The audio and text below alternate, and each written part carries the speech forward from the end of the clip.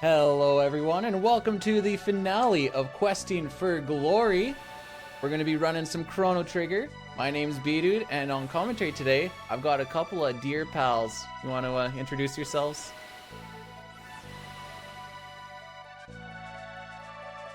Hello everyone, I'm Nuatari. And I'm Agile.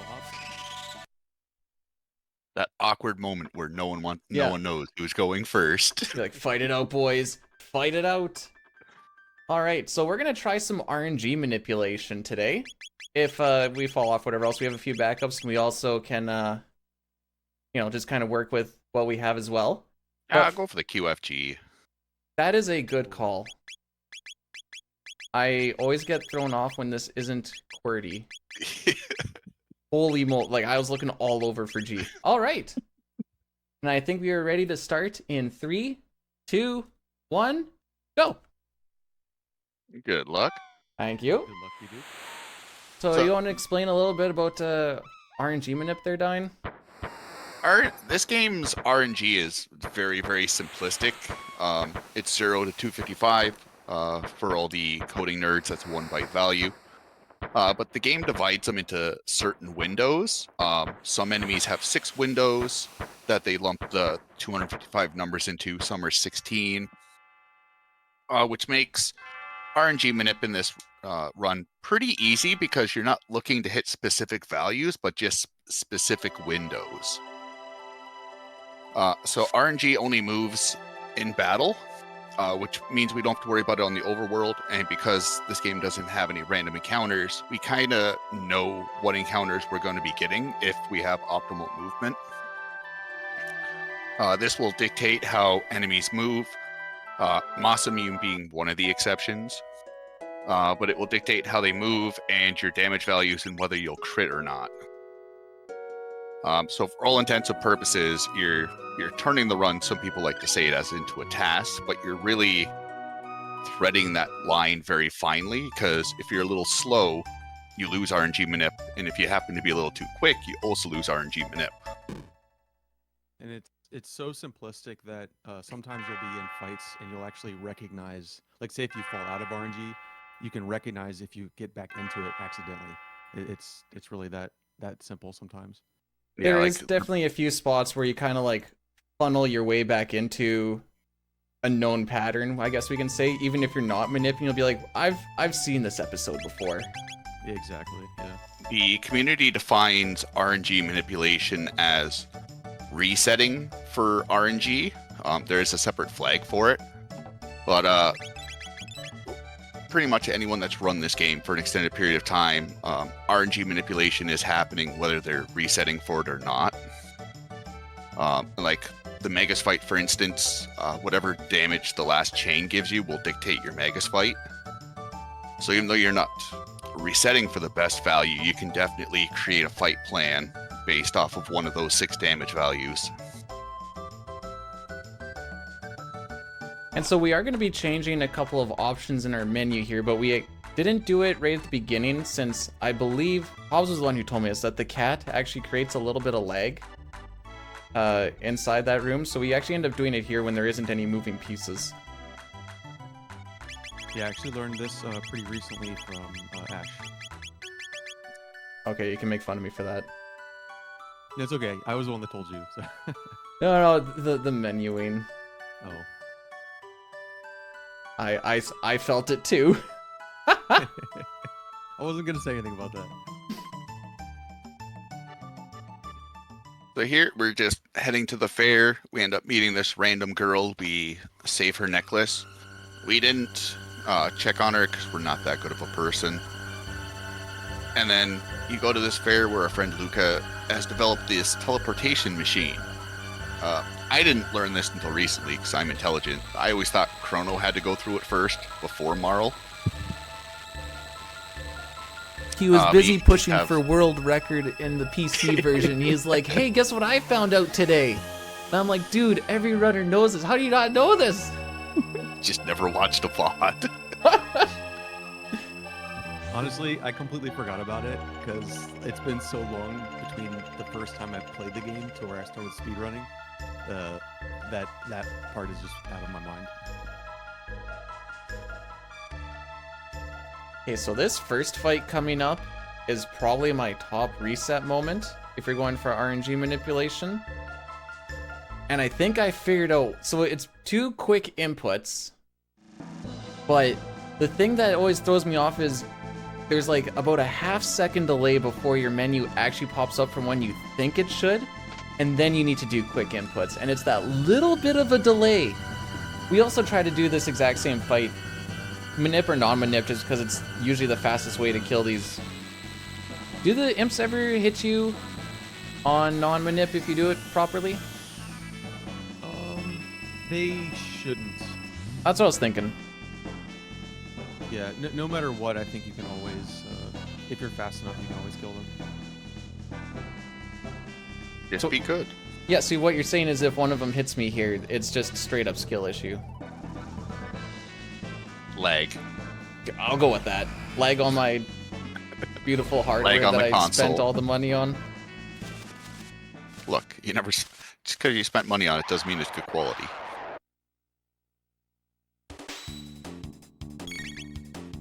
So in this game, it is kind of nice. The X button you can use for auto attack. So you can. We do have memory cursor on. We are playing on the fastest battle speed. Battle mode is wait. So anytime an animation is going off, all ATB in the battle is halted. So using the X to attack is really nice. Oh, And just a little bit of pause buffering. yeah, he's doing a skip here we call bird skip in the community.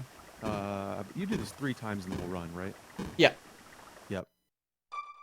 It's I think it's only like a 2 pixel window on the bridge. Yeah.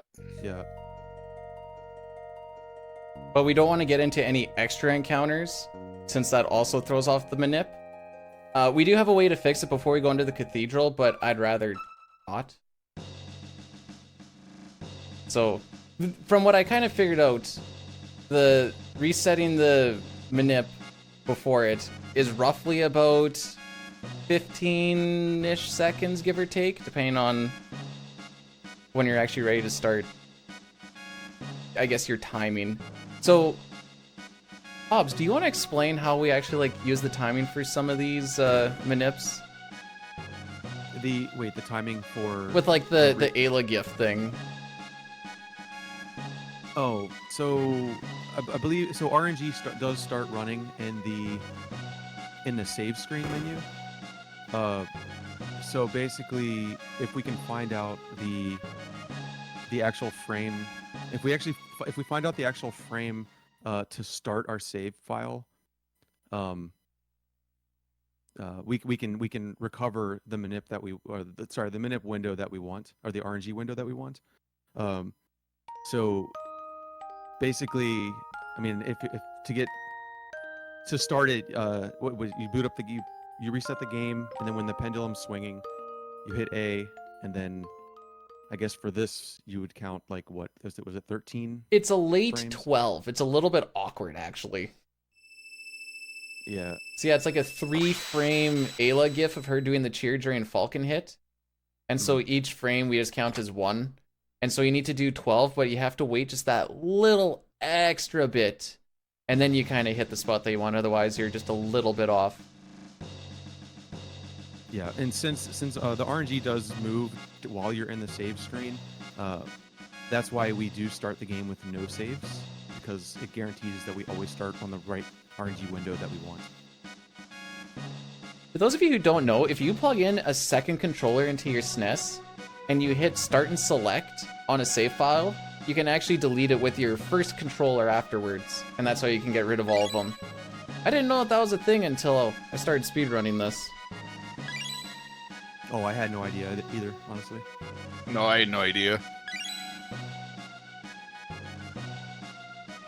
I don't really know why they put it in there either, other than, I guess... How many other RPGs in the SNES can you actually do that? None that I know of. FF4 doesn't have anything as far as I'm aware. 5 or 6, you just have to save over it. Yeah, Psycho Mantis related, probably.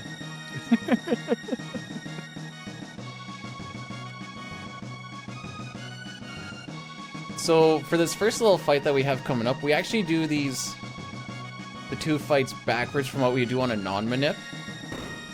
A, to make the manip work, but B, it just kind of works a little bit faster for the routing of grabbing our power tab as well, because we don't really need it until later on. We're taking these extra fights so Chrono learns his tech Cyclone, and then Luca will learn Fire World, which will give the dual tech Flame World. Cyclone is a very good small circular AoE ability. It's about 25% stronger than a normal physical attack. So if a physical won't kill, sometimes it's worth using the 2 TP for Cyclone.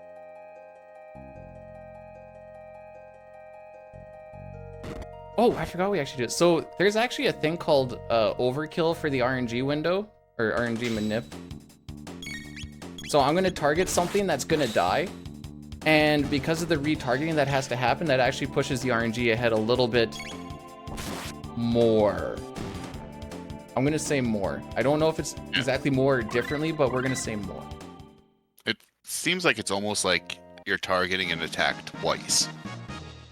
Because you're trying to move it to the first one, or you got target the first one, but then it's moving to the second one.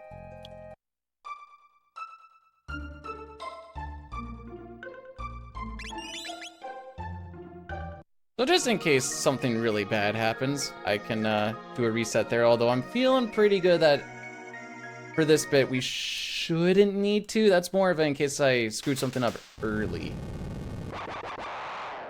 This fight can be quite a pain on non-manip. Ideally, you want 3 of these Nagas to group up. They are very heavily physically resistant, but very weak to fire. Wow, they grouped up. How fortunate. Wow. My gird!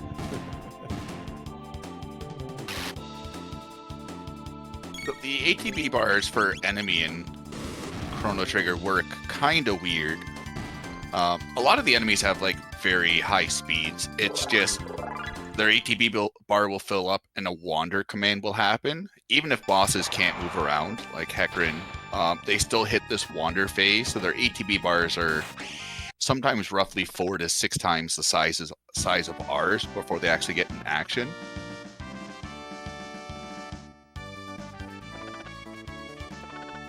And here we get the most useless character in the run. So for all you frog lovers out there, I'm sorry. Frog is an integral part of the run. I'm sure he will do very good work. Yeah, I wonder what magic he uses. I've never seen it. You can learn magic? Yeah, I apparently. I thought his ultimate tech was Slurp Cut. He doesn't even get Slurp Cut until Magus' castle. In this. At least he can heal you, all right? This is true. And it's actually a very important heal.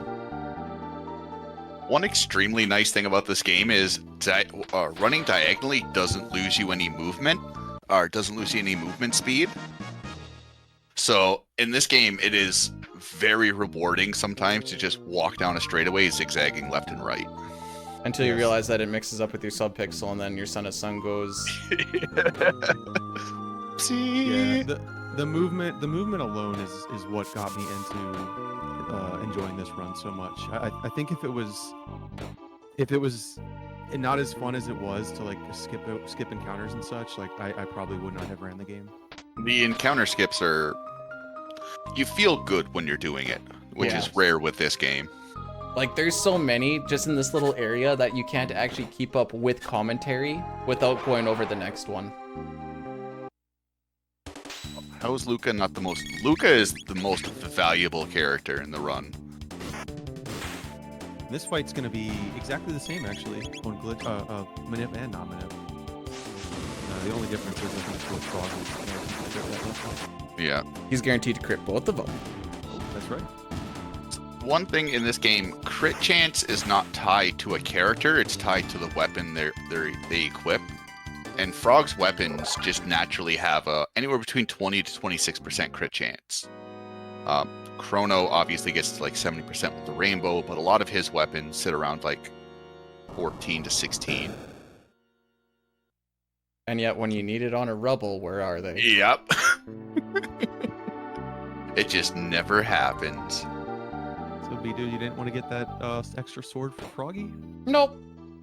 Don't need it. He's fine. We're chilling. I Normally, like, I like how you slowed down for that. I almost ran into the thing, and I'm like, hang on, we're Yeah. this close. There Yeah, is a cool and- strat in that room where you can run between everything. There's about 2, maybe 3 pixels that you can do it. But considering that it throws off our RNG, I didn't really want to yeah, risk it. It feels yeah, good I when don't you like hit it. it, though. I just almost hit him from the side. I'm like, hang on, let's just take her back a step. Yeah, in normal non-manip glitchless, we would shelter before this fight, but it is predetermined to have a certain character die. The Yakra, if you attack them and they're too far away from him, he has a 33% chance or so to do a counterattack, which leads into a text box and then him just running around the screen hitting all the characters. But if a character is dead, then that counterattack gets disabled. Aw, that's a counter! No!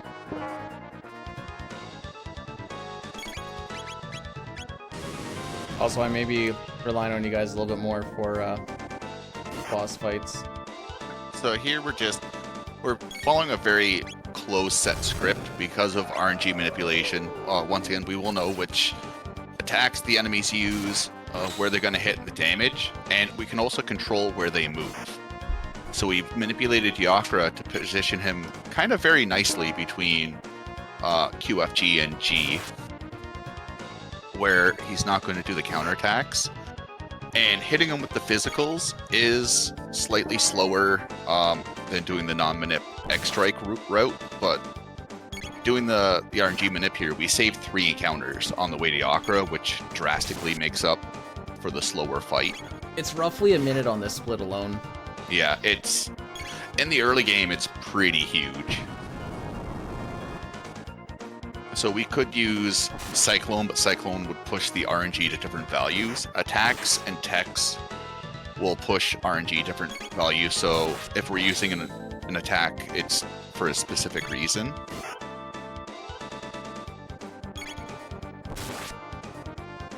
And so, like, the flame toss that I did with Luca, if I did that just, like, a little too early or something, then, we would have had the needle attack hit Frog instead. Which, the fight is still winnable, and we can fix it up when we get into the prison, but it's just small little things like that that can mess it up.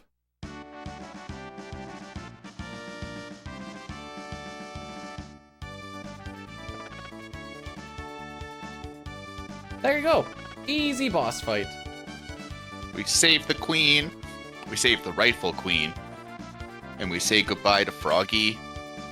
Mid-ethers, they're always good to grab. They sell for 1,000 GP.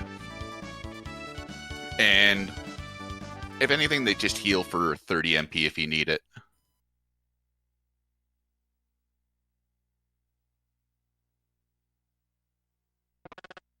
So I guess this whole thing that we've been trying to do is our friend goes back 400 years into the past, and the queen got captured, but because they thought that our friend was the queen, they didn't go looking for her.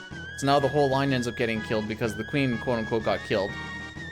So then our friend ceases to exist, which wouldn't make sense because then why would we be here, but we're not going to get into that whole fun times. Tomfoolery. Yeah, it's a whole bunch of tomfoolery.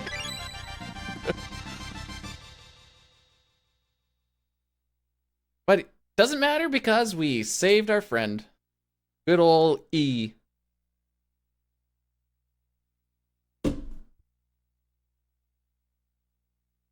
We're just having a little bit of mic audio problems. Better?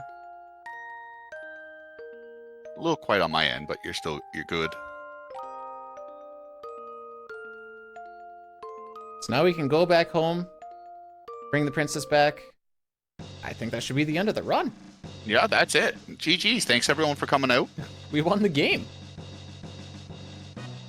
Make sure you don't do the dying special and bump into Frog. Look, sometimes you just feel sad for him, okay? Like, He's looking there all depressed and... one time, okay, sure enough. 2 times, sure, you were a little distracted. After I saw you do it like 6 times, like, Dine, we gotta talk. Look, I'm really worried about him, okay? 90% of the time, it's because you got a little giddy with red slash popping in. I get it. Yep. I get flustered. So another fun thing in this game is you can build your run meter inside your menus. Which means you can get, we usually have a really fast character like Chrono or Ayla. You can pop into their menu pretty much right at the start of the fight and just wait inside your tech menu for a little bit. Boom, run meter's filled, enemies don't get attacks off, everybody's happy. It's amazing how Luca developed a device in 6 minutes to control these these teleports they have no idea existed. Sometimes If your only- 5 hours and 15 minutes underestimate. Boom. If only she could have created a better wonder shot. Aww. I feel like today she'll have a good one.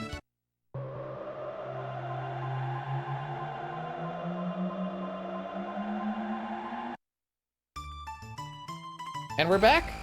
Actually, we can go back again in this. Yeah, I think if you wanted to, you could. Yeah. I've just never Yeah. really thought of trying because there's nothing to do. No, it's like, alright, I guess I'll check out the bridge south of the cathedral. Yeah? Notice how broken it is?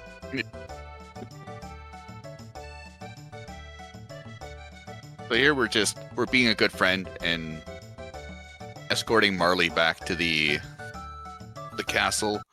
Surely nothing will go wrong. That is the NDS. No one's really done a DS run. There was someone that did a DS TAS of all bosses and all chests. So it's not very indicative of like what a 100% glitchless or any percent run could be. Yeah, I saw someone pretty recently running it, but I don't think they actually finished the run. How do you count the bonus?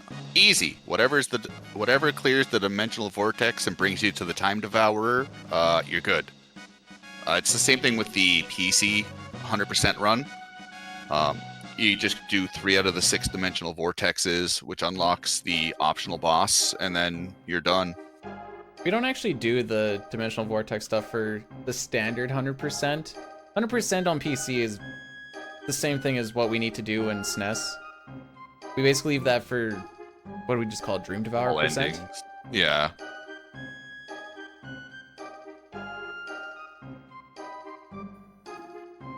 So this courtroom scene is very interesting. This room is extremely laggy on its own. So you don't want to overmash, but you also don't want to undermash. Anywhere between like 12 to 16 pushes a minute is what you're really going for. This is one room where knowing where your text boxes end is actually really good, but Yeah. I in fact do not. I have a good idea for some of them, but then there's like some of them where it's like, oh, there's only like 4 words in that one. Oops. You can almost kind of see it in like the text scroll. Chrono Trigger, much like most SNES RNGs, draw 2 characters per frame. Which is one of the reasons we shortened a lot of the characters' names, just to save that little bit of time every now and then. Because their name shows up every time they say something. Yeah. Let alone they get mentioned as well. I always get it mixed up between the two, so I don't actually know how much time it saves between this and 6. I always just say, I don't know, like a minute or so. I'd say probably more than that. That's what the or so is. Yeah. Ish. So Minute-ish. this courtroom scene will just check what you've done during the fair. There's a lot of checks, like did you bring the cat back to the owner? Did you check on Marl before you gave her back the pendant? Did you try to sell her pendant? Did you eat Buddy's lunch? But I didn't bring the cat back to its owner. So there's a couple of jurors that will always be not guilty, some that will always be guilty. The ones you don't check, I believe, just toss it up to a 50-50 depending on which frame you get into the courtroom. far as I'm aware, it's just the cat. Oh.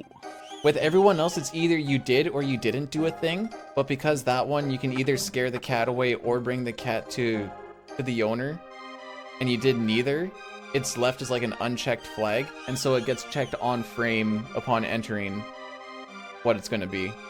Oh, interesting. That's how I've always understood it. AKA she be random, yo. But we got guilty, which actually does save us a little bit of time with a few less text boxes. Because now that we're guilty, we don't have the warden over here being like, wait, this guy isn't supposed to be executed? By the way, we're gonna get executed. You do the good thing, still get punished. Like they say, good guys finish beheaded. I was gonna go somewhere completely different with that. I think this spot right here is where you save the time, right? It's like two extra text boxes. Yeah, something like that.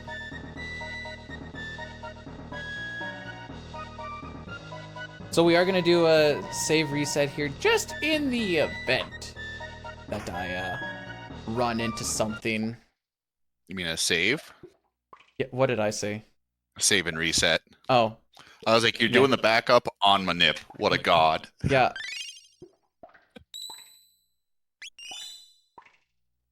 Just in case. As a kid, I never knew you could bash against the gates to get out, so I would just end up sitting in the jail cell for the 3 days. Yeah, I did the same thing. See, And another little tidbit is if you're found not guilty, they leave a little bag of goodies on the bed. I believe it's like what, 4 ethers or something, depending on. I think it's like 1 or 2. Maybe 3. It depends on the verdict. I think. Oh. Yeah. So if more people find you not guilty, you get more ethers. This is one instance where Cyclone's added attack power over just a physical attack come into play. Cyclone will one-shot these guys, and even though we're manipulating RNG, we can't force crits. So in this situation, we're just stuck to the Cyclone. It's also the larger thing where even if we did crit here, it might give us an unfavorable Dragon Tank fight. In a lot of the boss fights, we don't overkill by a large amount. And one of the real downsides with the manipulated boss fights is if you fall off of it, all the values around it are horrible. They're some of the worst fights you'll encounter. Gonna play these guys real safe. Yeah, this portion drives me crazy in Manip because it's so easy to get caught by them. And hey, gonna wait that little extras. You can, if you don't mash your text boxes quick enough, you can end up skipping getting that mid tonic even though you checked them. We're just gonna take a little extra time on those two. Those shields are actually not that tough to skip, but when you're this close to the end of it, you're like, I don't want to hit them. I'm just gonna take the extra second. Just wait that little bit for Buddy to get his foot on that step there, and then you can double tap him. And typically in non-manip, what do we bump this down to? Like 3? Yeah. 3, 4 if you want to be like really safe. So we're going to be doing battle speed 1 here, but the beauty of this fight is for a good 60% of it is we basically get to queue stuff up during animations. Have those again for safety. probably a good idea. It's like 5 extra mid tonics. Battle speed also plays into the RNG manipulation. So by bumping it down to a lower speed, we do lose our manipulation a little bit into the fight, just because it's not flowing the way that it's supposed to be scripted. So Dragon Tank has 3 separate parts. It's got a head, a torso, and a wheel. We're going to wait for it to do its heal, which is its scripted first move. So ideally, you're looking for 4 attacks from Chrono and 3 from Luca. A crit will count as 2 attacks, so now we're sitting at 1 and 2. The reason we can't just jump right into Fire Whirl is if Dragon Tank gets hit with an AoE, it will respond with the AoE heal ability, and the head also nullifies fire damage. So we're kind of just getting it to that point where the head is about to be dead, and then we'll be going into Cyclone Fire Whirl, Cyclone Fire Whirl. Yeah, you'll also notice, well, you may notice that Bdewd will pretty much always be making his actions during enemy animations, like while they're doing attacks, and that's to guarantee that the RNG windows aren't moving while you're taking your actions. Okay, I usually really fly through this tonic, but I'm gonna just... Yeah. It feels so good when you do it fast, though. The final attack, we want to see 51 damage on the body. That shows that we're still on the correct RNG. Oh, the coolest part about this fight, by the way, Chrono lives with 1 HP. Yes. Yeah. Oh, it's so... Oh, I can't believe he just barely lived. Wow. Yeah, Bdewd, you're really good at this game. I'm so good.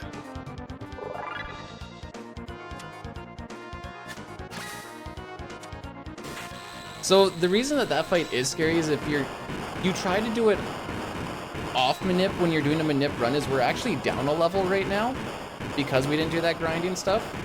So A, your survivability is a lot lower. B, your damage is a lot lower. I didn't actually have a plan for this. I mean, I guess we could just go with, like, if you do mess up and he does the grind attack, it's pretty much death. What it does, like 50 damage each or something? Yeah. Yeah. That, and so once that body starts to get, or once the head starts to get to low HP or you attack the body a lot, it starts to spam heal. And I think it out damages, or out heals our damage. Out heals Luca, and then Chrono ends up dealing like 20 damage total. And then you're just in a very losing fight because while you're trying to finish off that head at the same time, you're like, oh, we're gonna get run over here really soon, and that's we can take one. It's also like the head's healing, but the body and the wheels, like Hop said, the wheels are doing the AoE grinder attack, the body shooting out lasers and missiles. So as you're trying to do damage, you also have to keep your party healthy. With only 2 people? Yep. So you can see where the situation starts to get really out of hand really quick.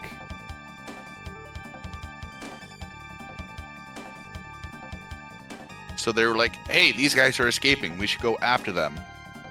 And they're like, oh, look, hey, a magic portal. We're like, well, it's either that or go back to jail. So let's see where this takes us. So the thing that I've never really understood about this bit here is, can the guards in the Chancellor not see the portal? I think they can see it, they just can't activate it. Because they seem really, like, confused that we're all hanging around this thing and they're not like, hey, stay away from that, whatever else. We're just like, oh, alley-oop? Like, what? Where'd they go? And they do look like really confused, like the famous chin drop there.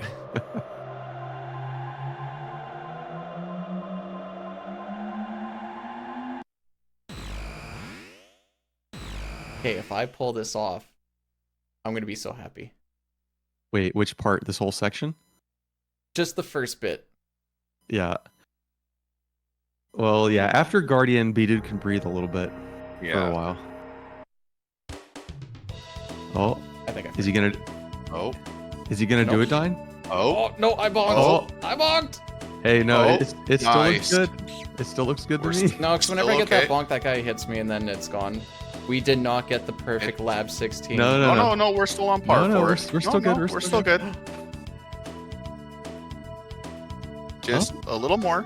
Yeah, just almost there. Yeah. Need to make sure you get one Yo, more did tonic he stolen. did he do it, Dine? Another perfect Lab 16. You can't believe it. It's just too perfect. How does he do it? How does he? What a mad lad. Every time too. I know, like, just claps in the chat all the way around for that perfect Lab 16. So what we're gonna do for this fight, if you're not manipulating, even casually, I wouldn't recommend it. We're gonna have a berserked Chrono. Now, that's usually bad because if we hit the center of this boss, because there's going to be 3 pieces to him, if you hit the center of him and all the pieces are up, he's going to hit us with, is it Delta Force or Delta Storm? It's Delta Force, I Okay. think. And it hurts a lot. If there's only one of them, you get hit with Amplifier, which doesn't hit everybody, and it doesn't hit as hard. It still hurts quite a bit, though. So, usually what happens is a character is berserked, they'll hit almost everything you don't want them to hit. That's just, it's just the rule. However, we're in a nice little spot here, so not only are we going to have him hit everything we want, we can do what we can't do in non-RNG manip, and we can single cycle this dude. Guardian has 1,200 hit points. The bits have 200. So a lot of it is Marl attacking because she got a brand new bow. Luca using Flame Toss because her normal attack only deals about 20 damage, where this extra 30 or so just really rounds out for the death. And this, I know Ash spent a lot of time routing this fight, and when a bunch of us first seen it when we started doing manipulated runs, like, this was one of the nice things that kind of like sealed the deal for us. Yeah, I would agree. Seeing this fight, I was like, okay, yeah, I gotta do this. So the Berserker grants you, you automatically attack the first possible frame. It grants you a 50% damage increase, and any physical damage that hits you is reduced by 50%. So for certain characters, especially in this fight where it's cycle-based, that extra 50% damage is very, very nice. Obviously, Amplifier's magic, so you don't get that defense reduction, but you can see in one of Guardian's turns, we knocked out a bunch of damage there. And then this fight right now is just hold X to victory. I like this part of the fight. My favorite part of the Yakra fight, too. So while we were memeing on the absolute perfect Lab 16, Bdewd was purposely getting hit by the rats to walk by the flower birds, because they can't start a fight while a text box is up. So when he grabbed the load sword and the load bow, he was purposely not closing those text boxes just to avoid those encounters. If you happen to close it or you didn't get the tonic steel, you can just go more south and get around it. It's a little bit of a time loss, but it still is the safer and quicker option. And even though we already know the code to get to the door, we still have to hit these 2 flags. The first flag is talking to this dead body here, and then we do have to talk to the rat and catch it. I guess another thing to note is we are so severely under-leveled at this point in time that almost everybody gained 2 levels off of that boss fight. Yeah, it's Oh. amazing. And another thing in that room, so when you first enter that room before Guardian, you start hearing like the alarms go off. I think like casually you like start freaking out, so you would like open up your menu, but the game actually punishes you for opening the menu and forces you into another fight. Oh yeah, that happened to Handy, didn't it? Yes, it did. Yeah. I've wanted to see if that's in the PC version, but I've always been on a decent pace when I keep thinking about it. I'm like, I don't want to find out. It probably is, but I don't know. One of the nice things about practicing the movement in Chrono Trigger is each room is drawn individually, and they always start from the same spot. So if you're having problems with a movement in a single room, you can just load up an emulator with a save state and just practice going into that room and then that movement over and over again, and the enemies are on a set pattern. So it becomes very, very nice to just optimize your movement if you're happen to bonk on something for a couple of frames or run into a debugger or a proto armor. Yeah, it's pretty fun and relaxing to just go through each room like multiple times while you're learning. I say the same thing about menuing, but everyone calls me nuts. Oh, I No hate one menuing. likes practicing menuing. I like practicing menus. Menu is the unsung hero of RPG speedruns. They'll save you so much time.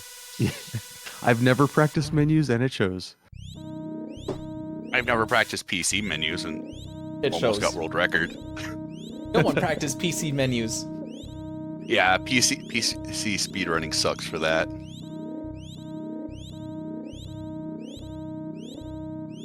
I think it's mostly because you can't save state it. And then if you just take something off and put it back on, it's not guaranteed to be in the same spot. Yeah. So it's like, I guess you can save, do it, load the save, do it, load the save, do it. Still better than what it would be in the Pixel remasters. That load-in time.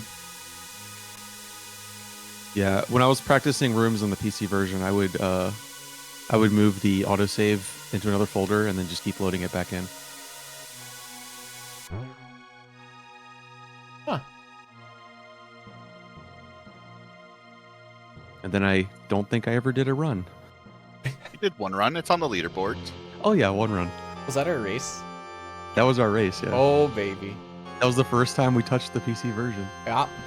And I said it was going to be the last time. Haha. And now you have world record. Yay! It's not worth it. Yay! PC wouldn't be so bad, but there's a good amount of menu lag. And the movement, like we were talking how much we like the movement here. But with that version, it's just... The PC version, they kind of goofed up, and instead of it being an 8-way directional, if you try to run diagonal, it pushes up and right at the same time. So it's just a very, very stuttery mess because the game's fighting against itself to move into a direction. Well, it's funny because the diagonals in the original the original PC version were fine, and then they patched in the auto battle speed up, and they killed the diagonals with that patch. Whereas a small indie company, we can't expect too much out of them. We already saw that from the 10.2 port. Yep. Green screen crashes. Love to see it. Sometimes crashes with green screen. I was learning all this while I was talking with High Spirits earlier.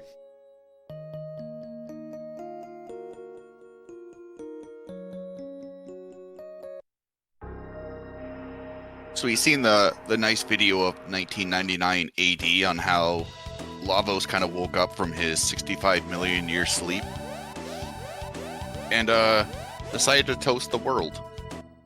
So our new goal is like, hey, we gotta stop this space tick. And what better way to do that is to race the man, the myth, the legend, Johnny himself. You should all just feel blessed to be in such a presence of such a being. Yes. Imagine having like a bike on your back. Man, Autobots roll out. And a mohawk to match. His mohawk matches his tires. If that isn't choreography with your what do they call it? Your drip, then I don't know what is. Oh, I learned this the other day. I thought you could only do this in PC. Wait, what? Yeah, if you hit the X button and the A button, you can zoom in and zoom out. Oh, I actually didn't know that. Oh, that's kind of cool. Probably induces a boatload of lag, but Yeah, that's what I was just thinking. I had to show it. We do have a safe strat here for beating Johnny every time, but there is a faster way. The more you bump in the front of Johnny, you do gain like frames over frames. It gets a little bit riskier. And then if you do lose against Johnny, it's like in SNES, it's like a minute loss or something. yeah. If Johnny bonks off of you, then you save 8 frames. If you bonk off Johnny, you lose 8 frames, despite what certain runners might think. Kind of funny to watch someone like bonk against Johnny and then just kind of like tap his butt for the rest of it. It's like, man, you're defeating the purpose. Oh, they bonked the back end? Yeah. Oh, wow. PC and version this is is- like an hour, almost 20 faster than SNES. Yeah. This is the SNES version. But the SNES is 78.5% more fun. Yes. The PC has instant text. It has no lag frames, and auto battle speeding up battle by 50%. Definitely helps with the speed, with the time saves. Black Tyranno, for an instance, PC saves like 7 minutes on that fight. I don't think that's so the that- actual number. If you do it right. Well, I'm just my SNES split between Nisbel 2 and Black Tyranno, I think, is 7 minutes. Those two robots there, those were the last manipped. That was the last manip fight for a good bit. The slime battle coming up. The way that it works, it cannot be manipped, at least damage wise or well, I guess just damage wise, because I guess it's just the way they move. I never really looked into it. You can manipulate what slimes you get, but it is kind of costly. You gotta like sit right by where the door is, open up the menu, wait for the in-game time to tick over, close the menu, and then run to the console. And you can generally fast enough. Yeah, you can manipulate the encounters from there, but it's the fact of like 5 enemies that just have a boatload of wander commands. So like you might be able to manipulate for like 1 round, but then after that everything just falls apart with all the little micro movements, waiting for like the tech menu to show up. And then the R series fight will be, it'll be the same every single time as if you get your inputs correctly. Yeah, we're gonna do Battle Speed 2. I've been practicing Battle Speed 1, but I don't feel confident enough to do a Battle Speed 1. It's scary. That's Battle Speed 1 on that fight's for the 80% runners. So these red slimes are fun. Robo has the Berserker, which means he can hit for 1 or he can hit for 14.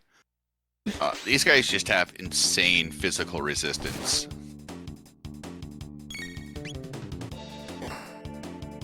All right, everyone say bye-bye Manip for a while.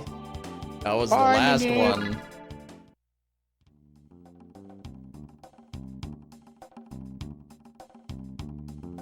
I know you can get through that without having to do a stutter step, but every time I do, I bonk into something, so I do the baby stutter step.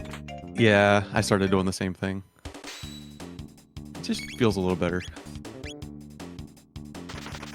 Those frames had families. Hey, you grabbed the shelter this time. Did I not before? I thought I heard you say something about it last time you ran. I think that was the PC run. We thought Oh. we couldn't grab the shelter before triggering the encounter. Ooh, maybe. So I purposely bonked on all of those doors so that we can get 5 green slimes. The slimes that fall down here are frame-based. I was also full of crap there, but I was feeling myself. 3 green, 2 red. Hey, not bad, not bad. So if you end up attacking, if you do attack the lower, if a green is next to a red, it will trigger, or it has a chance to trigger a counterattack. Cool. Nice. This is some good bunching. Yeah, Oh, there we go. they're staying away from each other. As a person who enjoyed the fact of how jank that hitbox was, Robo did not deserve to hit that red slime. And these are far enough away. Oh, good damage Actually, rolls too. Yeah, they die anyway.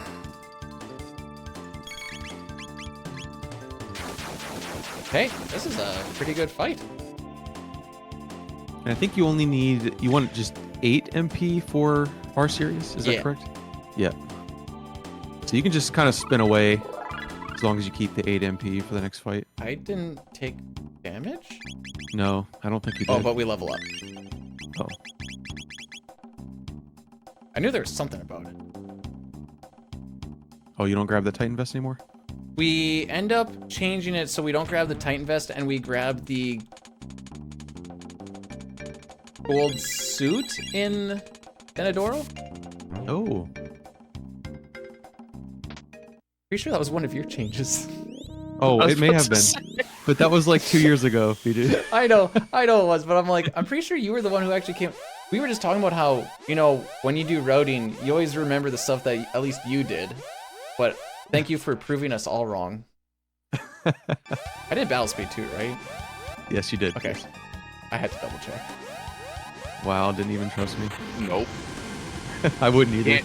Can't trust your commentary. Who can you trust? Hobbs is the type of guy where I can be on a PB pace and be like, hey Hobbs, I think I survived this dark matter, right? And he's like, oh yeah, for sure. And then I die by like 10 HP. I'm like, well, guess we didn't. I'm not letting that go. Pretty sure I even calculated it out too. I forgot to carry the 1. Yeah. I had to protect my time, Bdewd. Come yeah. on. The best is still dying on that fight because of Geyser HP tick. So here we have, it looks like 6 more party members we get to have join our party.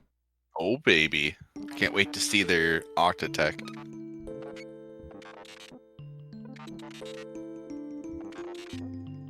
Heptatech? No, Hept is 5. Oh, they're punching him? Oh no! This is Okay, now- she's part of the okay. initiation, it's fine. This is kind of backwards, it's a backwards initiation. Oh. We positioned Chrono into this spot. If you end up trying to like save Robo, it just ends up wasting you time because he's like, "Don't hurt my friends," and it's kind of funny to watch Chrono get thrown to the left. But we moved him to this spot because it just puts him closer to where the game's going to position him in the battle coming up, so it does save a little bit of frames. I like Chrono staring at him with soulless eyes like, you deserve this. Yep. So the reason that this fight is scary, especially on Battle Speed 1, is we need to get into our menu almost immediately. Otherwise, we get like a whole extra 1 or 2 sets of attacks on us. We are still severely underleveled, so each of their punches is what, like 30 damage or something? Yeah. Yeah, so with 6 of them, yeah, that damage can add up very quick, especially since we only have 2 party members. We're still rocking base equipment. Yes. So he's going to do 1 Cyclone on the front row, he's going to do 2 on the back row to kill them, and then 1 more on the front row. And I remember somebody telling me what happens here, but it somewhat soft manips the fight so that they don't keep pummeling you. It's if you attack a solo character and they're alive, they end up doing beast toss. So like they'll knock the person between 2 robots and then throw them into Luca.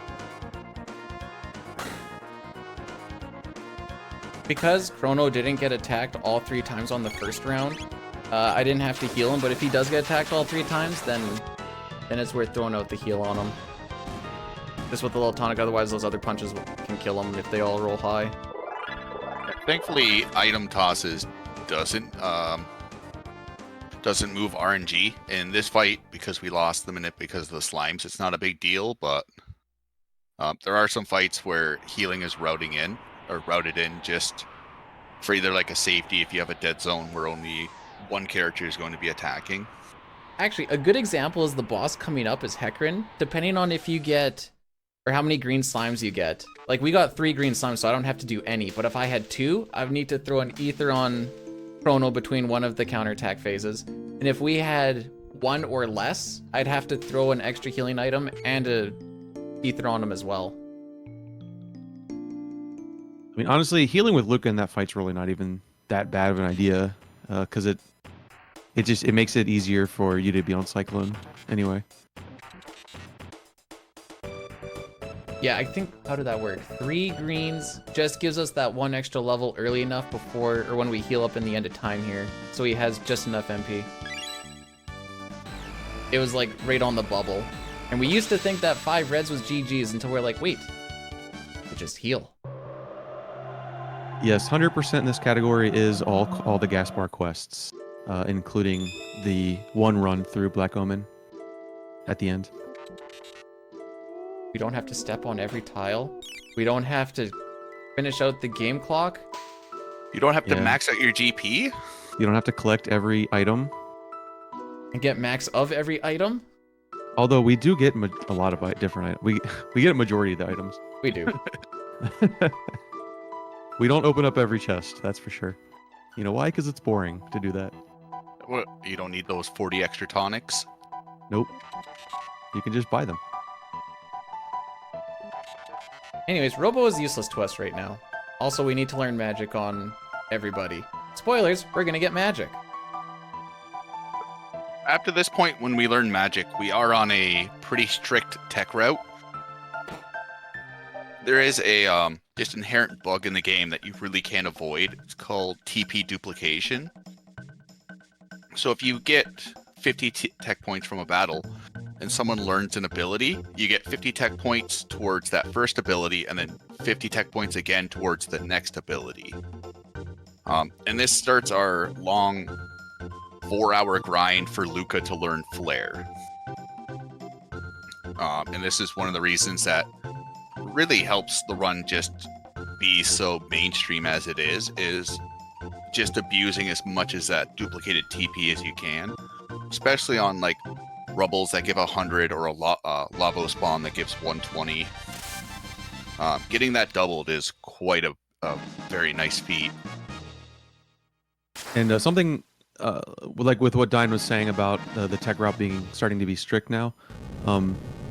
Yeah, we didn't have to worry about it before, and this is something I didn't know until I started speedrunning either. But normally, if you're playing casually, you would already learn all of the abilities up to this point before magic. But if you don't and you learn magic, it auto gives all the characters all of their abilities plus the magic. Go in the portal, Bdewd. I heard the ding! I wonder why it wasn't giving it to me. Anyways, what I was trying to do there was bunch up my characters so we could get through the portal quickly, but, well, here we are. This is the life we're living. You want to stop and take a break and get some cake? It looks good. The cake's a lie. Us? I don't know what they did to that cake. Like, there's a reason that one dude is sitting so far away from it. I'm just gonna ransack this dude's house instead. Yeah, we grabbed quite a few of the tabs. Obviously, all the magic ones are going to Luca. Luca is just an amazing mage character. And then dumping 12 or 15 magic tabs into her just really cranks the damage up at a very good rate. Yeah, so even on 3 green slimes, we needed that mum's money.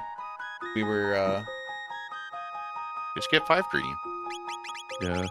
I mean, I don't even know why we took it out in the first place. It's what, like 2 seconds, if that. We got all happy because we found out a way how to use 2 shelters, and then we're like, we don't need mom's money, and then we realized it had a cascading effect. Oh, that's right. took us a few runs to realize that. So Bdewd did a save reset there. This is what he was referring to at the beginning of the game to get back on RNG. For this cave and Hecarim, we're going to be on RNG for actually quite a while now, right? Yeah, hopefully. for a good. Yeah. If we fall off of it, it's fine. Yeah. So that save reset's actually very easy. You just save reset and just mash into your save. Yeah, and it's called actually no, that's not a break. That's a mash reload. Yeah. And that it gets us exactly to what we need. So we bought the red katana for Chrono. It's a little bit of extra damage. It's also +2 to his magic stat, which is just going to help his damage on this next fight coming up. Since this is the magic cave, a lot of these enemies are extremely physically resistant. So it's the game's way of kind of being like, hey, you got no new abilities, go use them. Small correction, we actually don't put it on until after Zombor. Oh, never mind then. However, if I fall off my nip, I can slap it on and just do the non-nip fight. Oh, you talking about the sword?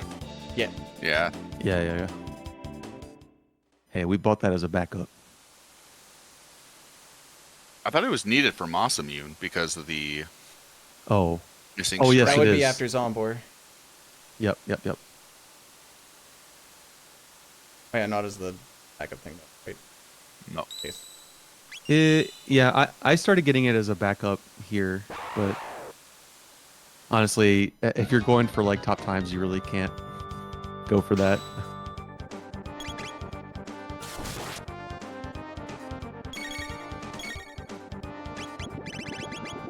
There, that's the sound a bubble is supposed to make, not this PC pew junk. No, but he will not be doing the Berserker Mass Immune strat for SNES. Well, yeah. I mean, he could try it. I'm doing a Berserker Mass Immune strat. It's the Manipulum. Oh, Yeah. well, That's true. It's just So a whole lot less YOLO. We're using Wind Slash over Lightning, just because it has a faster animation, and Wind Slash is a 4 times magic multiplier, where Lightning's 4.6. So you're not even really missing out on that much damage, because Chrono just doesn't have much of a magic stat to use.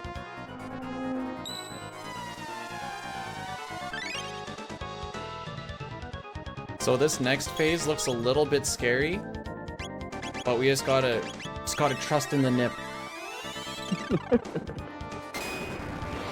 Yeah, I think it's about what, half HP. He starts going a little bit crazy. Yeah, he kind of gets rid of the whole bubble thing and just starts going. Yeah, he can dish out some damage pretty quickly. Okay, we're flying by the seat of our pants. Yeah, he'll always do 3 attacks and then break. 3 attacks and then break. But depending on the phase, determines if he's using the powerful attacks or the weak ones.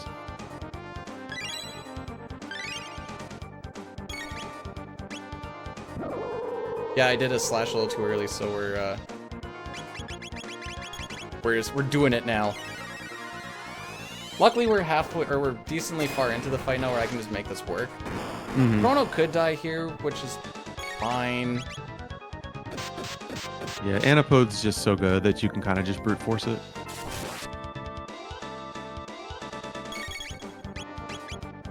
Yeah, I completely forgot that you all started manipping Masamune, to be honest. Masamune and beyond. Yeah. Yeah, those quite. I mean, yeah, I think I only ended up manipping like half the game.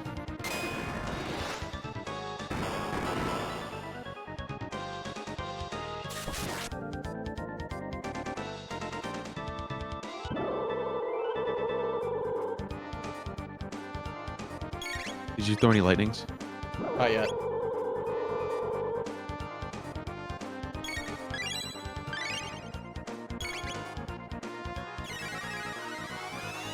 I actually lost count of damage here, but it's...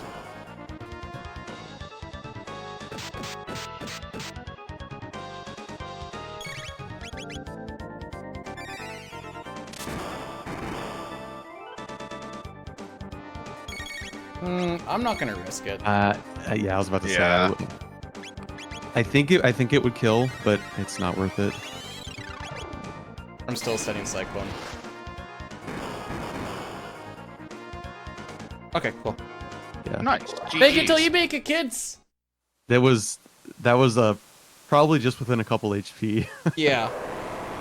Well, I was basically going off of, like, it's gonna be a damage roll if this kills or not. Yeah. How many lightnings did you do? 2? 1. So just the 1? Oh yeah. He was probably within like 10 HP.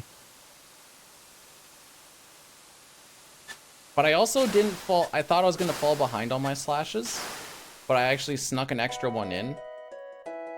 So it all kind of worked out. Anyways, we can get our... Hey, now it doesn't even matter if I get bird skip or not. I mean, it still matters because time. But... I mean, that backup there only lost me 10 seconds. Mm-hmm. That's not So now too you're bad. You're gonna do a save reset before Zombor, right? Correct. Yes.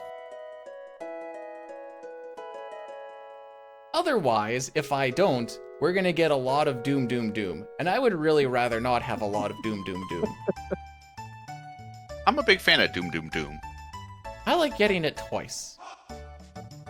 It brings me back to the fair when everything was good and happy. Did you just steal that old man's lunch?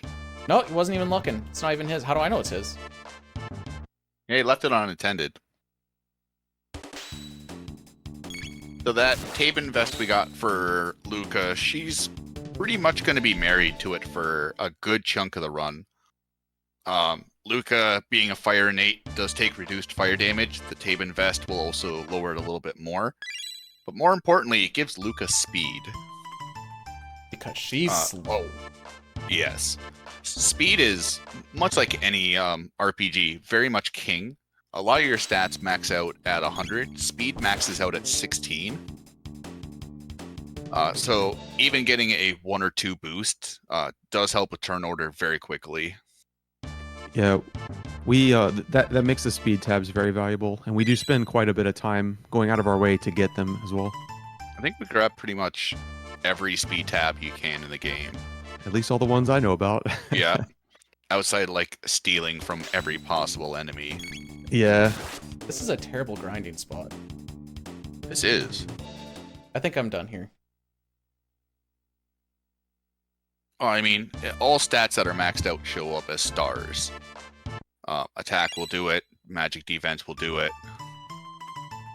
I think what lunch did I steal? I just saw it. I don't know. Since you didn't steal it before the trial, we'll never know. Yeah. It's okay. After the trial, no one cares about the lunch anymore. No one cares about my past wrongdoings either. There. That's a good bunching. Gado's probably the best place to grind for silver points. It's faster than the Coke drinking, even if you're using a turbo controller. More consistent than the race. And if you're going to do the strongman one, it's only worth 1 TP or 1 silver point, where Gado's worth 15. And you can just see how fast we end up going through them. Yeah, I mean 15 per is actually pretty good. The Bell game's the best game though. It's slow, but it's fun.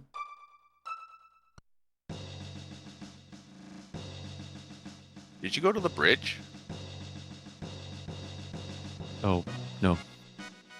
I was so busy thinking about my reset and looking at what I need to do. Thank you for pointing that out. So, every runner's done this at least once. Before you can go get the story item, the jerky, you need to go to this bridge for some really dumb reason, and the guards or the captain's like, "Hey, we need rations." And apparently Chrono turns into Uber Eats. And Yeah, he's like, "Don't worry, I'll get it for you." He left his one strip of jerky back in the kitchen to feed his entire army. It's okay, when we get back, there's not going to be that many people to feed. Okay, so welcome to Bdewd's guide on what not to do. Oh, I thought they said hi again. Never mind. I am learning. Think of the frames we saved by not having them talk to us again. Think all the frames we lost by having to go through the forest. Listen, it's And all not the about the frames frames you lost. lost, it's about the frames you gain. And all the frames lost on those stairs. So we were doing that little bit of a dance there. We were going past a certain point, past the chef, which automatically closes the text boxes, so we don't have to sit there and listen to him banter back and forth with one of the cooks. We can just instantly keep closing the text boxes. And then once we get that last one, we're free to leave, and then he'll give us the power tab and the jerky. If you end up leaving the kitchen and you leave the castle and he hasn't showed up, you can just go back and talk to him again. You just left the screen a little too early. Another perfect backtracked Guardia Forest.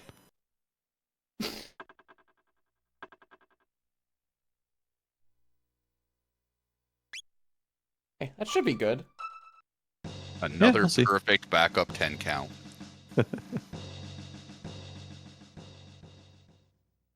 So that was just me using the Ayla gif, and as soon as I hit the A button on the pendulum thing, I count 10 of her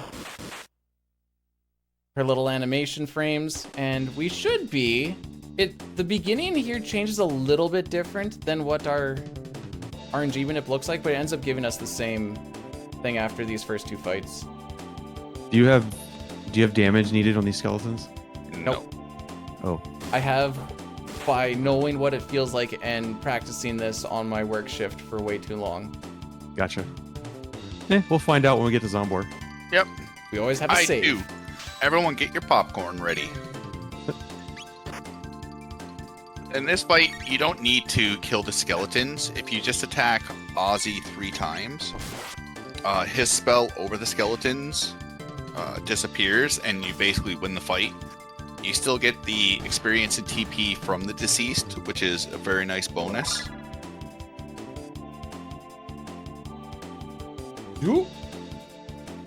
Wow, that movement. No one talks about how hard that is to do. They really don't. Okay, there is a quick input in this one still that kind of bothers me. But yeah, so like that first fight, it's a little bit different on the reset because we have 2 text boxes show up at the same time. But then it regulates itself by here.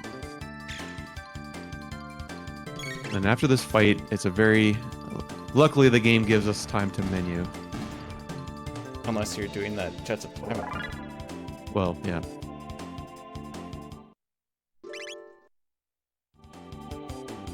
Normally, we don't need to heal. Oops. However, I'm going to. Yeah, so for this fight, Robo does have the Berserker on, and we're hoping that he actually what? You want him to attack the top? Yeah. Yeah. You want him to attack the top because you want to kill the top before the bottom. I mean, essentially, you want them both to die roughly around the same time. Yeah, I think he hits the bottom once. Okay. I think.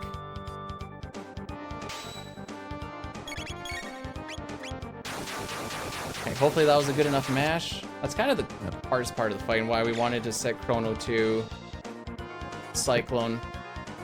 That damage looks right. So if you're doing this non-manip, if Robo attacks the legs 3 times, a crit obviously counts as 2 attacks. Chrono would stop using Cyclones, and you would end up just using Chrono attack and Luca attack the head until the body die or until the head dies. Then you're free to do slash and fires.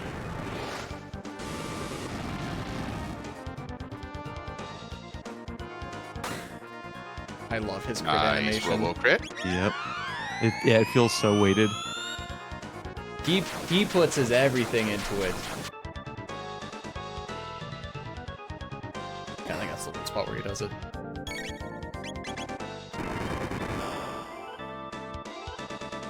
After running PC for so long, it's weird to see Zombor walk this far to the left. I know. Yes. Because normally he just stays on the right and calls it a day.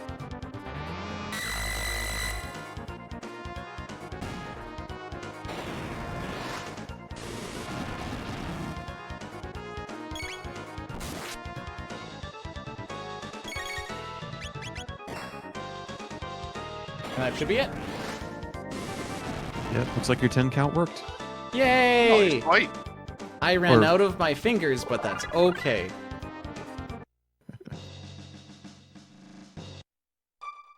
You gotta start counting with the knuckles too. I was gonna move on to my toes next.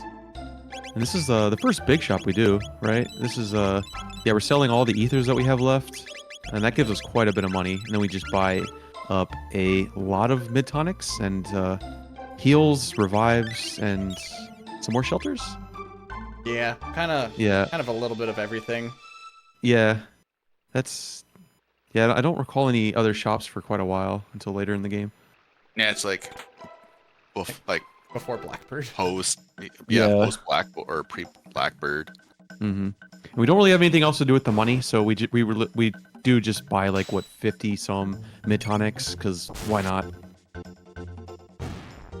Yeah, that red katana that we got a while back, we actually didn't put it on earlier because it does actually screw up your manip a little bit because you're pushing phases on Hecarim or you're killing a little bit earlier than you need to on certain spots with Zombor. And it's not just about manipulating the fight you're on, but to try and kind of carry it on to the next thing. So it's one of those, I'll lose 5-10 seconds here to gain 15 or 20 later type thing. Which is actually a good thing. Like Dragon Tank, we lose a little bit of time versus non-manip, but we make up a whole bunch on Guardian. Yeah, Guardian's a pretty beefy time save. Did you grab that other chest down there? And did I miss it? Yep, I got it. Okay.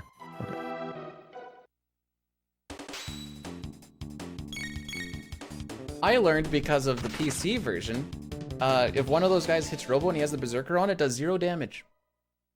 Oh. Yeah, Berserker is very good. So, and unfortunately, we're able to manip the use of the Berserker quite well. I appreciate how easy this skip is in Yes. SNES. I admit I have not done it successfully on the PC. No, It's you have to do like some weird pause and You don't want to use your diagonals, but you have to use diagonals. And this portion here, he skipped over a very quick trigger as he entered the room. That is a run killer. If you do hit it, it's a forced 5 encounters that you cannot run from. oh, I got the swag slide. The shibby! So I think normally in Jarl's Manip runs you skip doing that, right? Yeah. Yeah. Yeah, the silver green Yeah. is purely for if I fall off my nip somewhere and we would use it where we normally wouldn't. Magus and Nizbel too are kind of the big ones. Sun to Sun doesn't really matter because we can manipulate that immediately before. Mm-hmm. Yeah, but having that extra HP is just makes you feel a little bit more warm inside.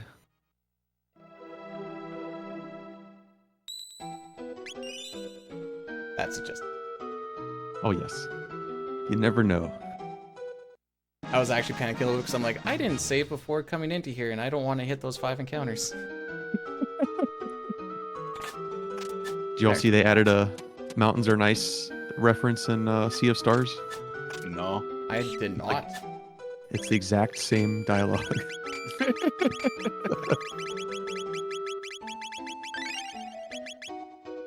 So we Hit the B took button out we took the bandana off Luca, which gave her +1 speed, and we replaced it with a speed tab.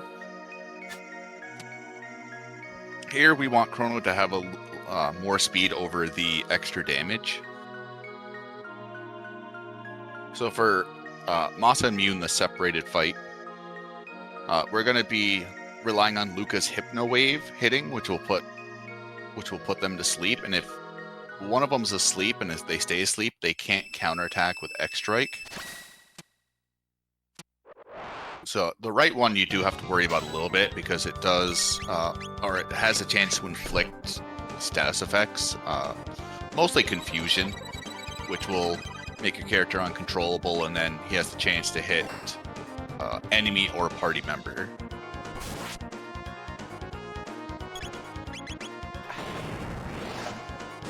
I like to try and have Chrono's menu pop up before... I do the same thing. It just makes that part a whole lot more awkward.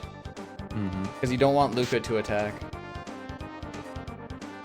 And then for the merged fight, in non-manip, we essentially just spam, Fire Punch over and over. Fire Punch, attack, And, and like, heal. Yeah, and then Chrono's just like your one-off attack, hope for crits and heal. But in this, obviously, Robo's berserked, so we're just gonna be letting him swing. We attack, we fire, and we do not heal. I was looking at Robo's positioning on that stairs, because there is a little bit of a sub-pixel thing that can throw off the manip right at the end. I may end up getting that happen, but I think I found out that that doesn't super matter for Nizbel, because there's like a little bit of a different route that still works. But these are the crits that we want. 300 damage on an enemy that has 3,600 HP. I will take it. Hey, this is starting to look like the PC version.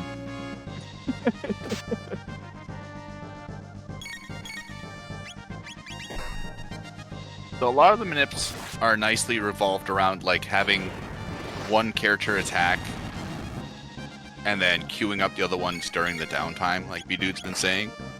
So this fight, like the Masa fight, the separated fight's a little intimidating once you get to it, but this Masa and Mune merge fight's kind of nice because you're just sitting there waiting on Robo to do his thing.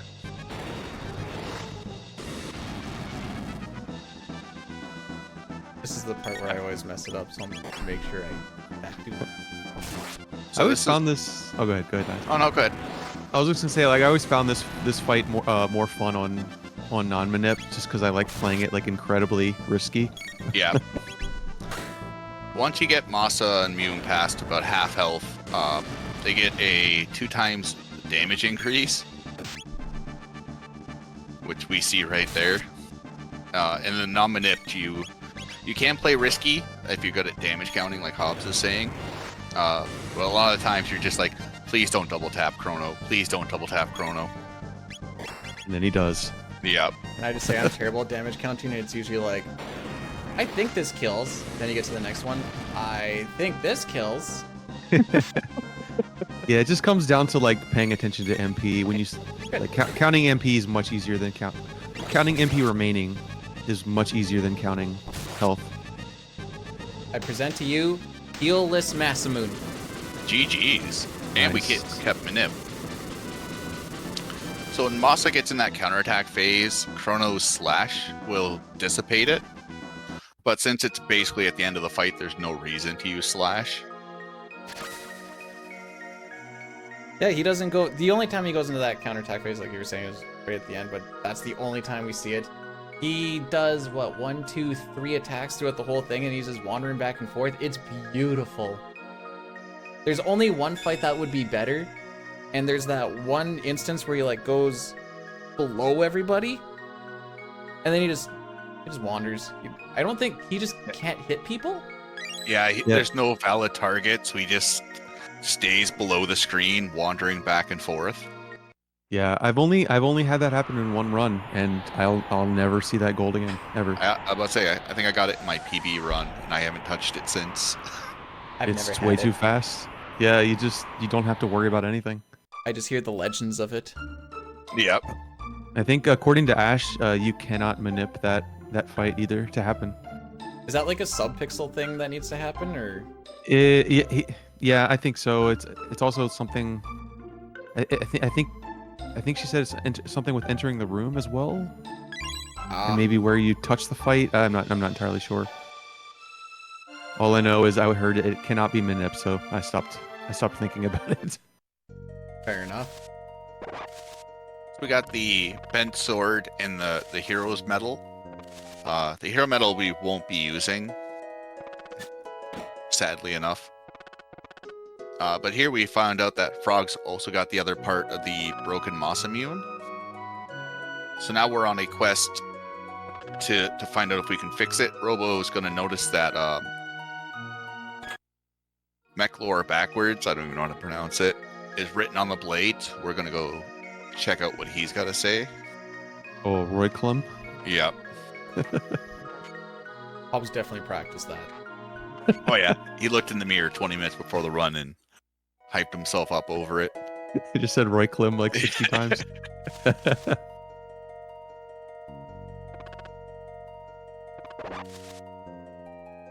we go. The one thing I need to remember to do is take off the Berserker off of Robo, but I don't want to do it here since it wastes a few frames to do a menu on the overworld. I'm just going to wait until I get into this area here. We do have to do some menus in the overworld. But Bdewd, isn't the Berserker very good? Yes, it is. However, I don't want to die in this next fight. It's also pretty tight inputs for this next fight, right? It's... Yeah. I always say it's tight, but it's more like it's awkward. Because we're waiting on the slowest character, and his menu pops up like, I don't know, we'll say like half a second after his ATB bar actually fills up, and then you need to get into there quick, so you end up fumbling a whole bunch if you anticipate it. Yeah, this is the reason I didn't add Masamune Manip, but then again, I didn't run Manip very long.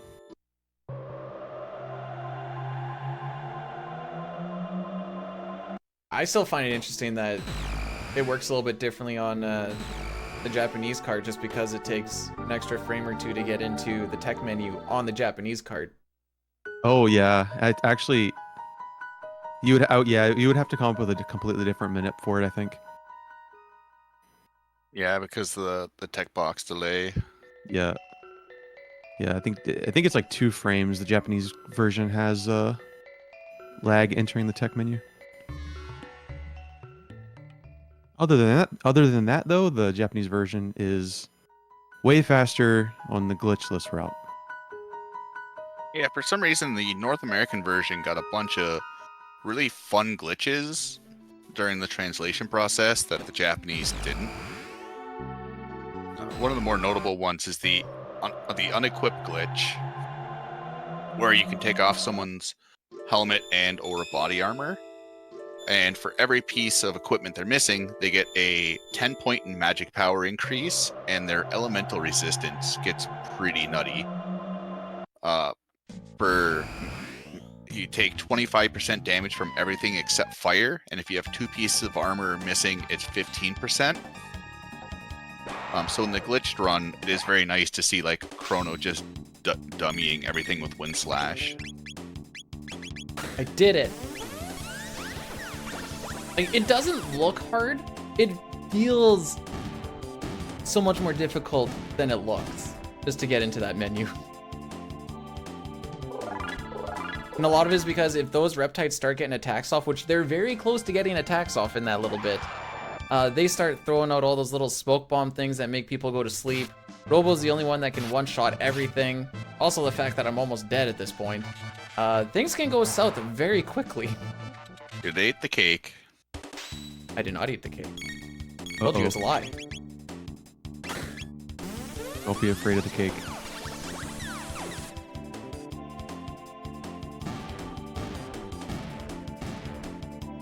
Okay, so there we go.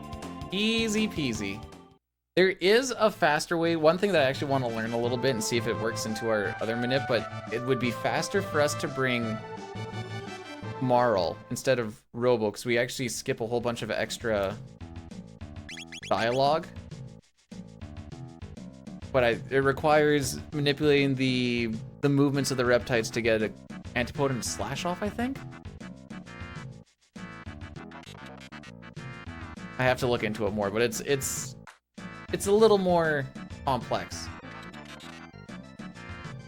And I think we equip the sight scope there. Oh. Yeah, it's Yeah, to get the bandana off, but it's also because I don't want forgetting anything else useful, and I think everything else is kind of useful that we have at that point. Yeah, because of the Manip Masa fight. If we give her something that boosts magic, it'll ruin the Manip. If we give her anything... Oh. If we run into the 4-pack of dinos. But the sight scope is used quite a bit for just a like filler equip.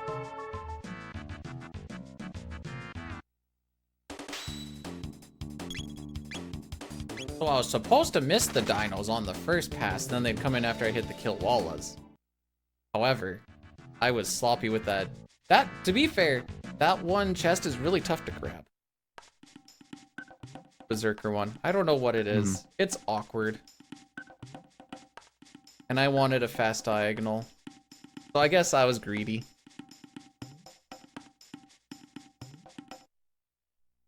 I can kind of gauge where we are based off of the way that we go through the next area here. If it looks like it's making me feel a little uneasy, we'll just go to the regular fight, which is totally not an issue. Yeah, we got the silver earring as a backup, which makes falling off Manip into certain spots quite a bit less worrisome. The off Manip fight here can be a little scary, right? Okay, so if...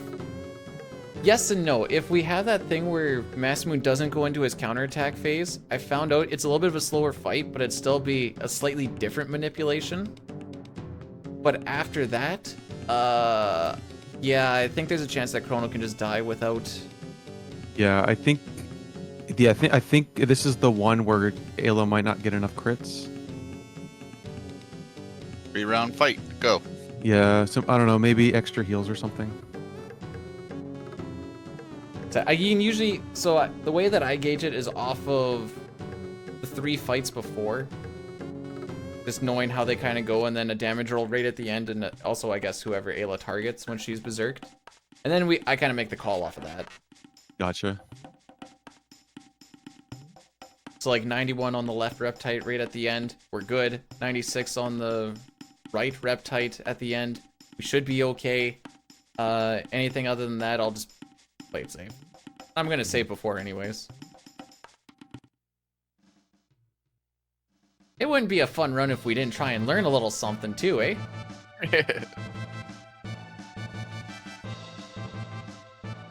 And we do have 2 berserkers here now. Only we could get 3. Yes. Unfortunately, after the Nizbel fight, we do lose Ayla again for a while. And it's just having her with the berserker on during the Nizbel fight is just too fast. So we opt to just lose that berserker again. There really wouldn't be too many options to even use it, even if we had it. So Yeah, it'd be like slash flee, and that's about it. yeah.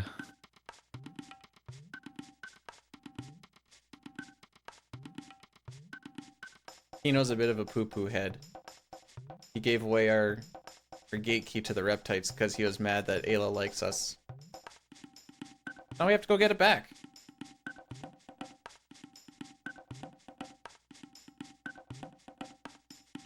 This area is kind of awkward. It is, but once you learn this area and you get through without encounters, it like when you're learning, it feels so good. But yeah, there's like Bdewd said, there's a lot of like little Ledges. things to snag on like as you're running through here. Especially like right there. I always get stuck right there. Yeah, there's a random, like, I hold down left every single time. Why am I getting stuck?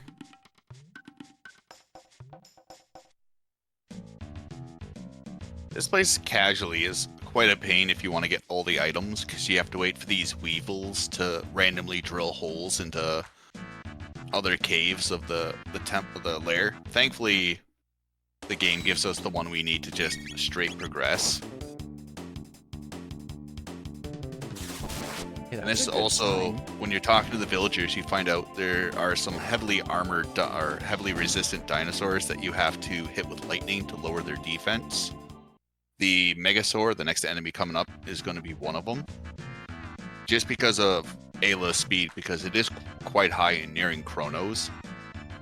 She's going to get an attack off. If you're doing even non-manip, there's a good chance she's going to get an attack off first. Okay. If she crits here, we're laughing. Aw, okay. That's fine. Ooh. The crit would have been still a manip. Yeah.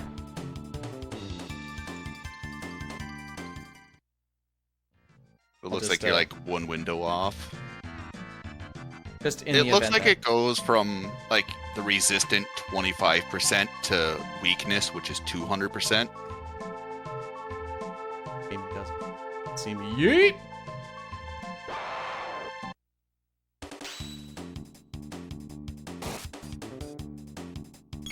Oh, I want to send it so bad. I think here, this is where we're taking off the ruby vest, right, from Ayla? Already We did did that before going in. Oh, you already did it? Oh, okay. I got the stone helm. Normally we'll skip the stone helm. I grabbed it because I wasn't sure where we're gonna be, but I like that damage roll at the end, so we're gonna see how this goes. Like I said, we were off that one little window on the crit, but I'm not entirely sure how all the inner workings of the RNG manip actually work. But I'm happy seeing that 91 on the target that I want. So we're gonna learn. So here we're going to wait for Nizbel to do an attack just to put his ATB at a known value. Because once you lower his defense with lightning, 3 turns after that, or his 3rd turn after that, he's going to do a discharge. So this is one fight where we're really hoping Ayla crits. If you get 2 crits by the end of the 2nd cycle, Honor, you're generally pretty good to full send. Robo in this fight is routed just to kind of spy on the ants after a little bit. Just because it's very hard to keep 3 people topped up in this fight, because you're using 1 turn with Chrono for lightning to lower his resistance, and then you're going to spend the other 2 turns healing up. This looks good. Chrono's sitting at 6 HP. Don't worry, guys, this looks fine. Yeah.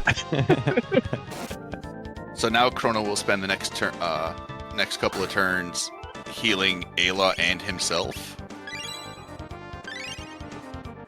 Man, Chrono's a healer a lot in this run. I know.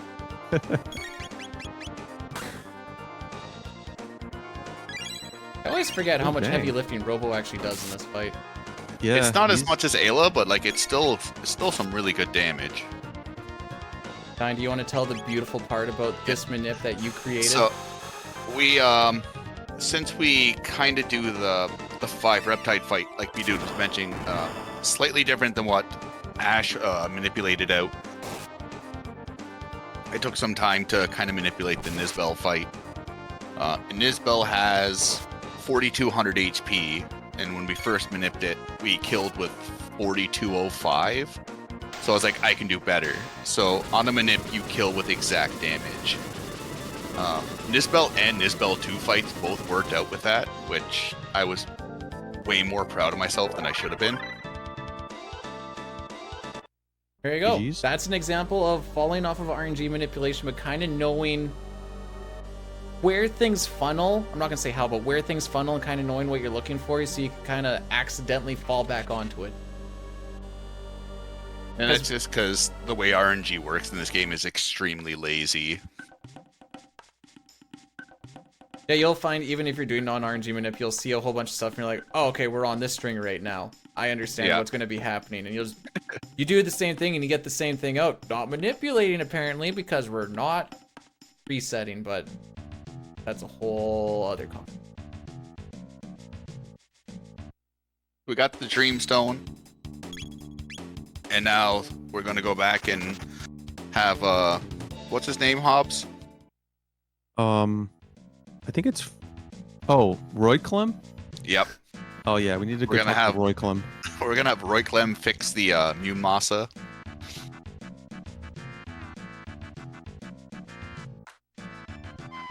And we're not gonna forget to make that sword. That's another thing No. people have done. They've done the whole walk over to Frog and then been like, so I brought you a broken sword and a rock. Let's do it to it. And he's like, I don't want that. Then you have to do the walk of shame. Sucks too, because it's like a good minute and a half, 2 minutes loss. Yes, it is. You have a lot of Uh, time to think about your life. I think we've all done it a few times. The amount of times that we've had to run back and forth in these sections, it just kind of slips your mind pretty easily. The very small little triggers are definitely easy to just overlook, especially if you've messed something up and you're like trying to think of how to like fix it. And then you Mhm. kind of go on the autopilot, but your autopilot's like, there's too many small moving pieces. I need you, brain. Kind of like that jerky thing. I was thinking about my reset. I'm like, oh yeah, I need to go talk to the guy before I can get the jerky. For some reason, if you just run into Meckler when he's there looking at the book, it speeds up his little script in the cutscene. It does save you a little bit of time. And then for the rest of it, we're kind of just going to camp out at the bottom of the screen, let him and Luca do their thing.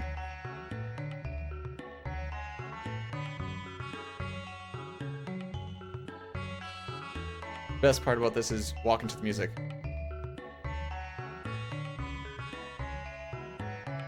I put way too much effort into this. Like how they're like, all right, we just put a rock and a blade on the table. Congratulations, here's your sword. Luca, you wave your hands. I'm just gonna nod in approval. Bingo, bango. That's the way we tango. Here's a sword. I spent a lot of time learning how to do that room, and I never did it in a run. I always just sat at the bottom. I only know about running into Melchior in the top left. There's more? Yeah, there's a lot more because you can. Yeah, you wanna anytime that they're standing still, if you run into them, but there's very small windows for when they're, because you can do it for Luca as well, I believe. Oh. Yeah, there's a video. Somebody, I think either Jerry or someone made a tutorial on how to do it. Why am guessing I it's just learning Jerry. about this? Because you don't watch other sources other than your own. That... I'm mad. Hey, now we can go get Froggy, and you can teach him some magic, okay? By the way, guys, this is coming from the guy who's like, I didn't know you could skip Chrono going in the telepod because I don't watch VODs. Nope. Look, I'm calling out my own kind. Nice. Go and ask why I tried to send that first one. I was PC. Yeah. I think that would have worked on PC is the funny thing. Probably. Definitely wouldn't have on SNES. 2-pixel spot. I was off by like 2 or 3. It's fine. I do miss the diagonal overworld. I will say that. Yeah. Even though it was slower, it was still fun to do. No! So funny enough, that new has 2 different spawn chances. It's a 1 in 4 going to frog, and then it's a 1 in 3 leaving frog. I don't know why it gave it different spawn chances depending on if you're entering or leaving, but some runners view it as a blessing to the run. Some runners view it as a curse. Some people, it's just one more thing to run into. I view it as a curse. Yeah. I used to before I minipped. Now you curse your own runs. Yep. I don't need the new to it. I'll do it myself. Listen, if one of 2 things is gonna happen in Magus' castle, I'm gonna mess up Slash, or I'm gonna fall in the hole. There's so much that can go wrong in Magus' castle. It's ridiculous. Those are my But it's 2 still- main ones. It's still funny on, like, even though if you do have like a kind of bad Magus Castle, you still get the God fight with the 133 chain. Well, I do have the thing open so that I can, because we manipulate. There's 6 different RNG spots that you can get for Magus, and 5 of them I think we manipulated. The one is it's so terrible. We couldn't figure out a good one. We tried. Yeah, a lot of the manipulated fights end up being like what 5 to 9 barriers, and then there was one it was like 13, and we weren't even like near the second phase. We're like, all right, yeah, this is not worth it. We got 1 fire barrier right off the hop, and then that was it. Then it starts to look like my Comic-Con run.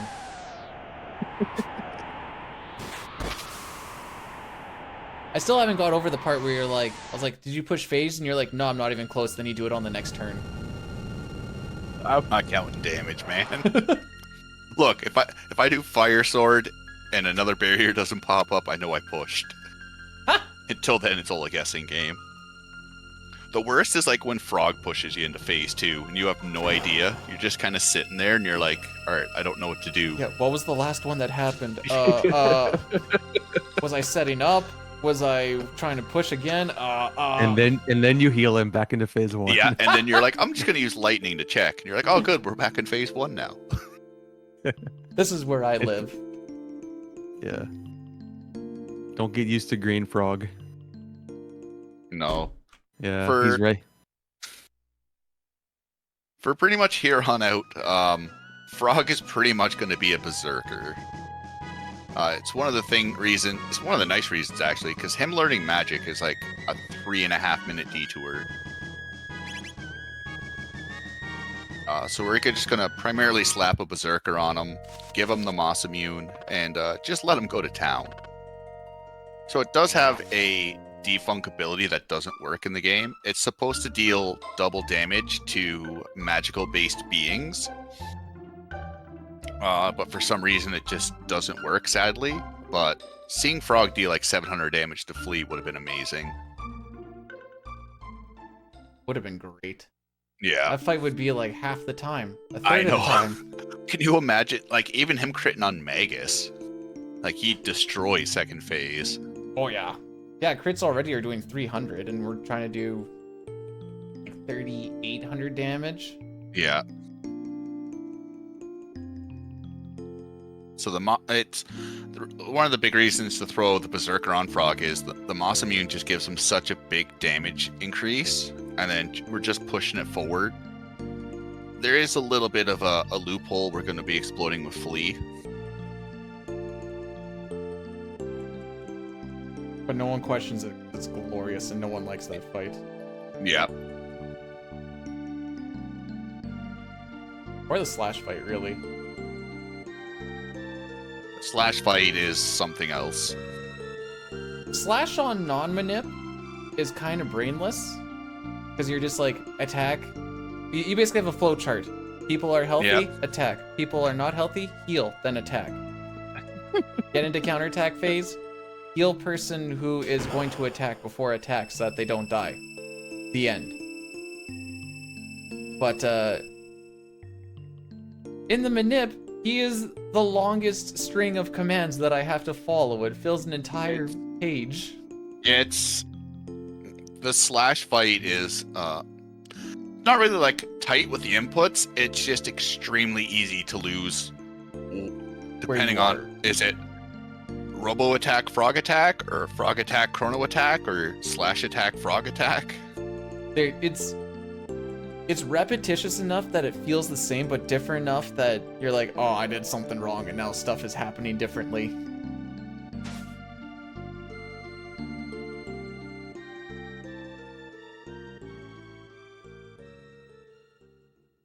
Forgot how long this cutscene was. Yeah. It's like half as long in PC, at least. That instant text goes crazy in this section. Yeah. Oh yeah. This portion is a nice, like, it's like 45 seconds. So if 45 seconds is long enough for you to take a bathroom break, it's not a bad one. Or you can play the turbo category and have like 7 minutes. Yes. True. Yes. Just have the game mash or the controller mash for you. So it's either this or wait until after Magus. That'll be your first actual break. It's like, what, 80 seconds or something? There's not a lot of like good bathroom breaks in this run, unfortunately. I think probably your best one is like Gil falling down. Yeah.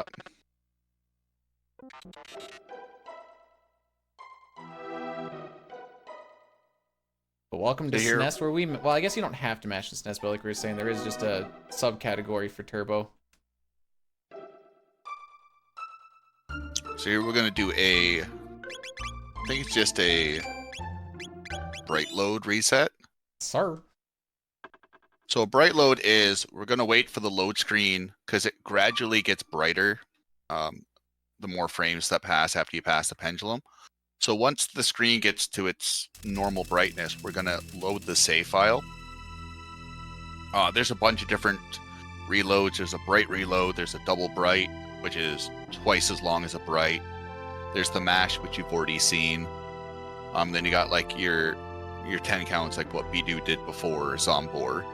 So it's kind of nice that the run is very malleable in trying to get you back in RNG in certain spots. That being said, there is other spots where it's just once you drop manip, like you can't do a save reload before Magus, because all of those values it's going to give you are just horrible fights. For the most part, at this point, it isn't manip is like live or die. It's mostly just you're getting a much more refined. I'm not gonna say optimal because they're not always optimal, but a much better fight than what you could maybe get. So I guess a more consistent fight. Yeah. What, for the Magus alone? Just Or all of just for the rest of the run, for the most part. There's a few Yeah. outliers, but yeah. Yeah, honestly, I didn't even really care about like manipping slash or flee, but just the fact of guaranteeing yourself a free Magus is amazing, as it's just so stressful to sit there with him doing the same ice barrier over and over again. Or Shadow. Yeah.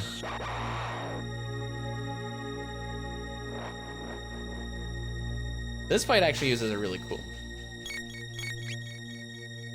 We only use it once, but doesn't matter. I think it's sick. Rocket roll ho! Let's go!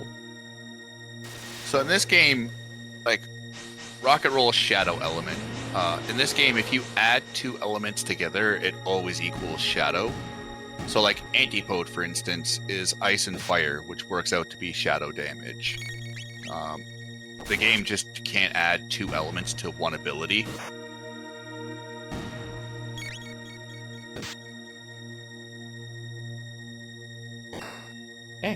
Things look good.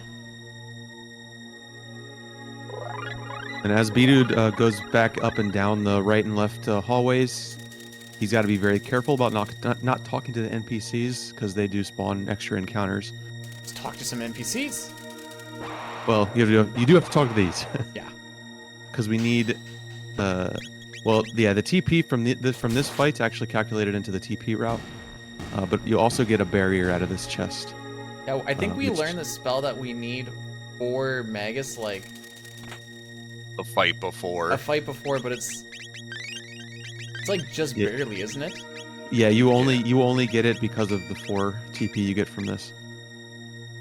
So we're purposely not healing Frog to set him up for the kind of like an AI lock that we'll be doing against Flea. So it's a matter of Frog being the lowest HP character and having a Berserker on. Flea can't find a valid target for her ability, the Wind Waltz. So by Frog just taking damage normally through the manip, he pretty much solos this whole fight. Robo does a Cure Beam and Chrono will do an attack. But for the most part, for the first phase of the fight, Frog is basically just making it so Flea can't do an action. And then the second part of the fight is RNG manipped, where we skip the stair counter attack.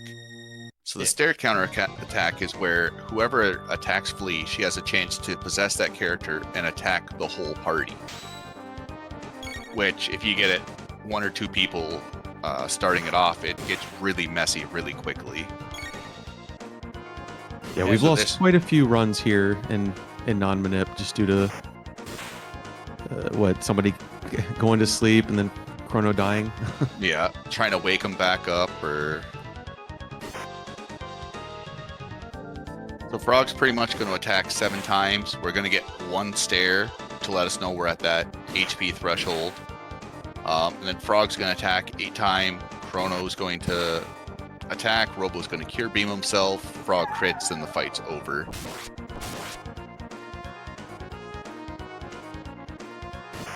Don't mind me, I'm just counting. As you should. So I legitimately take my hand off the controller and just have my fingers out. Then I can't forget.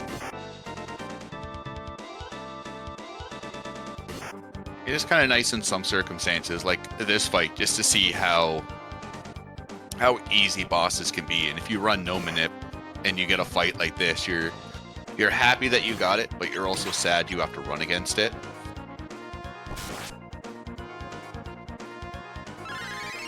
Yeah, I feel like for both Flea and Slash, like the times can sway so much.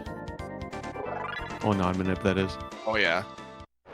It's very easy to lose 20-30 seconds. Yeah.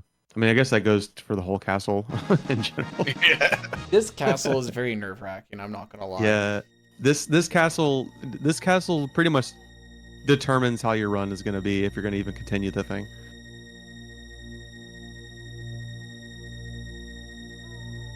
Right, so now we can grab this chest that someone was in front of before. Hobbs used to make fun of me because I tried to grab it from the side, and he was like, stop being bad and just grab it when there's nothing in front of it, please. That was an ongoing thing for months.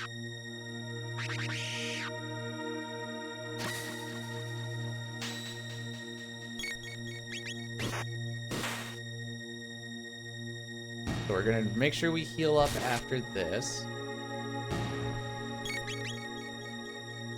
And then comes the fun fight.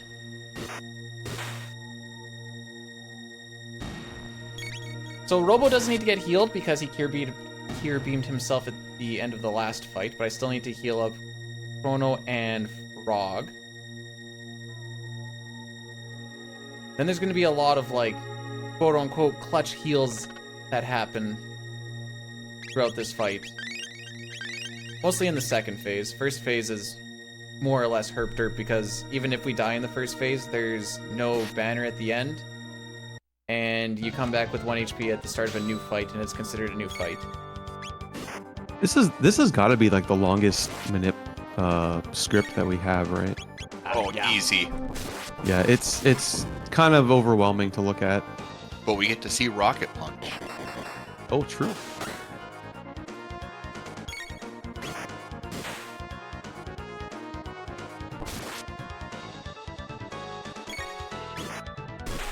This is one where I move my mouse on every single action. Or line, I should say. There's usually a couple of actions per line. I should do that as well, but I always forget, and then I just end up screwing it up. So there's like small things like this upcoming bit here. Frog's or Robo's turn comes up first, but you need to make sure you attack with Chrono or else it gets all messed up. And things get very interesting if you think you're on script and then you find out at some point that you're not, and then the panic sets in. It's usually at the very end of the fight, too. When everything just starts to really go down. Yeah.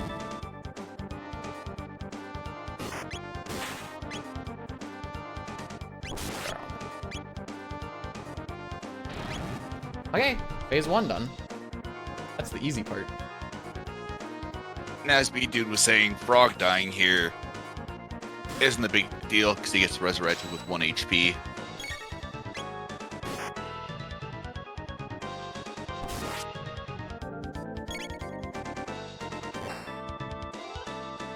It's funny, I don't even remember the last time I actually looked at this boss. I was always looking at the notes the entire fight.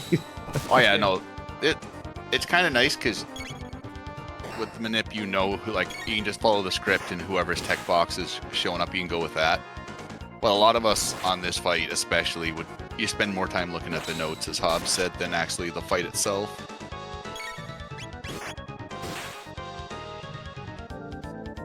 You just don't want to lose your spawn, is basically what it is. No. 100%.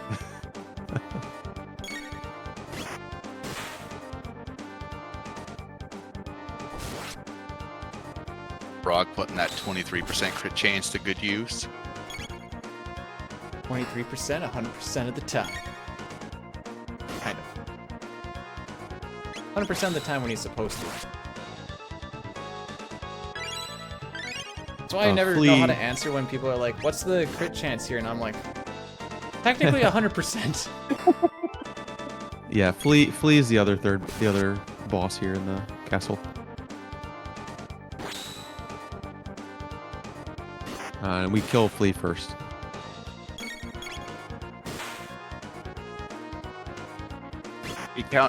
He'll counterattack at 592 HP out of his 5200 HP total. So it's right near the end of the fight. Like you can count for 4700 or just get like a general idea and then just end up healing when needed. Robo needs to die in either, if it's a non-manipulated fight, Robo will die in the Flea fight. But Robo needs to die in one of these 2 fights just to keep his tech route going. So we do want him to learn Uzi Punch at a very specific place. And actually getting the 10 TP from this fight will throw it off. Okay, we got through it. Nice. Nice. GG's. Yep, that's the stressful part. Well, I guess the Stressful part stairs are number also 2. the stressful part. It's all the stressful part. Yeah, true. So here we're going to say goodbye to Robo, put Luca in, just because we're going to need her fire damage is going to be worth a lot more than Robo's physical damage. And then just boosting her magic stat even more with those magic tabs. I don't know. So the slasher is a nice sword. It's a extra attack damage for Chrono, and it adds 1 to speed. And speed is the most broken thing you can get in this game. Yep.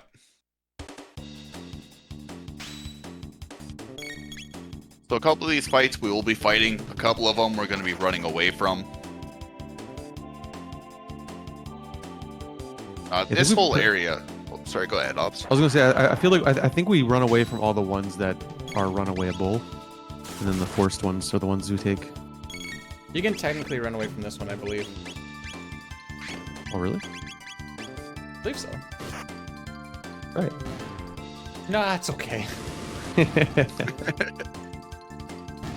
We're really looking forward to Chrono learning Spin Cut, which will unlock the dual tech Flame Sword. And Flame Sword is going to be the very, very big carry for the Magus fight coming up. I still can't believe Spin Cut can miss. I didn't know that. Yeah. That's I think that's only in the rando. that only a it random might- thing? Yeah, It might be. I've never seen it happen in the main game. that feels like a complete rando thing. It was just I think they wild to might see. have. Well, we also had the stat boosting on, which might have also boosted evasion. So instead of them having like a 15% chance to miss, it goes up to like 30 or 45. Sure.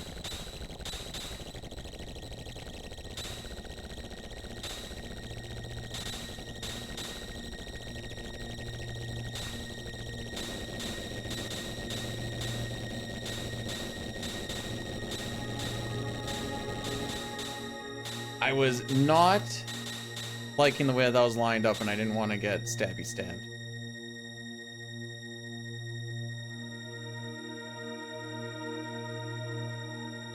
After that one night of you watching me practice dying, I'm stopping way early of that Yeah. pulley today. So the only thing that can cause fights in this screen are the green rollies. And as long as you're not moving when they go by you, you're free and clear to go. This next room has a couple of very interesting encounter skips. These outlaws will only attack you if you're doing a diagonal. So just by holding up and kind of grazing against the staircase, you can avoid all these encounters. This one's kind of neat. We're actually using the secondary character to kind of push that outlaw out of the way, because he's like, well, I can't go to the right. I guess I walk off of the screen. I'm so happy I made it through that. Yeah, that was nice. And in the previous room before that one with the pitfalls, a lot of people think that it's randomized when you're down below, but the exit is determined by which hole you fall in. Apparently you have a chart for this, and I have not seen it. I'll send it to you. Cool.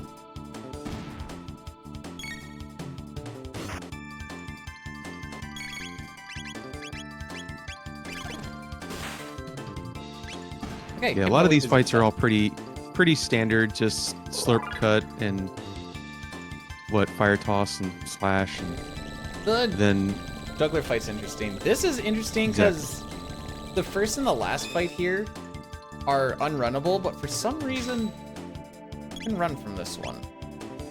I don't know why, because it's essentially built the exact same as the other ones of being pincered in by 4 enemies, but they probably just like forgot to turn the runaway flag off. Yeah. The juggler is an interesting fight. They start with physical resistance high.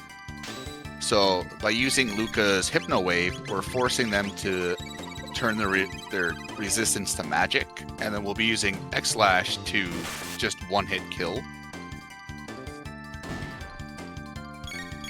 Yeah, if we had some type of like actual damaging AoE, we would probably do that, but we don't at this point. Yeah, just be grinding for fire too. Exactly. The glitched run is kind of neat because Luca having 20 extra magic points, you can just kill them with fire.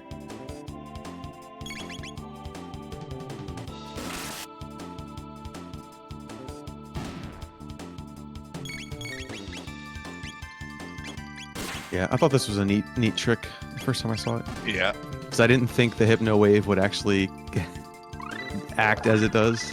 I didn't think so either, because I thought it would have counted the status effect more than it being like a magic. Right, exactly.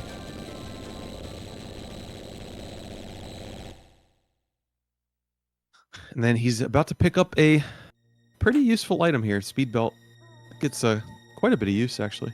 Yeah, this item pretty much gets used until almost Black Omen. Yeah. I love the You have some- holding the left side of the door thing. Yep. there is technically a forced encounter there, but if you have that like swift movement of holding up against the left door, you can skip it. This is where you've pretty much know if you're gonna have a good Magus fight or not. This is what we've been kind of talking about for the last little bit about RNG exits. So even though the game has 16 RNG windows, for this fight it's only got 6 RNG windows. So what we're looking for on the last chain is 133 damage. And if we got that, we know we have the optimal Magus fight. Once again, with only having 6 exits, it's very easy, even on a non-manipulated run, because everything is so condensed, it's very easy just to stumble upon this. And this is also just one of the better fights to manipulate, even if you're just doing it off the cuff. There was plenty of times where I screwed up manip throughout the castle and somehow still landed on 133. It's ridiculous. Frog gets his trusty berserker.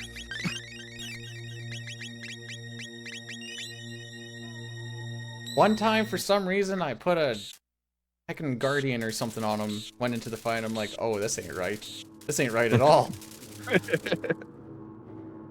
Magus has 6,666 HP. For the first 2,200 HP, anytime he's hit with physical damage that doesn't dispel a barrier, he'll change which element he's weak from.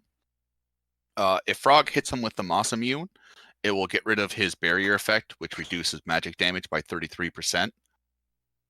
So in a non-manipulated run, this is very much a please give me fire. Yes. We can deal damage with fire or lightning. Fire is obviously preferred just because of spin cuts 2 times to normal damage modifier combined with Lucas' massive power with fire. But this, like Hobb said, this is one fight where he can definitely just keep giving you water barriers or shadow barriers.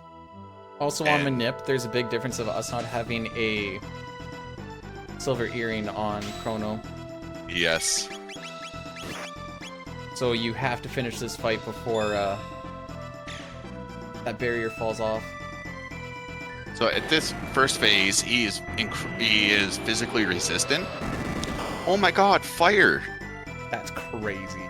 Oh, that is so lucky. So lucky. So you can see Berserk Frog was hitting for 200 damage. He's gonna hit Magus for 44. This fire sword's gonna do 570. So Luca has the tab invest, so she's really not taking too much damage at all. Frog, we don't care if he dies because we just revive him when we need him. And Chrono would normally be taking quite a bit of damage, but the barrier we picked up is helping with that a good bit, but he's still taking quite a bit.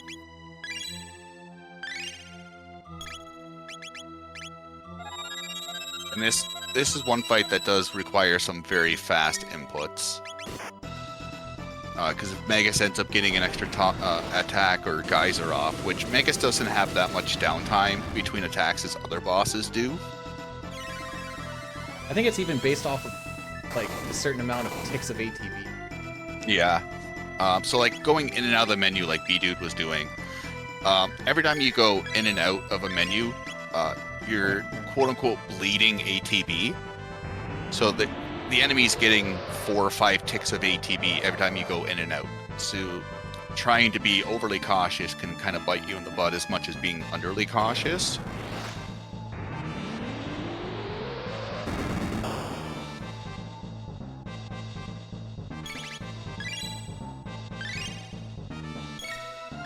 Good thing I healed Chrono. How does he do it? What does he know?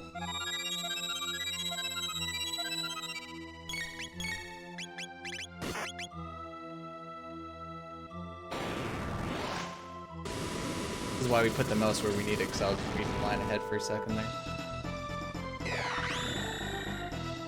So we only get 2 unfavorable barriers, but that's still perfectly fine.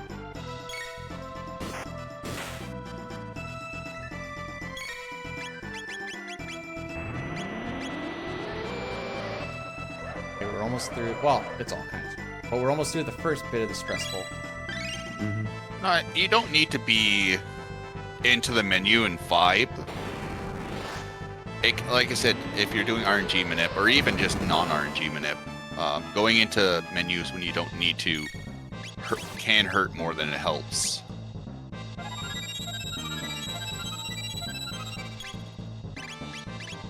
And there's going to be a set period of time for when he switches over to phase 2 and before he does his first dark matter, where he has essentially has like both. He has the magic resist down, right, and the normal damage, so the fire sword will do quite a bit extra damage here.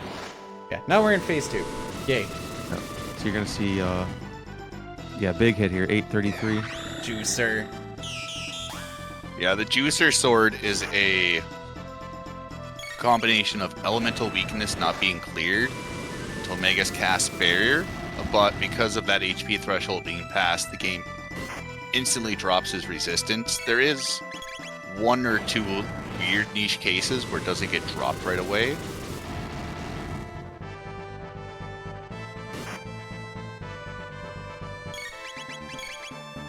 This one's a little bit nerve-wracking to squeeze this last fire swording because he gets his turn like almost immediately after. Like 2 ATB ticks. Yeah.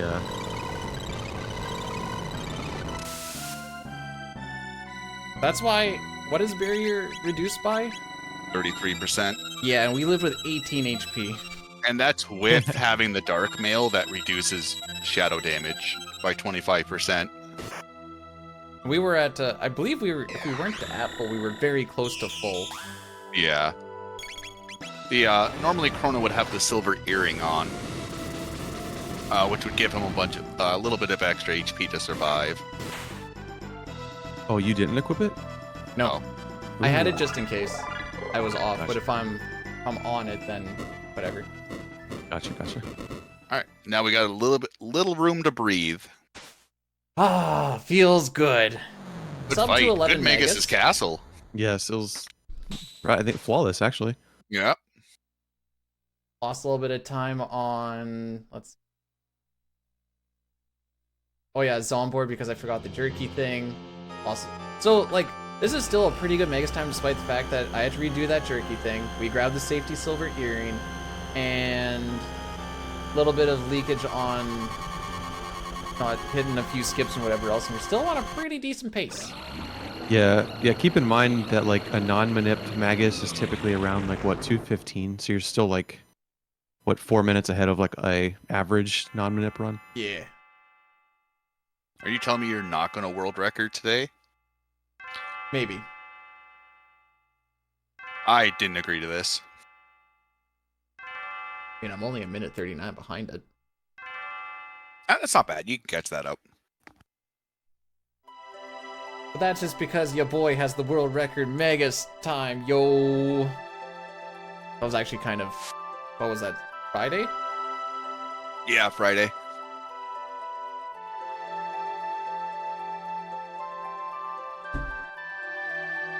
Second run back, got a PB. I'm like, all right. All the segmented stuff that I did seems to have worked out. The 3 hours I spent practicing resets and how they kind of look worked out. Yay.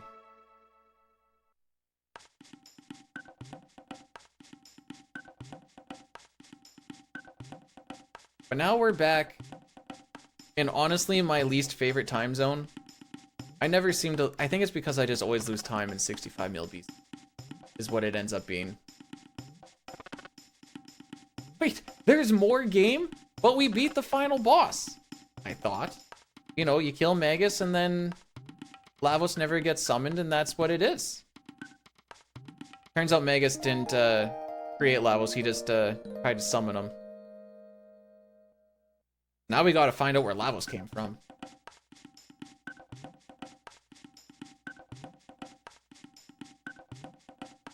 Make sure you don't mash too hard here or you can hit the rest tile. Yeah. It's like the village burned. I'm just gonna go back to bed. Yeah. Sounds like a you guys problem, honestly.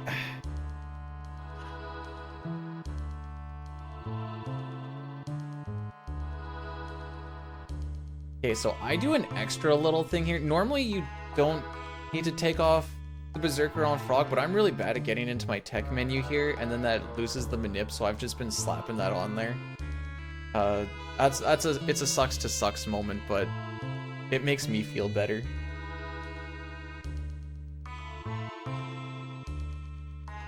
Honestly, the menus are so fast in Chrono Trigger. If it gives you that little bit of extra comfort, there's really no wrong reason with it. Next time he sees me do a run, he's like, "Why are you wasting these 5 seconds?" No, it's I don't know. The manip. Sometimes it's better to go slower than faster, because like, sure you save a second and a half or something, but it's not worth losing like the Nisbel 2 manip, because that fight can lose you 30 seconds if it goes horrible.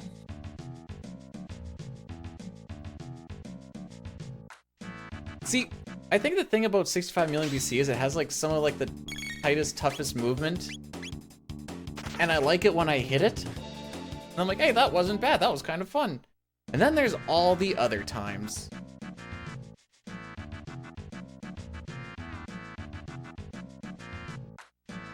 I'm mostly thinking of this upcoming skip. This one I'm canonically bad at. Remember that time we routed in no Mesomail for like 1 run? Yep, and I killed your PB. Yep. Don't worry, it'll be fine. You're gonna tell me that It turns out you need the Mesomail to remove gear from someone else. You're like 1 pixel too short. I know, I always go 1 too far. There we go. Hey! We did it. So you have to move 2 pixels there, and usually I'm really bad at hitting 2, and I will hit the 1. Oh, other way around.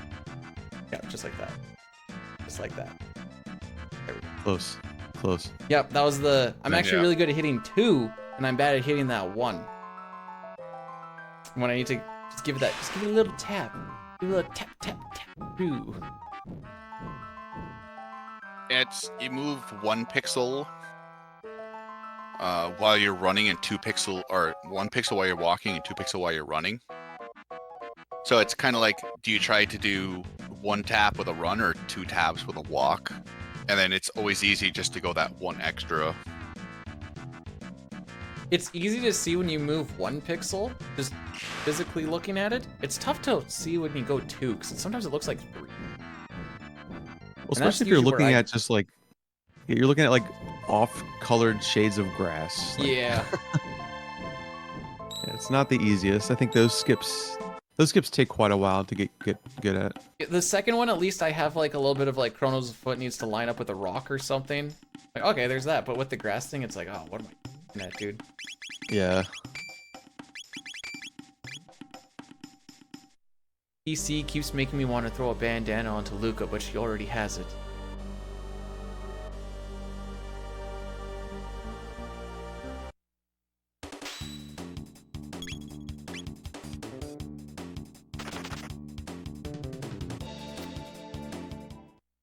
Okay, so for this little bit, we're not actually going to be fighting anything. Despite the fact that these guys are trying to guard a whole bunch of stuff, apparently if you run away, they just disappear. I'm gonna fight you. Really? Nah. You can't catch me? I'm going home. Yeah, you'd think they would have definitely put on the no runaway there on those fights. Funny thing is, I didn't even know you could run away from fights until I started speedrunning. I hear that a lot actually, because the game definitely doesn't tell you about it. Kino! Do we have to save Kino? Apparently. Oh. He's the only one that can open the other path. Oh, in that case, save him. We're saving you, not because we like you, because we need to progress. I'm not a nice guy. I'm just a guy who wants to finish a run. Kayla just makes this look super easy and just... Oh, we're in now. I came in like a wrecking ball. I'm still trying to figure out the physics on how she like launched herself into that room and just like cannoned all the way to the back. I want to know how she broke open the door without impaling herself. Okay, so like we were saying, this area Nice. has a lot of skips. This one place, I still don't. I fumble every time I come in here. I'm just like, every room is like brand new to me. Yeah, I think I spent like I probably spent a good like 6 hours one day just running through this whole area back to back. Because it takes a lot of practice. That and the switches. Yes, remembering which switches to hit. Because you come back to what's the other place called? The Magic Cave? No, not Magic Cave. Giant's Cave. Yeah, the Giant's Claw or whatever. Yeah. Claw. Right. So it also has switches. So it's like remembering which ones to hit versus in each place.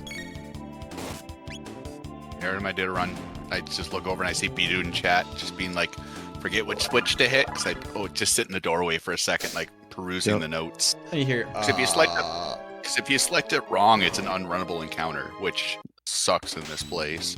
There's a lot of unrunnable encounters in this area. Well, they're usually like the mesosaurs, so it's like you waste heat magic on thunder, and then you got to go through around like 1 or 2 rounds of attacks. Like it's never an easy encounter. And this is actually the longest grind that we do. We'll do this fight 7 times. And it's really just to get the cat attack with Ayla.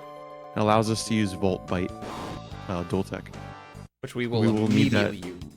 Yes, we will need that immensely for Nizbel 2. Nizbel 2 kind of has some new tricks. If you attack him with a physical ability, his defense will go up by a pretty substantial chunk. But by doing a physical electric ability, his defense goes down and you get the elemental damage increase. So even though this grind may seem slow, Volt Bite does 800, 1,000, and then 1,200 damage. Which is infinitely more than anything else we could output by trying to skip this. And it's also, the extra levels we get is kind of nice because it's a little bit of a damage boost as well. And a little more HP for survivability down the road. We're gonna get Falcon hit in like half an hour. And then our lives will change. Yeah. But until then, we're gonna use the first tech we got in this entire game. Over and over. Cyclone holds up for Chrono being AoE. Cyclone holds up extremely well with him being a physical-based character. Oh yes. This grind here was the nail in the coffin for me doing PC run, by the way. Trying to get the encounter to trigger. Yes. Yeah, it's buns. This grind is the reason why I don't want to do the any % on PC. But I'm still going to try it on SNES one day to see if it's actually worth it or not. I don't think it will be, but I need to see it in an actual run. I haven't been counting, but I'm pretty sure that was like 5 or 6. We learn cat attack when we learn cat attack, and that's all I really look for. Just usually by about fight 5, fight 6, I'm like, have I done too many? Or am I still good?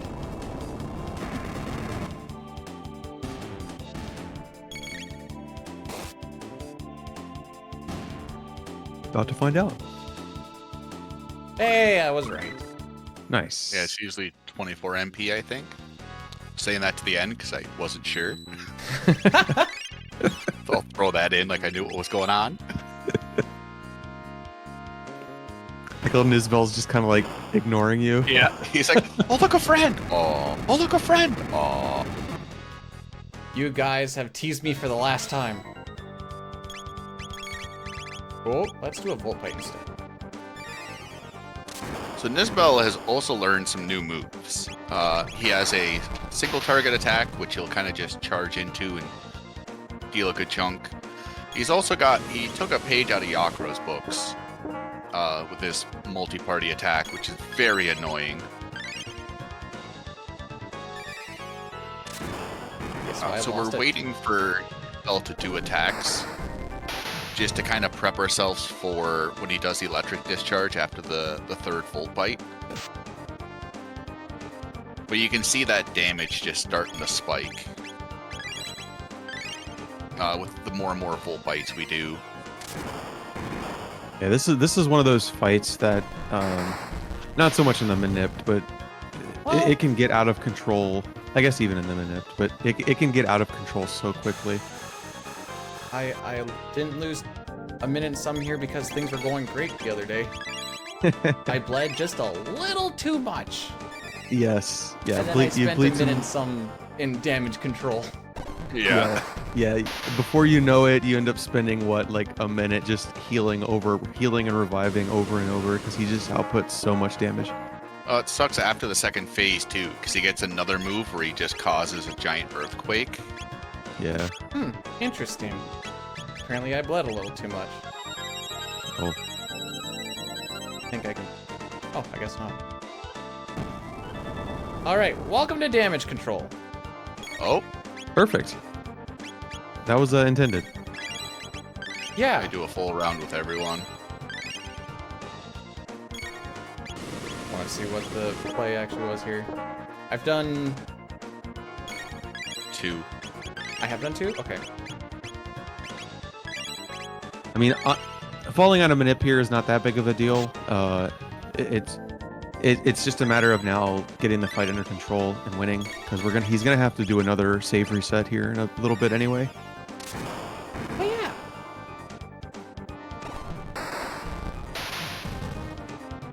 Which you have, only you did one. don't manip Black Chrono, do you? Not There's no real really. point to... Yeah. I just wasn't sure if you added anything. Oh, was that only one you did? Yeah. Oopsie. Oh. Sorry. See, this is why I don't trust the commentators. Just keeping things interesting. Chat. Hey, I didn't say anything because I wasn't sure. Okay, I wasn't sure.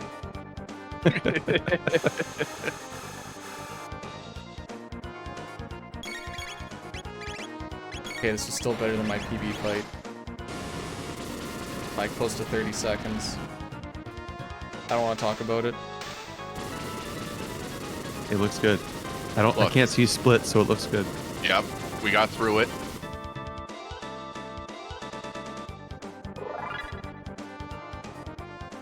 Okay, I also have a minute to save on this next split.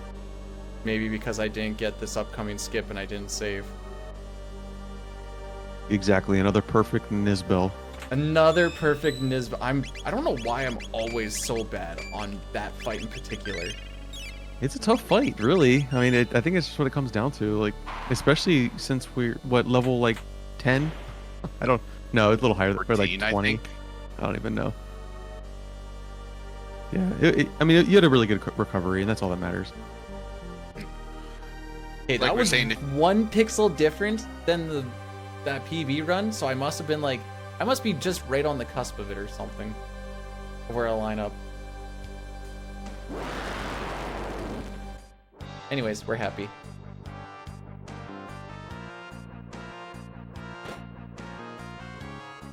Away we go.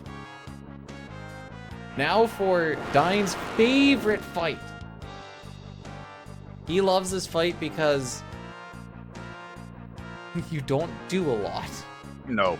This fight's the complete reason that, like, if you lose RNG minute to Nizbel, it doesn't matter. This fight is a lot of waiting around. We're going to Hypno Wave and hopefully Azala falls asleep. That's only, like, the only thing you need manipulation for if you want to, like, really hammer home that he goes to bed. It's not very often Azala doesn't go to sleep. No, it's a pretty high hit rate. And Azala falling asleep is essentially the same effect as killing her. Except for sleeping is way faster. Yeah. There we go. So now we're Nice. just going to wait through. He's going to do 2 fireballs, chomp attack, which will heal himself for as much damage as happens. 2 fireballs, a chomp. Then his defense will lower, and we're going to be doing cat attacks with fire swords. And then his defense is going to go back up after a big AoE fire attack. We're going to not heal everyone, but we're going to keep them at low HP just to stop Black Tyranno from healing himself more than he has to. And then it's just rinse and repeat. this is probably one of the easier fights to learn if you're getting into the run. Yeah. After doing this fight a lot, like this is by far one of the most boring though, unfortunately. Actually, this is super minor as well, but one of the other things with RNG manipulation is breaking some of these speed ties consistently. Yeah. I'm hoping... No. And I just full send it every time anyways. It's just a simple little thing of like, you know, you lose a second each round if you don't get the speed tie break between Ayla and Chrono. I want Ayla to go first. Then just kind of gets that little bit of separation.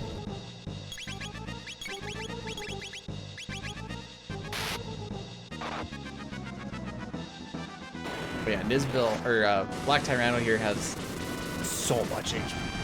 Yeah, 10,500 is a lot to go through when you only deal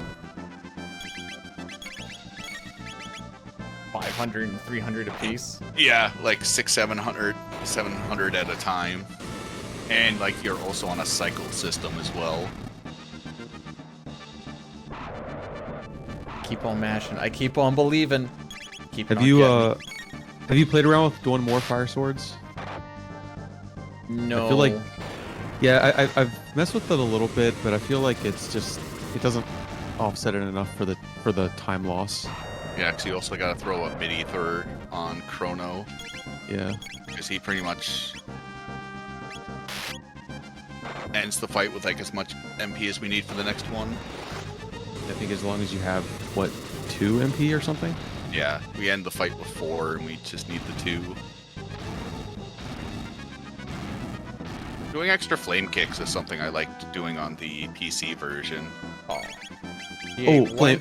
One too many fire attacks earlier on. Flame kick is what I was referring to. My bad. Oh, yeah. I'll do, like, if Chrono or Luca gets chomped, I'll probably do it. Which, I mean, the odds are pretty high. Yeah, it definitely helps like alleviate a little bit. I'd say at least 100%.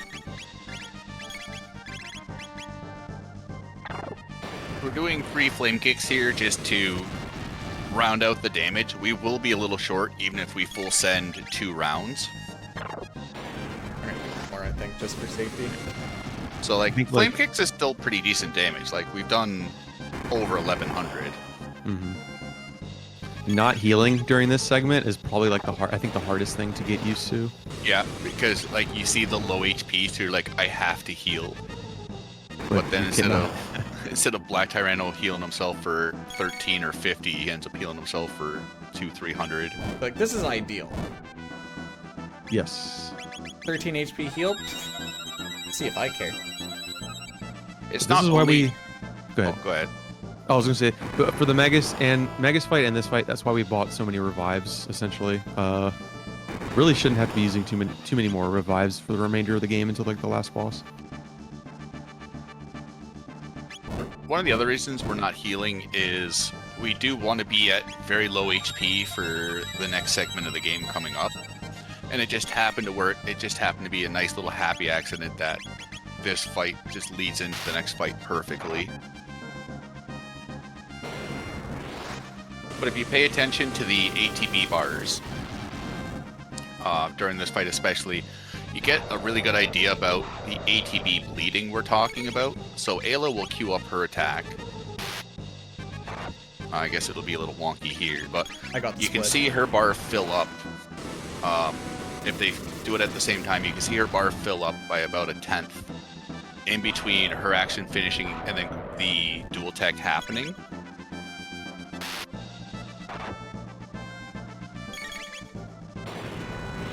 Okay, that mash on that one felt good. I think that was pretty close to frame perfecto. Yeah, it's looking good. Yeah, I've seen this fight end on like count 3 before, which is crazy.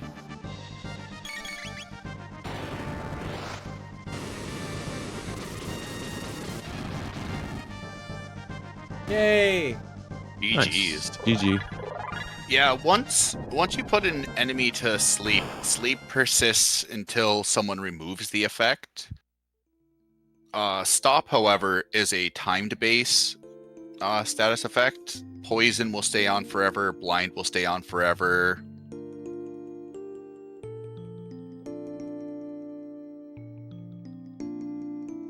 Sleep is a very special being, and we're happy it works that way.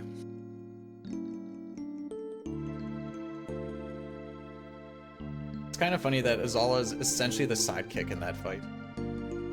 It's moving so it can't tick down.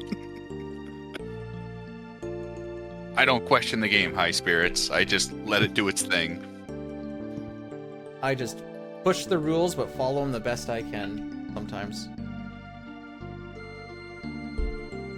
Although sometimes in the ports, the game doesn't know what its own rules are. But that's a conversation for a different day. But here we find out Lavos came from space back in the 65 million BC, so he's been around for a while.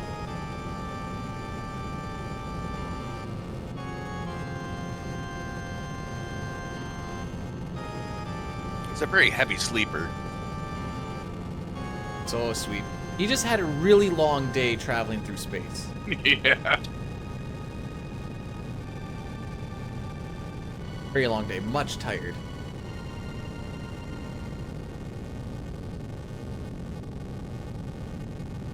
It's a good thing we flew away.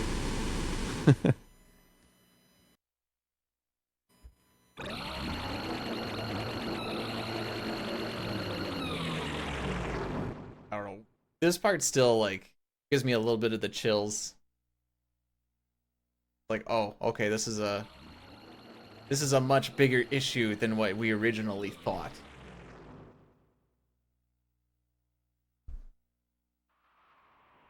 Two and a half hours ago, I just wanted to go have fun at a fair. Yeah. And they just saw him on the TV and thought it was a movie or something.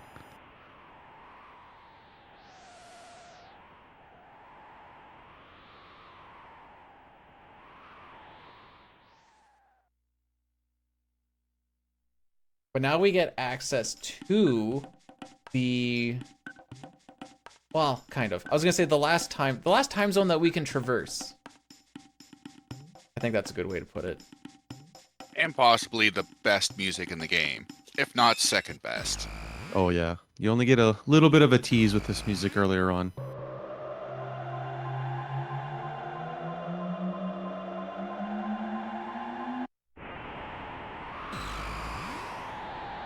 The story and the lore behind the whole Antiquity timelines, very interesting. That I kind of wish the game would have went into a little more. Ladies and gentlemen, welcome to Canada.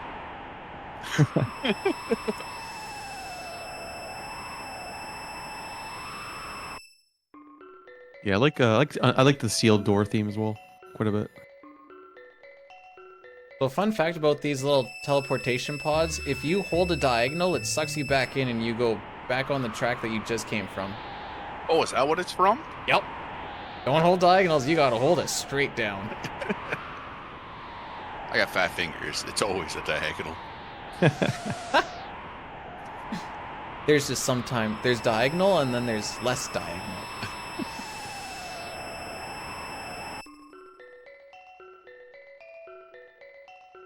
Well, there's one sneaky little speed tab just over in Kajar here. Mm-hmm. Yeah, I definitely didn't know about this one casually. Yoink. You do have to be careful if you take the south exit. There's a healing pad you can step on. You really don't want to do that. It ends up just being a time loss, but I think everyone that's learned the run has just been like, because you normally shelter before a boss, so it's instinctive just to heal. So you're like, oh, I can heal there. You get in the next fight, you're like, I shouldn't have done that. Oh, I actually didn't know there was a heal pad there. Or are you talking about in this next room? In Kajar. Yeah, in Kajar, if you go down when the you go right south side. after. Oh. Yeah, I didn't know there was one there too. I hit it once and said, I'm never going this way again. And this is another like activating flag portion. Like you have to have this you have to overhear this conversation with Janice and Shala, and then you have to go see the Mammon Machine. Oh wait, no. You follow them to the door. You see them activate the pendant, and then you go to the Mammon Machine, activate your pendant. Remembering this order. Yeah. So yeah, you need to see Shala use the pendant, but you don't actually need to touch the door. Because if you touch the Right. door, we'll try and use ours and be like, oh, it doesn't work.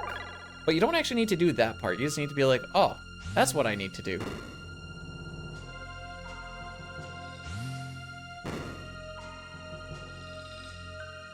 And then every casual's nightmare, trying to remember every place you've seen those black zeal treasure chests in the game. And a big sign, you're like, guess I'll run through all the maps again.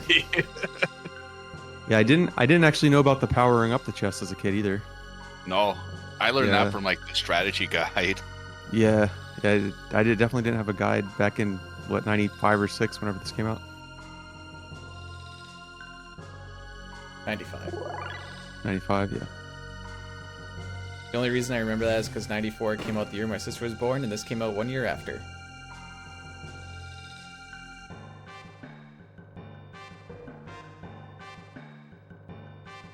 I'm technically on the young side for being like one of those to like grow up with this game, but I'm happy I did. Who needs a PlayStation when you have the Super Nintendo? I'd argue Super Nintendo was better. This is the fight Dine was talking about. So essentially, he's just gonna do a slash, which is lightning based. So he's gonna copy it with another lightning tech, and since everyone's low HP, he's just gonna kill them right away. I possible to- didn't say. No. Aw. So it is actually possible to kill him there, but it's not feasible in this run.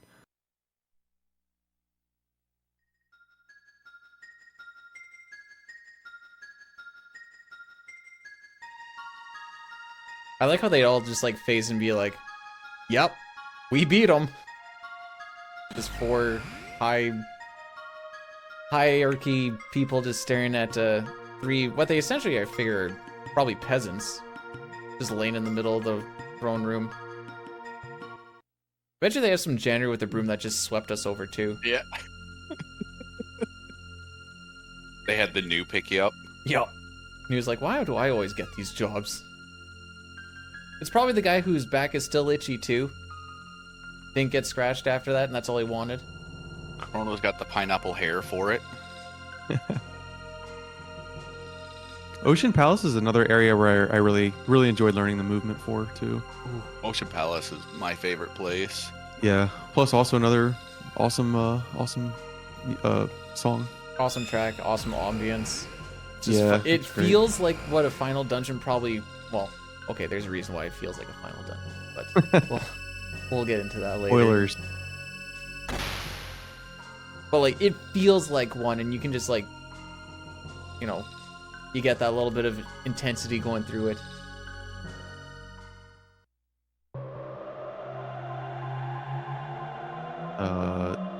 And the golems can actually be quite challenging, I think. Especially casually. Yeah, I saw you in that Jets of Time run. They do look like they could be a little challenging. Yeah, I don't want to talk about it. That's okay. I was doing the same thing.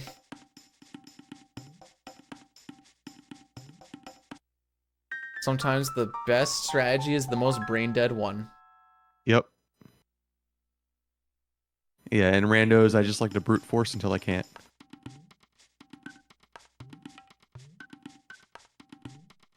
Alright, so we got locked out of that new time zone, so that stinks, especially since that's where I want to be. But luckily this game shows us a door that we haven't actually seen yet, because we never actually went through the sewers in 2300 AD. But apparently we still quote-unquote remember that there's a door there and we should go check it out. Because that's the important one. We will be making a minor stop along the way. We'll be going back to Medina Village. This is something I never did casually, and since I learned the speedrun, I kicked myself in the butt for. There was that little blue pyramid just outside of town. And once you've powered up the pendant, you have the chance to go in there and get one of the treasures. The treasure is the Guardian Helm, which is a pretty good defensive equipment that also gives you Protect, so it reduces damage by 33%. Or you can get the Slasher, or no, Swallow. Swallow, yeah. And the Swallow is an extremely large attack increase for Chrono. It also gives +2 to speed. Yeah. Plus the safety helm, I think, is pretty easily replaced. Yeah. Especially with like the Especially- prism helms. Yeah. The Swallow will get a little bit of use, but actually no, quite a bit. It gets with quite a Falcon bit Hit. at the end of the day. Yeah, yeah. It's just I was- obscenely strong for when we're actually getting it. Probably because maybe they weren't thinking you'd actually think to come here because they're like, hey, you should go here, but this carries us to the end.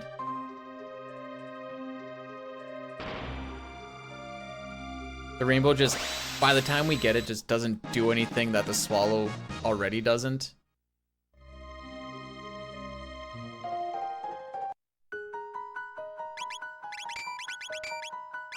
I'm gonna get the cake just for you, Hobbs. Thank you. Hey, it's a good cake. It's the same piece that's been sitting there for thousands of years. Turns out the cake wasn't a lie.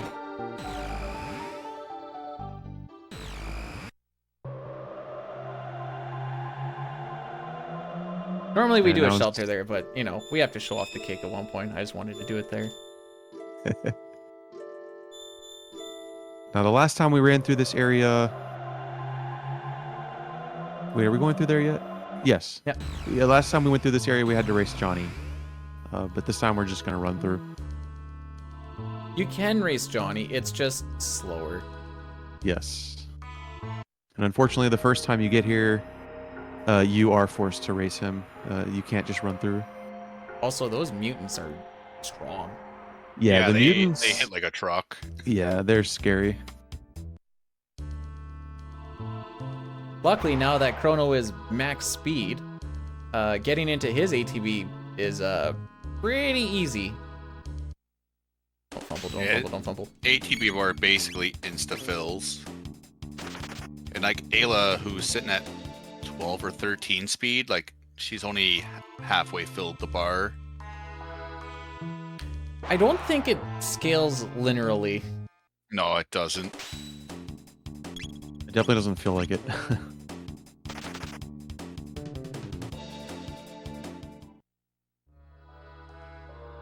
And we can finally skip those ones. The other two are just unskippables, unfortunately. Bye, Johnny. He beat you there? He did beat me that time. I guess we're 1-1. All right, you got to re-race him. Take third. You got to assert Tiebreaker. dominance.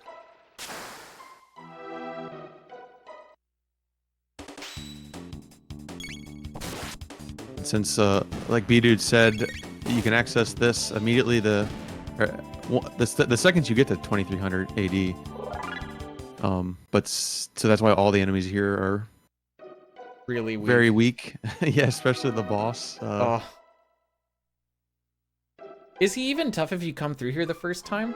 He might be. Yeah, he does the attacks that lower the HP to 1, and yeah, he hits like a tank. Trying to think what we would have. I guess we wouldn't have magic yet. So yeah, you're basically at the mercy of Cyclone and Slash. Fire Whirl. That's about it.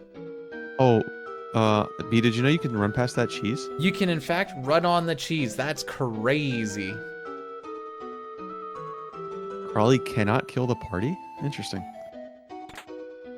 Oh, fight's free. Old Yeah. X gets some dinner. So he is a. I wasn't sure if he was a joke boss or not. Like he plays off as one, but sometimes, especially the Chrono series, likes to be like, "Oh yeah, joke boss, haha," and then they just like raffle stomp you. Someone was telling me that Nisbel 2 was like a joke boss. Meanwhile, I'm fighting for my life with my PB run. I'm like, I don't want to lose the run. Oh, is this a joke, boss? But at this point, we're just going to do a single flame kick and he's dead.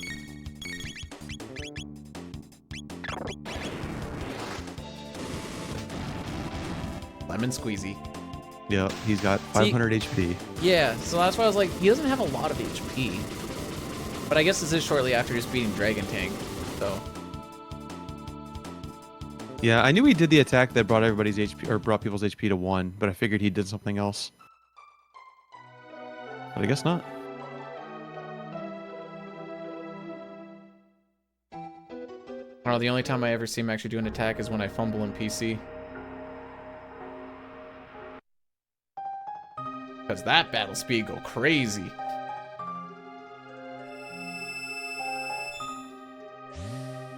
So if you're fiending for a bit of an info dump on everything that's kind of happened, this is your spot. TLDR, Lavos bad. Came early. 1999 destroyed the world. Lavos still bad because destroyed world. We have something that can help us go from different time zones eventually. That's a very TLDR, by the way. These two guys are the guys that did commentary for the lore run. Oh, yeah. Hey, you're doing a good job. I don't want to interrupt you. You're on a roll. Absolutely killing it.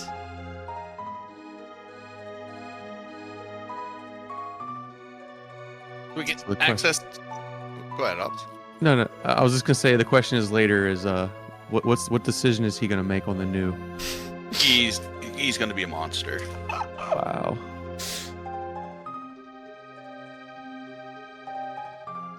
So we get access to time travel, not via the end of time anymore. It does. We're kind of limited on where we can go because they kind of cheaped out on the building supplies and didn't give it wings. Even though that new does have the memories of Caspar, I think it's the guy that gets. Balthazar, Oh yeah. who helped build a plane, which literally just flies. And the Oh, Mammoth come on. Machine. Well, the man He machine built all doesn't this fly. stuff.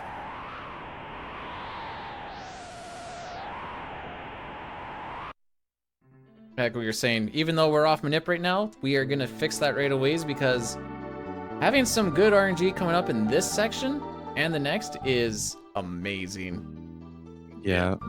Mudimp is definitely a fight that can lose you a ton of time. And in fact, kill the run many times. First it's Magus, then it's Mud Imp, then it's the Rubble. It's just everything at some point. Just bring me back to the fair. Life was good. Drinking that soda pop. These beasts are kind of tricky casually because every time you attack them, they just get stronger. But thankfully, a flame sword and a Rolo kick takes care of them. You have a lot of HP too. Yeah. Like we were talking about this earlier, where like damage output, just in general in Chrono Trigger doesn't really scale very well compared to like Final Fantasy games. Where, like getting max damage in a Final Fantasy game is like, all right, we're there. We're finally doing it here. It takes a lot to get to like 1,000 damage. Yeah, the game does extremely well with the pacing versus the HP of the enemies. Unless you do some like over-the-top grinding. Which most of the time when you're grinding this game, it's not for levels as much as like, I want that new tech. And it's so Yeah. close. Yeah, the only thing I ever really grinded in the game casually was for the prehistoric parts. No, I had Luminaire by Gigagaya. Yeah. I've always been the type of person to play RPGs and not grind. I always get as far as I can without grinding, and then I hit a wall. I guess that's probably the reason I got into speedrunning.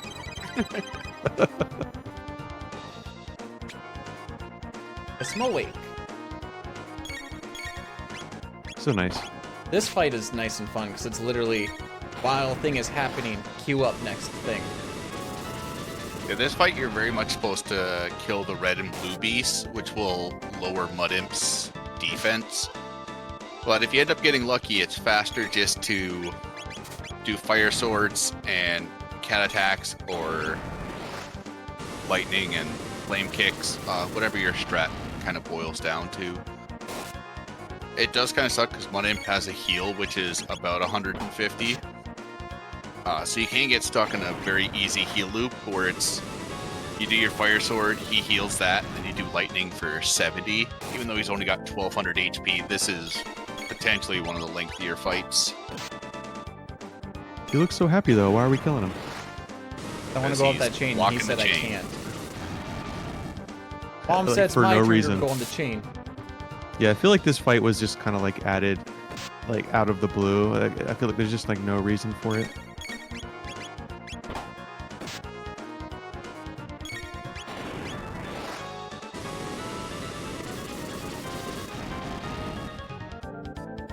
This is another fight where Chrono just barely lives,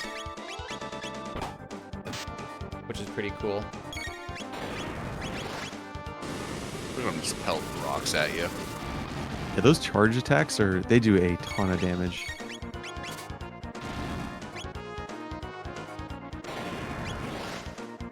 I got worried there for a second. Luco was gonna fall asleep. I remembered it's a Manip fight. Yeah.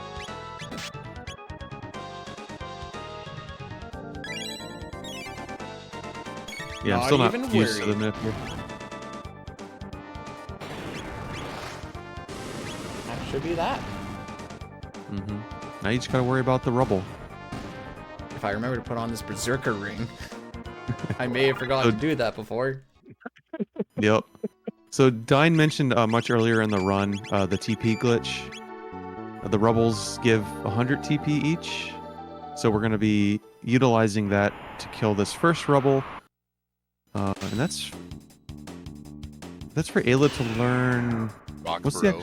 the rock throw, yeah.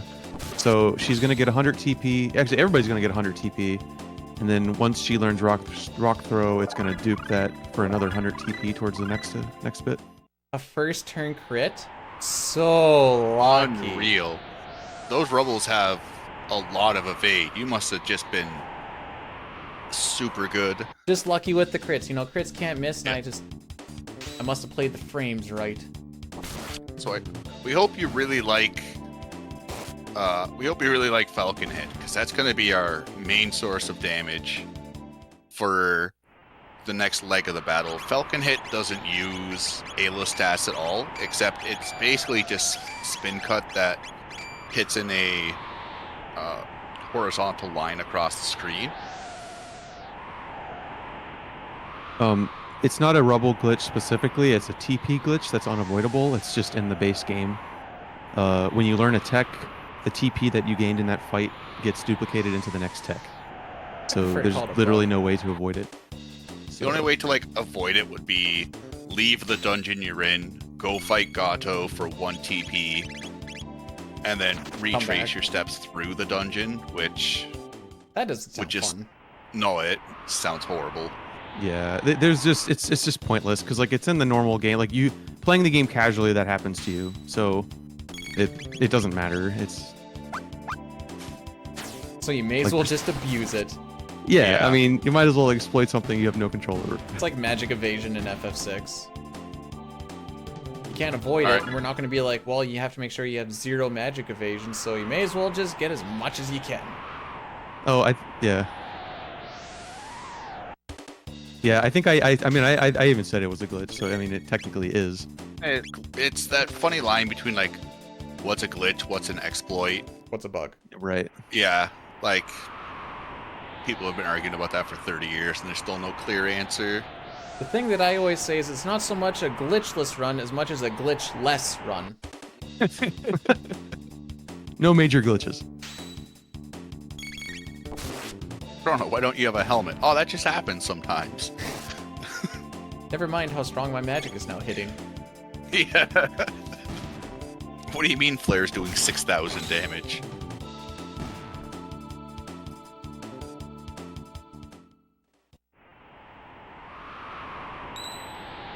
Go too fast. Now you're about to fight the happiest boss in the game. He is so happy to be here. Yeah. Wouldn't you be happy to see someone if you stuck up here for however long? You see nobody. One guy comes up, you freeze him, you're like, oh, that was a mistake. So happy to see us. He hits us with a fire and shadow attack. Yeah. He just doesn't know how to play nice. No.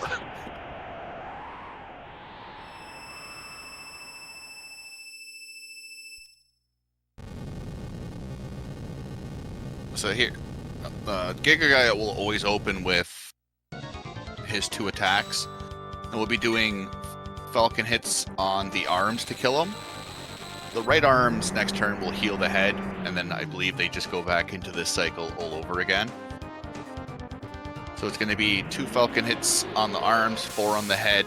The arms will come back, we'll kill them, and then just on the head. And this is going to be how pretty much a lot of fights are being handled going forward.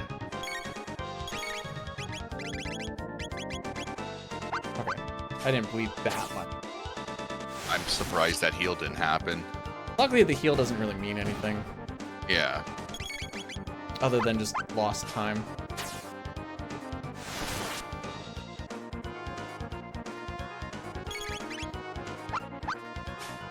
But like Falcon hit, it has a very wide area, does a lot of damage, and it's very MP efficient. It's only 4 MP from Chrono and Ayla.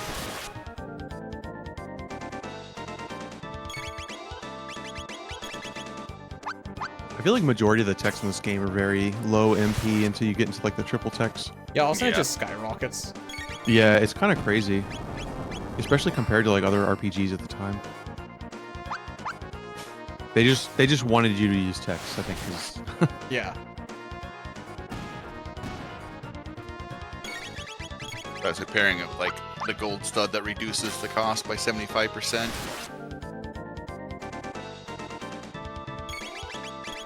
I feel like I could have pushed for one more Falcon hit on that first phase. honestly, probably would have worked. Yeah, we may see the hands come back, but it won't be a big deal. This fight's also kind of interesting because we just have enough MP to kill. So this is kind of like a good check if you're under-leveled, over-leveled. Never mind. We're good. Good fight. Yeah. Yay! Yeah, if Chrono died earlier on any of the other fights, he would not be high enough level to do that without ethering him. Ayla dances and Giga Gaia dies.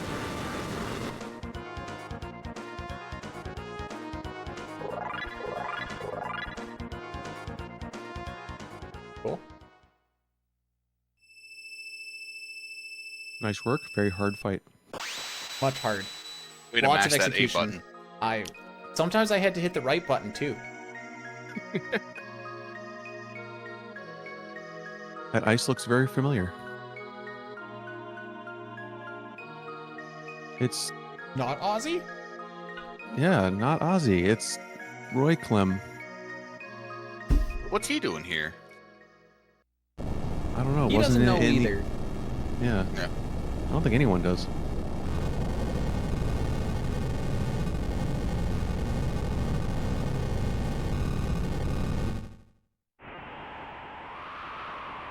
And now our giant kite of a rock gonna fall.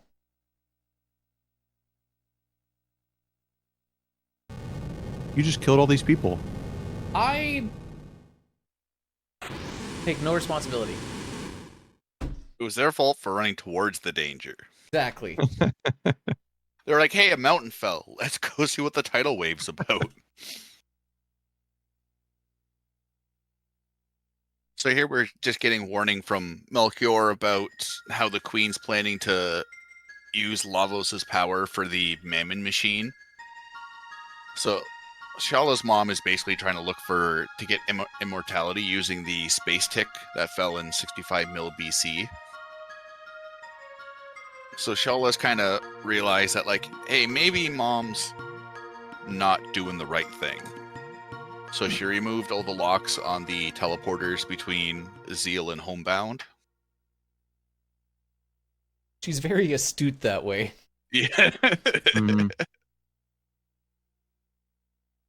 And then good old, because the plot twist, Dalton comes and kidnaps Shala. So Yeah, our now main goal is to go back to Zeal Palace and try to save her from her own doings. Yeah, she has such a good setup. Like this whole thing is such a great setup, and then I feel like they really do fall short with Shala in general.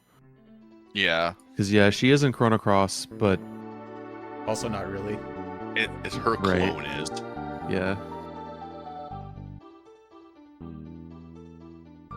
Don't worry, they'll really expand on her in Chrono Break. Whoa, Yep. whoa! Radical Dreamers covers everything. I think I technically have that. But I've never played it. It's worth a playthrough. It's got Yeah. good music. yeah, it's definitely fun. If you like visual novels,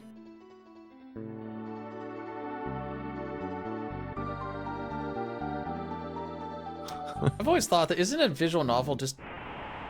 I know it isn't, but like in my head when I hear visual novel, I'm like, isn't that just a movie? I know what it It's is. a visual but... novel with random encounters. Ooh, Sorry. okay. It's an interactive movie. Yes.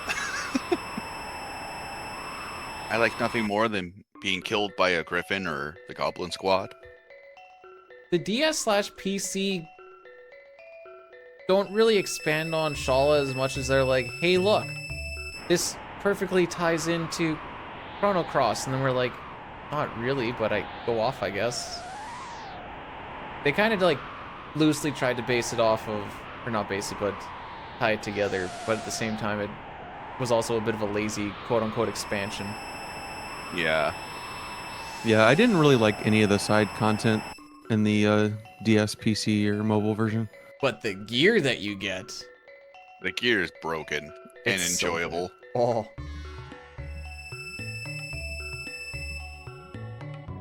I love that we turned an entire all-endings run into a little robo-crit gambit. Yep. Robo, please just do something. What happens Will if Robo Robo hit for doesn't one? crit? He's gotta. Will Robo hit for 1 or will he hit for max?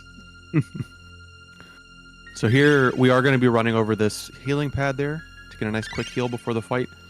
And talking to that NPC starts the Red Knight side quest. So we told her to secretly plant the seed. I can't remember what she's actually talking about, but He has a little plant She- beside her. yeah, she has a little plant. So we told her to plant it instead of burn it, which opens up the Red Knight cave in the future. So it's like active now at this point, right? Like right now? Yes. Well, you won't have access to it now, but it is technically available. Yes. I was thinking, technically you could like go back and do it if you so please, like just turn around right now. How would you fight the boss with no ice magic? I don't. Well, you Think could you get can- Marl. Yeah, look, we've avoided her this long. Let's not. She's my girl. Anyways, Dalton's kind of fun. He always counterattacks with a half your HP thing until his final attack here. Because we're using a double tech, whoever initiates the double attack is the one who gets hit. So we did one with Chrono, one with Ayla, split that damage up a little bit, and everybody barely survives. Luca needs to throw that fire in for 200 damage because he's just barely living. Yeah, for being like a joke character, like it's somewhat of a harder fight if you're not paying attention. You always feel safe until you get hit with that. Your HP is halved, or you're brought down to 1 HP, and you're like, "Oh, hang on, Yeah. this is scary now."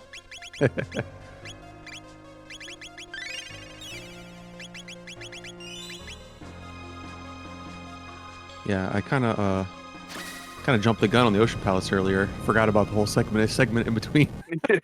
It's okay. I was excited for it too. It's okay. Yeah. It's that good of an area. Yep. We've put the Mesomail on Chrono just because we need him with some piece of defense, and we're going to need the Ruby Vest later on in the run. And if Chrono has it, he kind of just keeps it. He's a greedy boy like that. So Ocean Palace, we're just going to go around and hit 2 switches, which will help us progress to the next area. When I played this casually, I didn't realize how simple of a place this actually is. Yeah, I know, right? Like, it's extremely simple. But it's just so fun to just go through. 'Cause you have the amazing music, all these like weird looking, like oddly high-tech stuff going on. And I love how like the chests are like right in the path to grab like perfectly. It's great.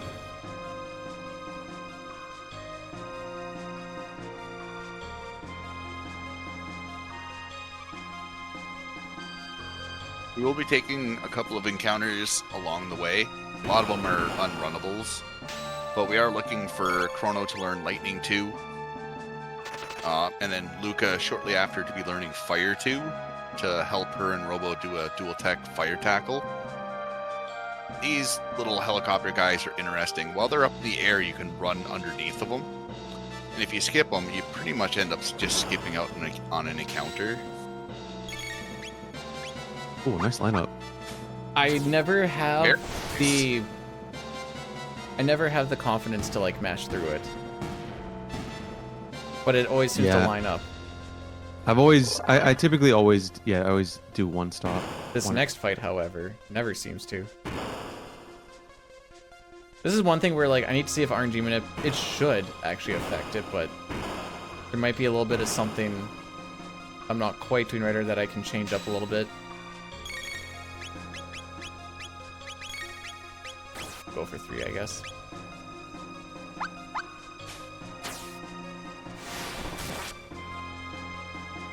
So I always opt to do regular attacks here and then use an extra Falcon attack next time we go on the elevator. So you basically choose one spot or another. I don't know why, I feel like this one's better. I have no math to back it up. It just feels.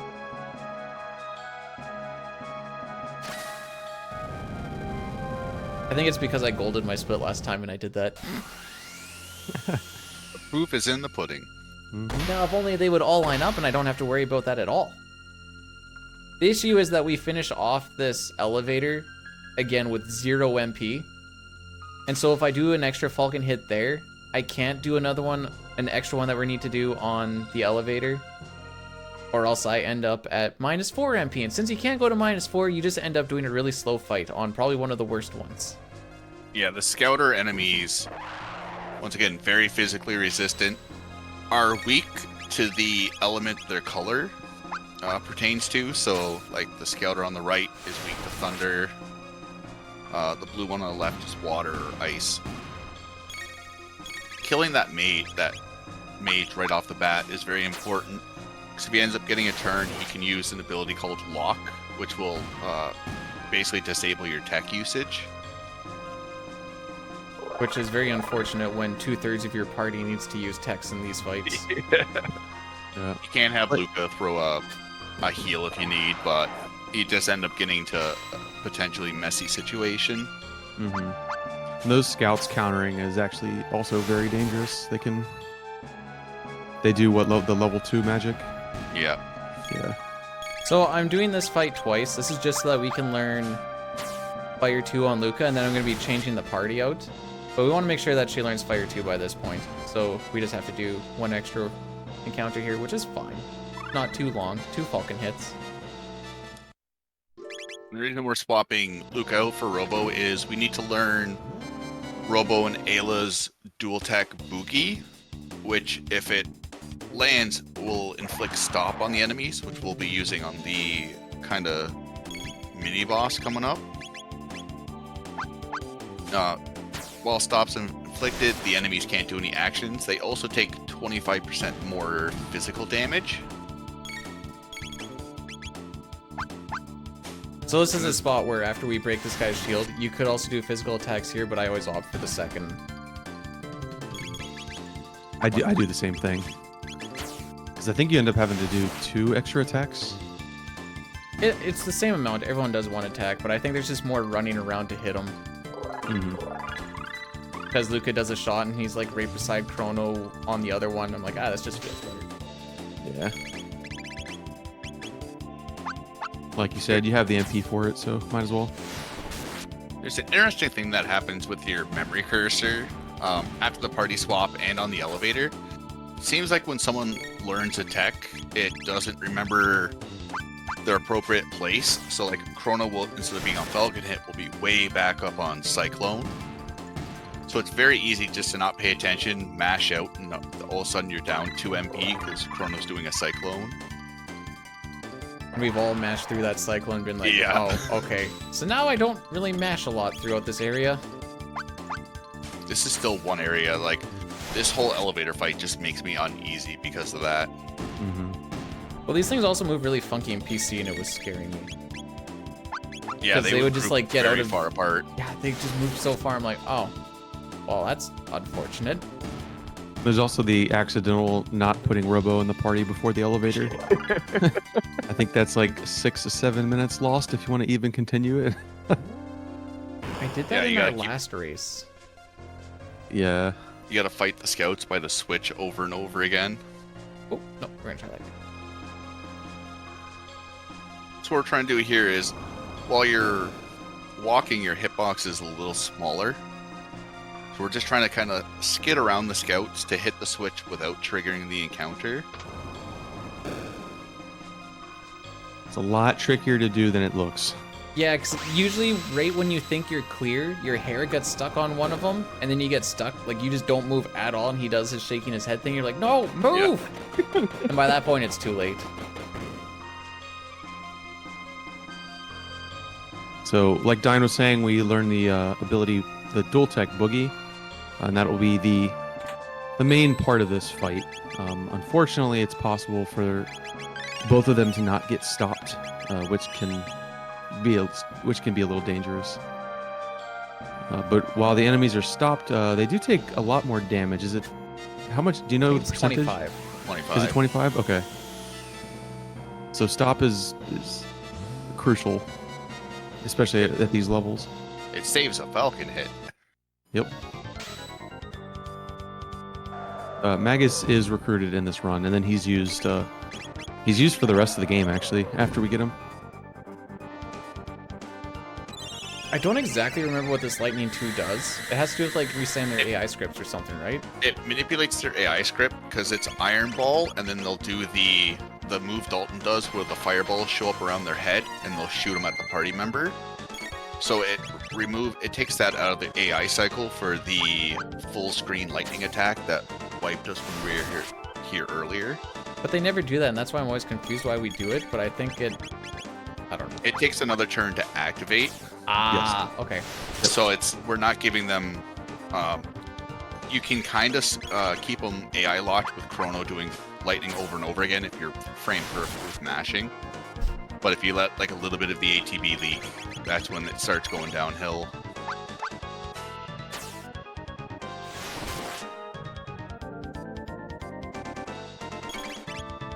That was...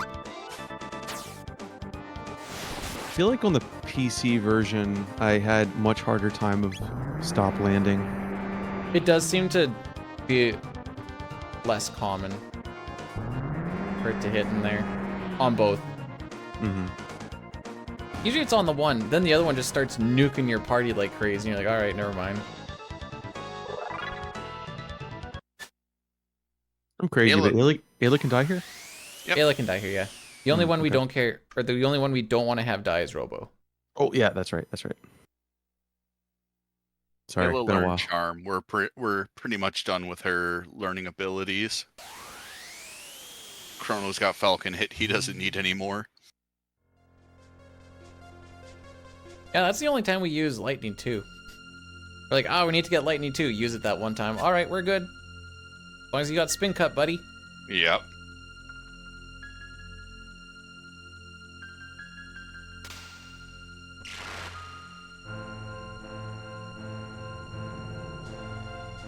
Alright, so now this must be the final part of the game. If we stop this, then Lavos won't ever become a thing. And then we win. Also, the ruby knife is yellow, but... And the ruby knife turned into the moss immune. It got longer. I'm not gonna say it.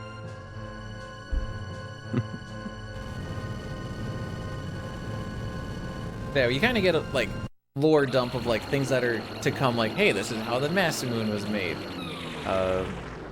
This is how Lavos kind of decided to go a little extra cray-cray. The Mammon machine was developed to kind of draw and distribute Lavos's energy.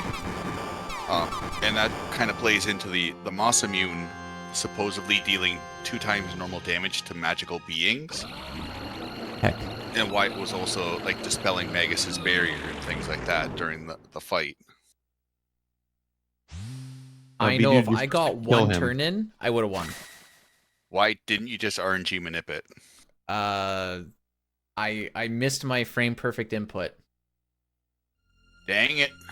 Alright, we got 2 more hours. Let's go. Just go back to Chrono lair and grind.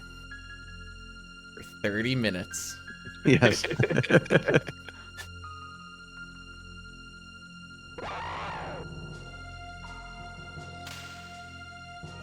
The Magus thought you could just like take Lavos on one-on-one with the Dream Scythe, which it's a weapon he only uses once and doesn't do anything. So he planned his whole revenge except for the contingency of what if this doesn't work. It was a Awesome. like 20-year Hail Mary. So Zeal and Lavos are kind of like cooperating at the moment, just because their interests are aligned. So with Lavos about to unalive everyone, Chrono decides to step in and prevent Lavos from killing all of his party members.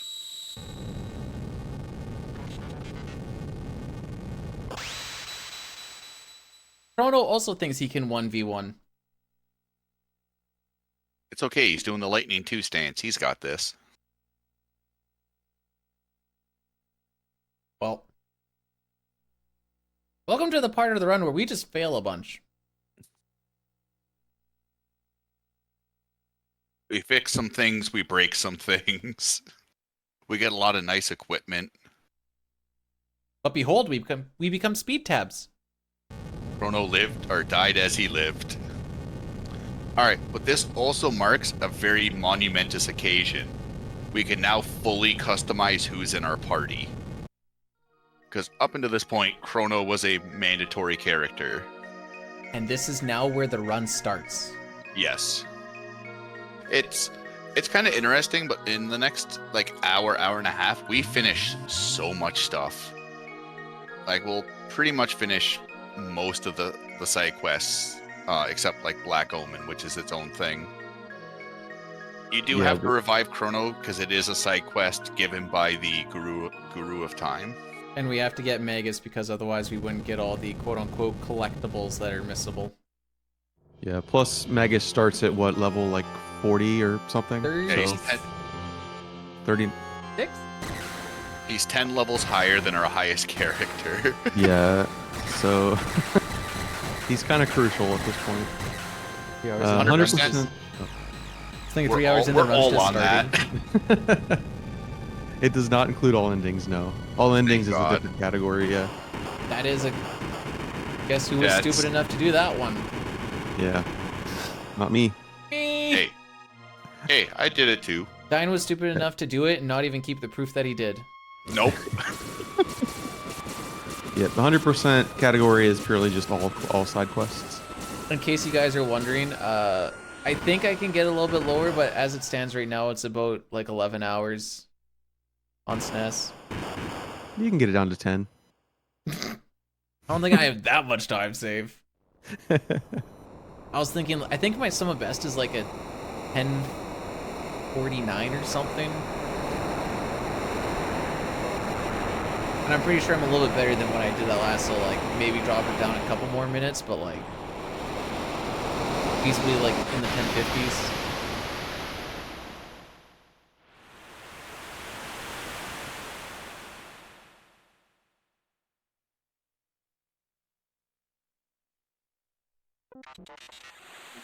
I'm still paranoid about music glitch here, ever since I got it that one time. You can get the music glitch here? Yep. It gave me the part, Oh. the only time it happened to me in SNES, it's like, here's your party makeup, and I'm like, okay. And then there's no music as I was leaving it, but I didn't really notice, because I was talking to the wife as she was behind me. I leave, and I'm like, why is my game stained black? Why is nothing loading in?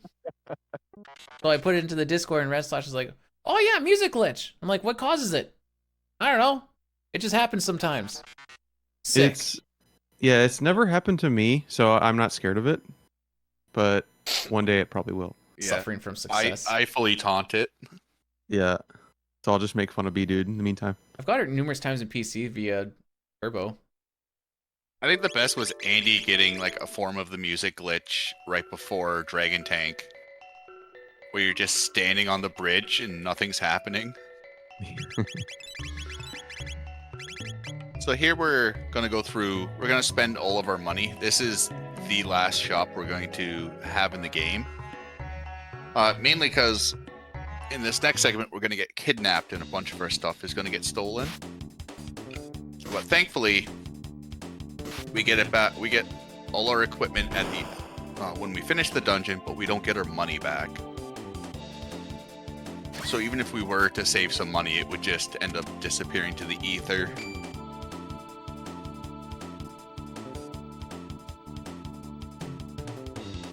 And it's so easy to get that money back afterwards. It's just not worth going for it.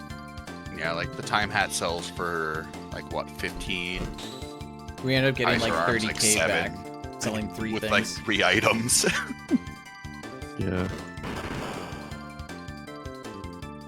It's not like we really have a huge need for money aside from basically plot devices.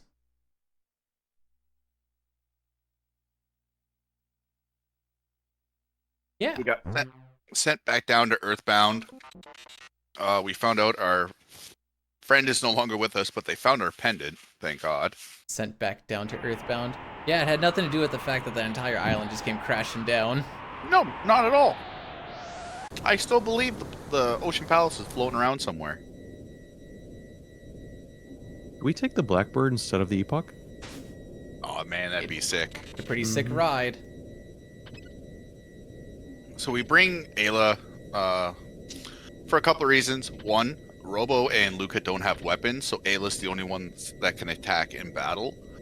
We have our party set up in a very ingenious way for this fight coming up, where Robo and Luca are going to kind of prevent the 2 enemies on the right from ever getting to Ayla. So the only thing Ayla has to do is kill the bite, and the 2 Bashirs are going to kind of just run up against the party members and not know what to do. So which makes this a pretty free fight. Yeah, the hardest part is just not getting missiled by the first enemy. And then this chest is all the items that were in our inventory, which will give Luca her gun.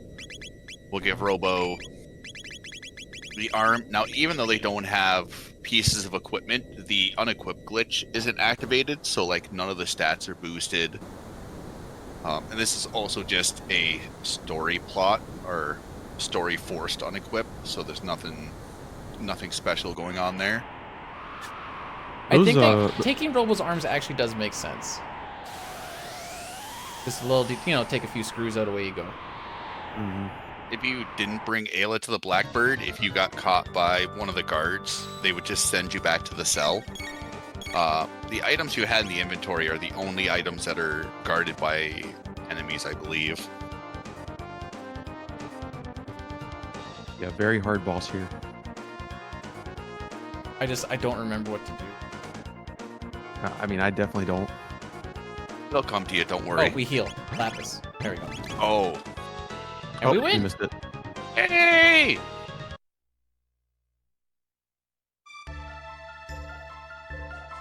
Oh, look at that. What a nice guy. Put wings on it.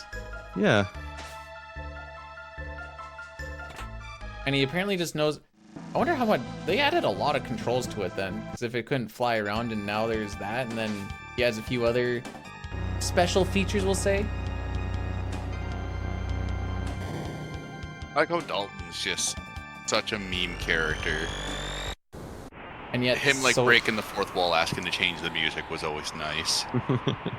he's such a meme, and at the same time, he's too integral for the plot. Yeah.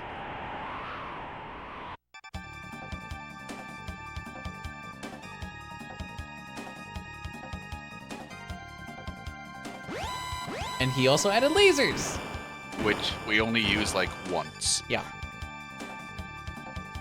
If only there was a big evil boss we could maybe use it on at some point. But alas. Ozzy. Black Omen? I was thinking Lava. Lavos. Nah, Black Omen. There we go.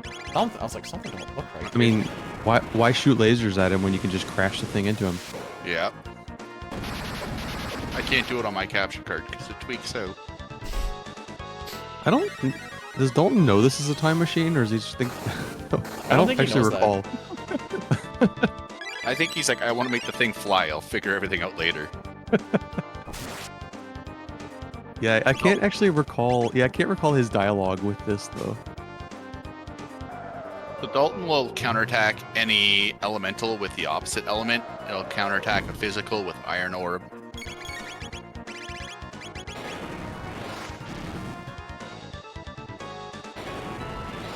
So 2 fire tackles and a rock throw pretty much just puts an end to the fight. Easy claps. And he decides to summon the Golem boss that he thought would protect him, but instead ends up sending him in a dimensional vortex to 1000 AD somehow. I don't know the actual reasons for it. We tried to make some reasoning in the DLC stuff, if you want to call it that. Yeah. Isn't that? Yeah, is that only in the DLC story? I can't remember if it was touched on in Chrono Cross or not. I don't.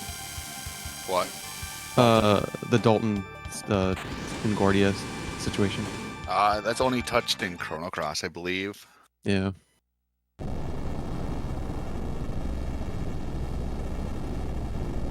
Where was he sent? 1000 AD, where in Chrono Cross, he'll gather the Poirier army to overthrow Gardena.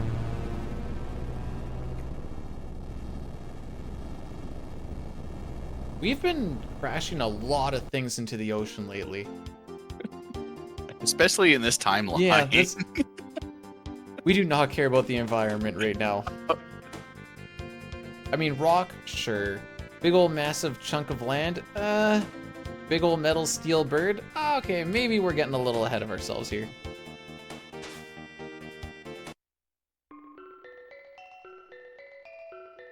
I was already starting to do the menu and I wasn't even in yet. And this Here, is the. Oh, go ahead. Go ahead. This is the sell menu he was talking about. We're selling the time hat, the Kaiser arm, and I think that's it. Red We just katana. need yeah, and we have that puts us closer to the 60,000 mark that we need. And you'll see a little later why we need the money. Those are all the items that we have. We just don't have a lot of items. Yeah, we don't really grab too many extra items. A lot of defensive equipment hasn't been upgraded in a while.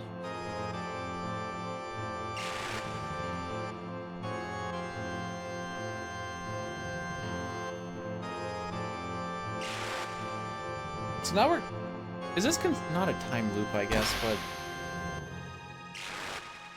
but I don't even know what you call this. Basically, we're watching the event that kind of happened, but it happened differently in a different timeline, I guess. Because this is how Magus gets sent to 600. But then he was also here last time, but this didn't happen because we interfered. It's a time break. This is where kind of like the timeline splits. And when it splits, this is where all the bad stuff happens. Like, sure, we defeat Lavos, but we end up changing just the general timeline quite a bit.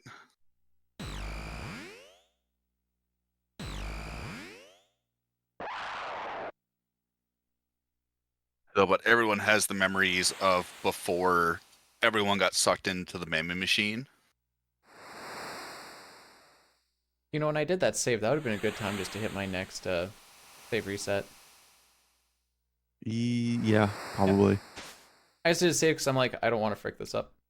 Mm-hmm. Yeah, this is one fight that if you just end up mashing too much, you really want to recruit Magus. One, we need him for the ultimate game plan, and second of all, Frog isn't strong enough to kill him. Even with the Berserker, Frog gets taken care of very, very quickly. One also kind of nice thing about Magus is he starts with all tier 2 of the elemental spells, and his spells are quite a bit stronger than Chrono, Marl, and Luca's versions of them. Just his spells have a different damage formula to them.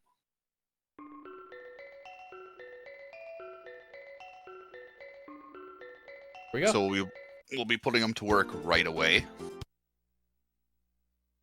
And then after this sequence, the Black Omen will show up, which kind of gives you a way to beat the game, but the first boss is quite heavy on status ailments.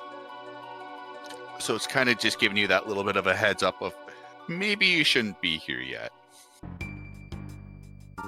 So now it's side quest time. Yep. Now it's time to tour the world. There's going to be a lot of like, you'll randomly go and pick a little bit of something up, go and touch and talk to this one guy, and then you're going to go do this just because we're kind of hitting a whole bunch of triggers along the way. Then it kind of streamlines itself after a little bit, but this first bit gets a little weird if you're just trying to think about what you're all doing. It's like, we'll come to 600 AD, we'll talk to a dude, that we can activate the getting the tools thing, just to go to 1000 AD and get the Chrono trigger, which we're not going to touch for a while. And builds. Thankfully, you don't listen to the guy finish his talk. You're just like, hey, what's up? Bye. And it's the good old additive of, since the end of time puts you into a different spot than when you time travel, it's what can I get done in this area here? And one nice thing about the routing is when you do travel between times on the epoch, you stay on the position of the map where you traveled from, which also adds like a nice little puzzle layer for the routing of what to do first and what to do next.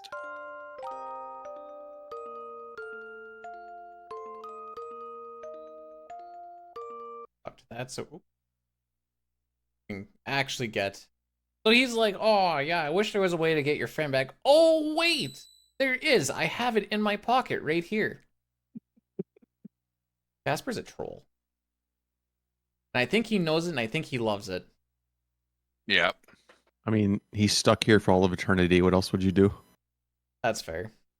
He somehow created wood, stone, metal. So here we go to 1999, right, Dime?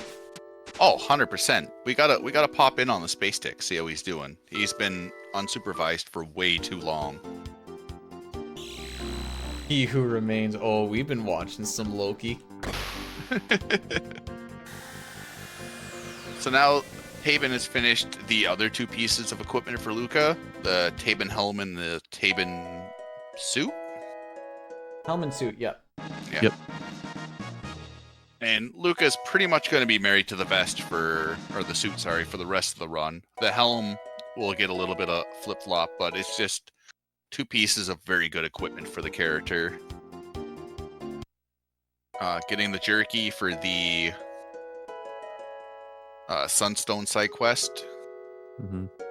Then we're going to take a quick stop over here at the Toma's grave.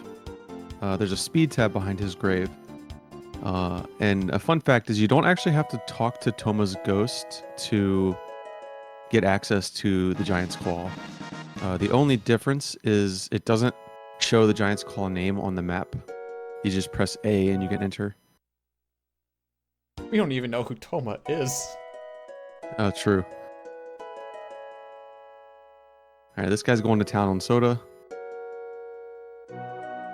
And everyone always says, oh yeah, sure, no, yeah, I'm sure he's having soda. I'm the type of guy who goes to the bar, give me some wings, give me a bunch of soda, and then all my crewmates make fun of me, but you know what?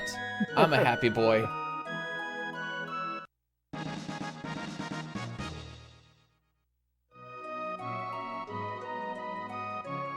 Yeah, we've always saved Luca's mom every single time. 100%. Hobbs has never experienced Leg Crushers 4000. By Nope. typing in Zabi. I blame you. I don't think I wasn't even there for that one. Pretty sure you are, but oh I mean, blaming me isn't outside the norm. well. Alright, he's bringing the boys.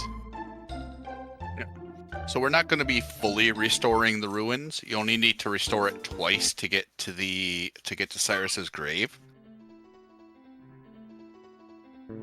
These enemies, these sentries, can be quite a pain. Their on-death attack is either nothing, Grudge, which does like 200 damage, and then MP Buster, which completely drains your MP.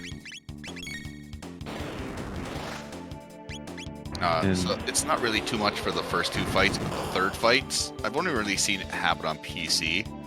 If you get a triple Grudge, Magus is going down pretty quick. And these guys also give a good chunk of experience. Mm-hmm. Anyway, we need Magus to live here. It's important for him to get the levels. I'm gonna play it risky and not heal. You mad lad. How does he do it? How does he just decide to go so YOLO?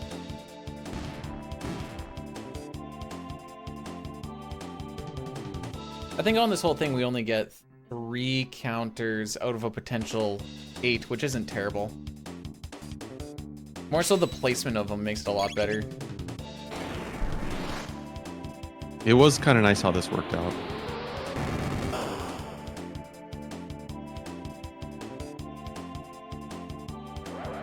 And 1 MP Buster and away we go. But yeah, if like one of these other guys used Grudge, we would die. Which happens Thankfully, on we have PC. those fang-dangled full tonics, which heal us for 500 HP.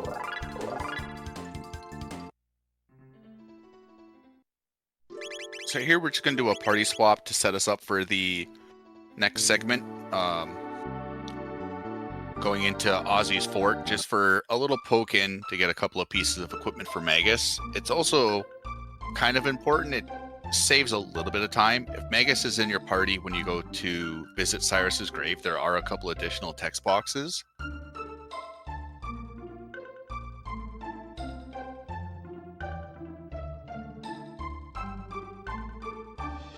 Also, it's faster to walk back and forth than it is to fly back and forth. Which Yeah. feels like it doesn't make sense, but who did the timing on that? I think Ash actually told me about it originally, and then I timed it.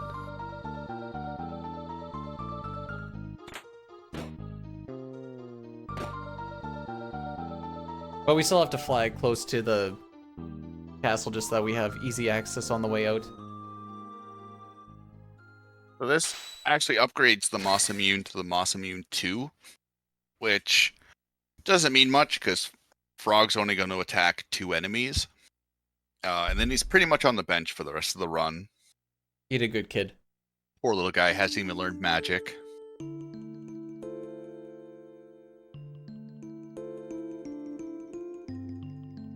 He had a good run though. Oh yeah. He did well against Lee Slash and Ozzy. He'll do good against Yakra 13. He did okay in Magus.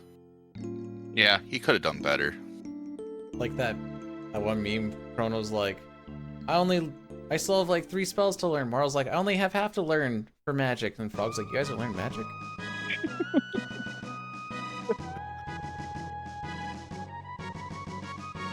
It's okay, he's a real good trier.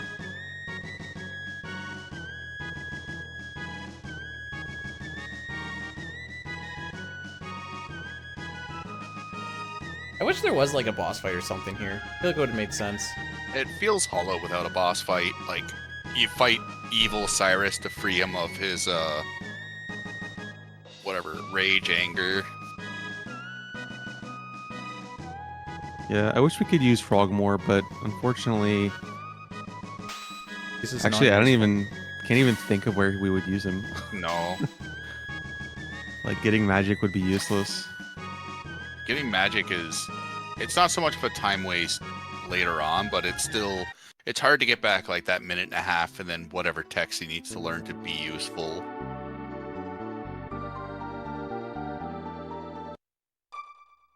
And it also, there was talks of using Frog Flare for the end game of this route, but unfortunately, Frog doesn't have the level, the stamina stat, or the HP stat to make that viable over Omega Flare. Mm-hmm. I saw that Bdewd. Yeah, I was like, Yeah. this is why you follow the hands and not the head. Because I was going, like, hands are going like, okay, we go here. I'm like, why are you going there? We need to go to Giants Con. And I'm like, nope. This is why we have muscle memory, everybody. Changed my mind to the instant regret of changing my mind. A weapon giving you a skill feels very out of touch for this game. Just because no other weapon really does that. Oh, I mean, the no relics crit. do. So, this is where I want to see if I can, like, change this up a little bit, because he crits on the second one here, but he doesn't crit on Slash at all.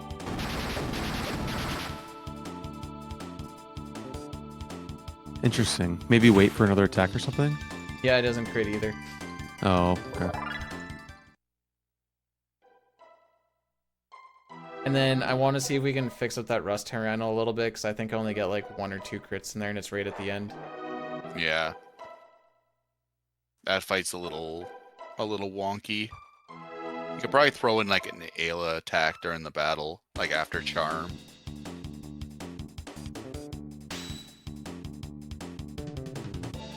Trying to think if I can or not. Maybe I can. Generally, you can get like 2 charms off in the fight, so I don't see why you can't get a charm in a fight off. That fight is just a little bit tougher than the Golem boss.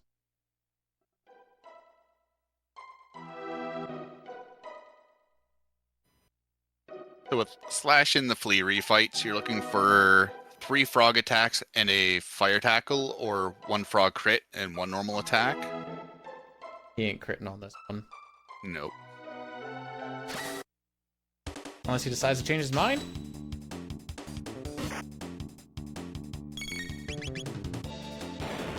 I don't know if bleeding ATB changes anything or not, but I tried that there. It shouldn't, because nothing else really happened.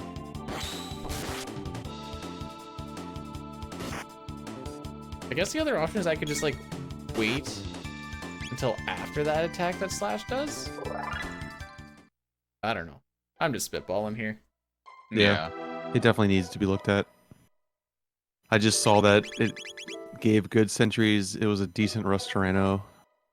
And you got to do it anyway, so. Yeah. So we're changing up the party member. We don't really need this item in the chest, but by grabbing the chest, it moves all these party members to 1 HP, which, in combination with the weapon we're picking up, and certain boss scripts, makes very short work of them.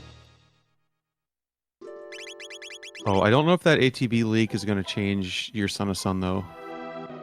There's a reset for that. Well, I thought this was supposed to be the reset for that. No, there's Yeah. a reset Well, outside this of... you can carry it all the way through. Yeah, I always just carry it all the way through. It didn't change anything thus far, so I'm not too worried. Gotcha. Can't menu like that in PC.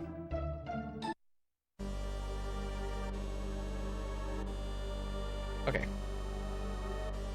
Oh look, we're back here again. Welcome to the Tyranno Lair revisit. More switches. All the homies More love switches. dinosaurs.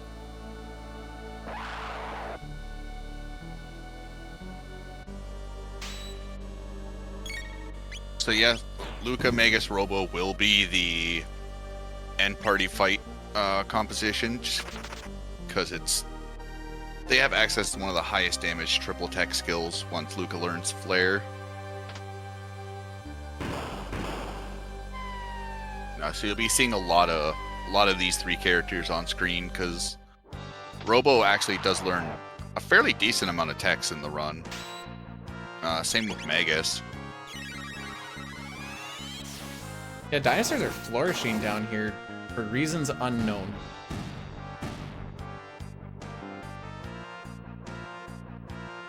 Speaking of seeing a lot of Robo. Bye, Robo. Bye, Robo. So we're taking this fight again. Mainly, it's good TP, but also fighting this one more time will get Magus a level, which drastically increases his hit rate.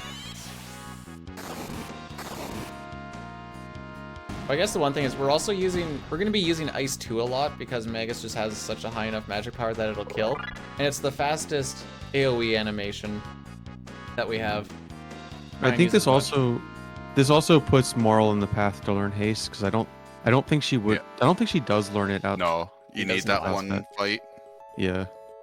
And then there's the blue rock, which allows you to do a mega flare, which is what Dine was just talking about. Once you have the allotted skills for it. Otherwise, it looks like a useless thing. The rocks are kind of confusing if you don't really know what's going on like your first casual playthrough. Yeah, you're just like, can you equip it? No. Can you equip it? No.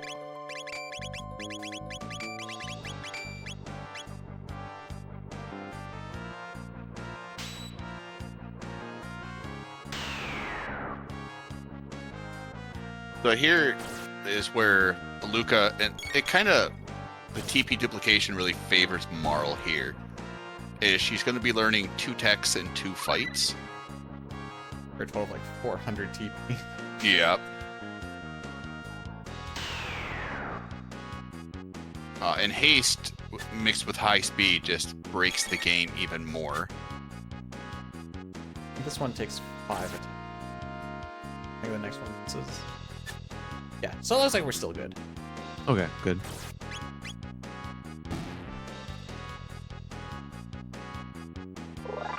Are you gonna save reset anyway, or just go with it? I'm gonna go with it, but I'm gonna save. And then if that first attack doesn't go off, I'll just reset there. Gotcha. Like what, 30 seconds?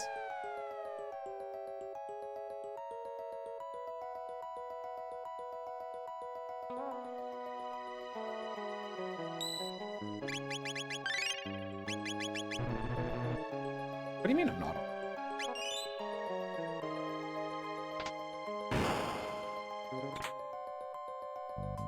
And here we get to have the Berserker strat, Magus. Yeah, did we talk about the guillotine thing yet? Yeah, I did. You did? Okay, okay. It's fun. It is really neat strat. So the Berserker raises damage by 50% that Magus does. The Doomstickle he has, for every character that he dies, he gets a 100% damage increase, and it also stacks with the Berserker. So here you see him doing 500 damage. And with the Roar, it will inflict sap, which means Ayla and Marl are very short in the world. So then you see his damage shoot up from 500 to 1400. And this strat only really works for this fight because there's a countdown that's happening, so Magus really isn't worried about taking damage. You're just going to sit there, he's going to count down, Magus is going to pelt him in the face. For this boss having like 25,000 HP, this is by far the fastest way to get through the fight.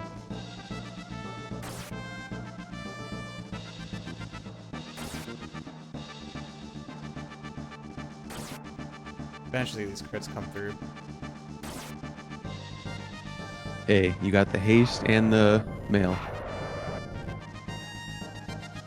I think he does like 2 back-to-back right at the end or something. Wonder how much that overkill's by. I don't know, but look. Okay, maybe I'm wrong. Well, maybe not.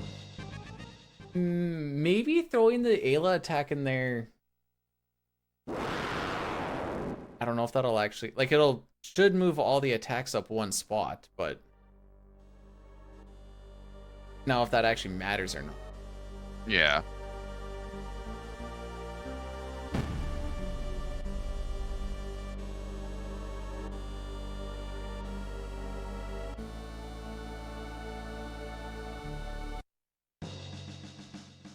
Smooth criminal, baby. Nice. I forgot you could do this on SNES. Oh yeah. So if you hold a direction during the fade out, whether you're running or dashing, Magus will keep doing that during this cutscene. This was something that was taken out of the PC, which sucks. It's always my favorite. Usually when you're doing a run, you're like, okay guys, up, down, left, or right. Yeah. You can do the run thing too and make it look like he's flying, but he looks so much sassier when he's just walking in place. Doing the slow walk. One so more if we speed didn't end up pad. stealing the red vest from Rust Tyranno, we can get a red vest from the castle by taking up the left path. Here's just dropping off the jerky to kind of finish rounding out the Sunstone side quest that we're going to be doing right now.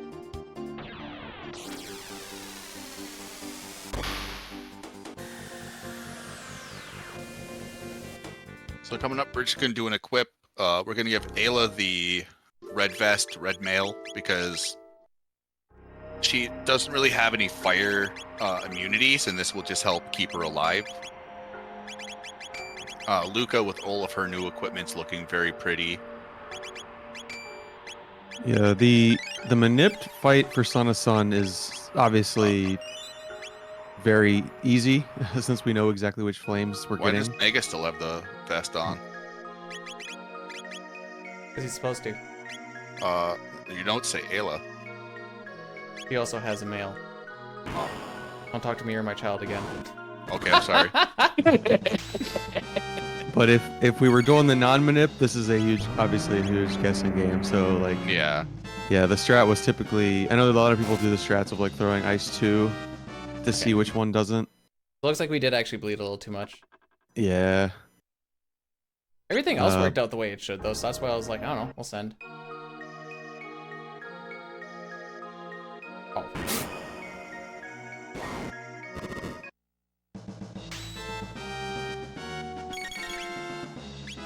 Oh well. All in the attempt of experimentation. Yep. Just a couple seconds. Not a big deal. We learned something.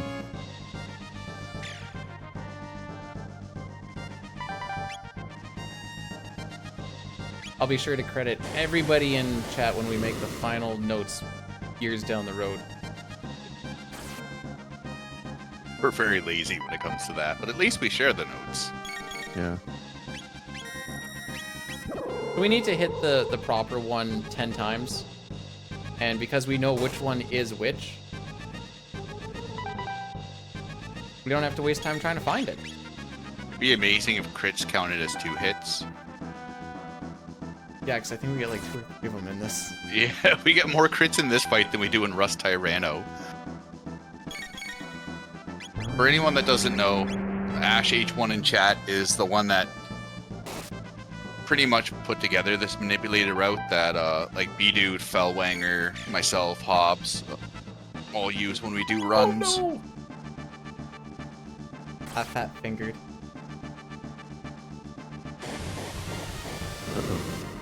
We've all kind of like changed things a little bit just for our own use, but it's all just based off of Ash's work. Yeah, it all started with us not wanting to being very lazy and not wanting to do an entirely manipped run. So we kind of just like Frankenstein the early parts together. Yeah, we and then started, and then like winged the rest of the run. we stole like Magus's castle, and we had a little hard time making that work. And then Bdewd did Son of Sun and Yakra 13. You know what? I fat fingered a thing.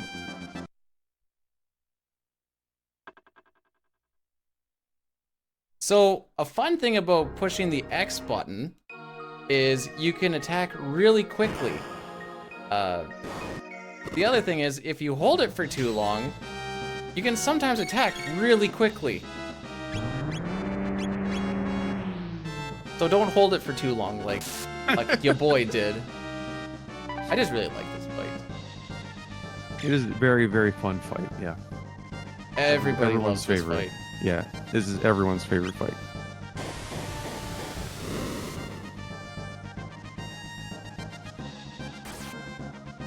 So fun that I didn't do it. I never did it casually. I didn't even know about it until I speedran the game. What? Was that to me? Yeah. Yeah, I mean, until I was, yeah, I didn't. It's also weird because no other boss has had this kind of puzzle up to this point. Like, this is, I think, the only boss in the game that's like a puzzle type. Okay, so this time, Magus is gonna attack the proper flame instead of just beating the eye in the middle. And then everyone will be happy. I am happy. I won't say Ozzy's. Yeah, I guess Ozzy could be like a little bit of a puzzle. I guess Magus would be the next closest, but That's all we had to do. I was that close. Hecarim's not really a puzzle. Blue and Red Beast fight is just, you kill the beasts and you make Mud Imp easier. Nisbel, I wouldn't say a puzzle just because lightning makes him weak to stuff. Third tries the charm. GG's. GG.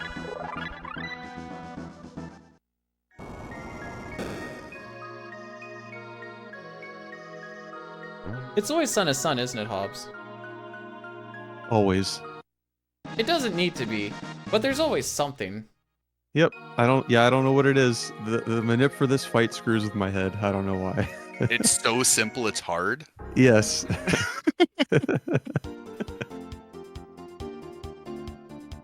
think it also has something to do. It has something to do with I didn't update my notes.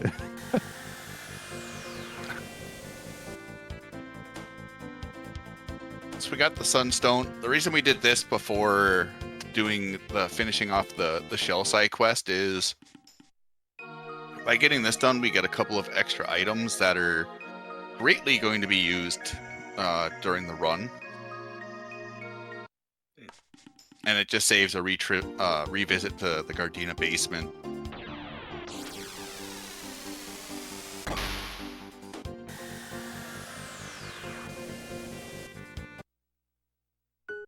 Alright, so we're gonna come to this time zone for absolutely no particular reason. Aw, man. Sunstone got taken. Shucks. No! Well, because I picked this one, I guess I'll just go look around for a little while. And since you were a nice person, So I was a nice And you person gave- 400 years ago. yeah, and a nice person gave some jerky for free, or yeah, jerky. Very expensive jerky, 10,000 Yeah. GP. Safe on. You can leave that house like as soon as you get that like little shimmer sound. However, sometimes the item just won't pop up in your inventory. Then you have to walk back. That one's not too bad. However, the same thing can happen with the Chrono clone later on. That one is bad. I don't even know what the time loss is on it, but it's painful time loss is what it is. Oh, look at it. Close your splits. Find a raid target.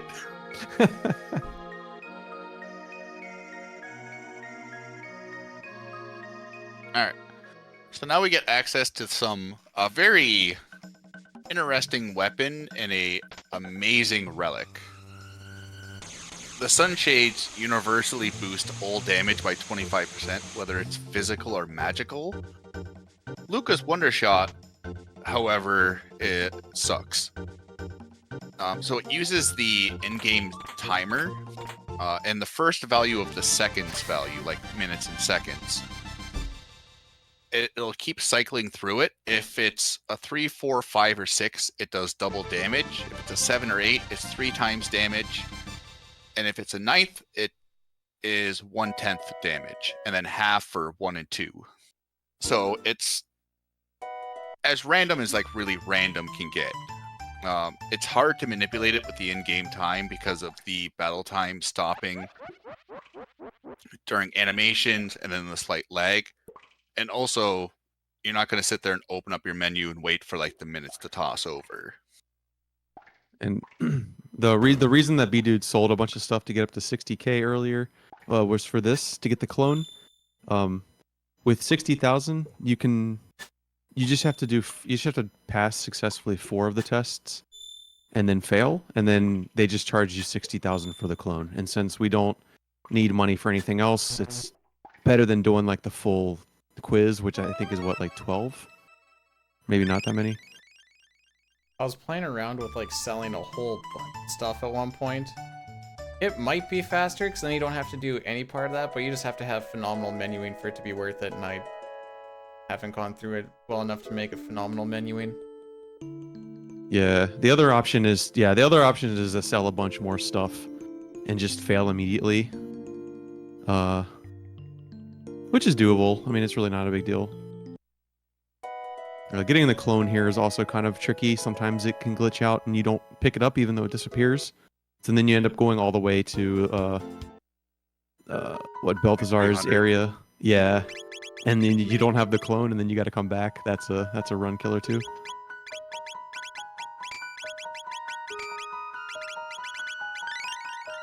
All right, Magus, welcome back to being a berserker. We missed you, buddy. Because Son of Sun went the way it was supposed to. I don't need to do... We could do a save reset here to get Yakra going the way we wanted as well, but...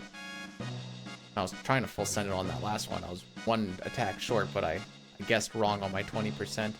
So, now we're good. Magus will carry us to the promised land, and I won't have to push... I think I pushed 2 buttons.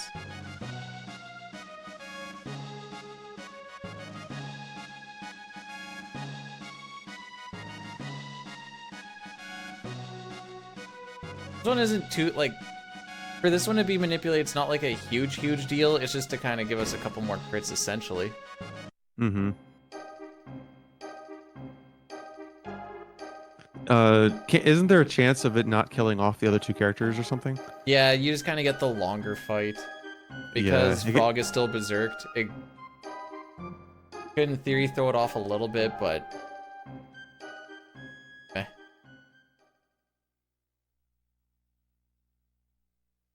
It's... I know I said that about the last one, and it was in fact not fine. But it's fine. One of these it's fines is going to be fine. Just One of gotta them keep has to throwing be. them against the wall. I may have used my It's Fine early on Nizbel 1.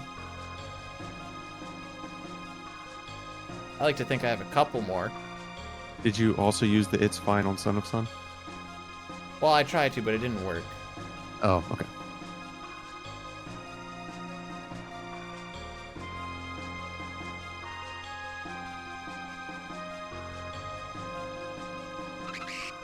Okay, so you can usually see where you are based off of who our berserkers attack.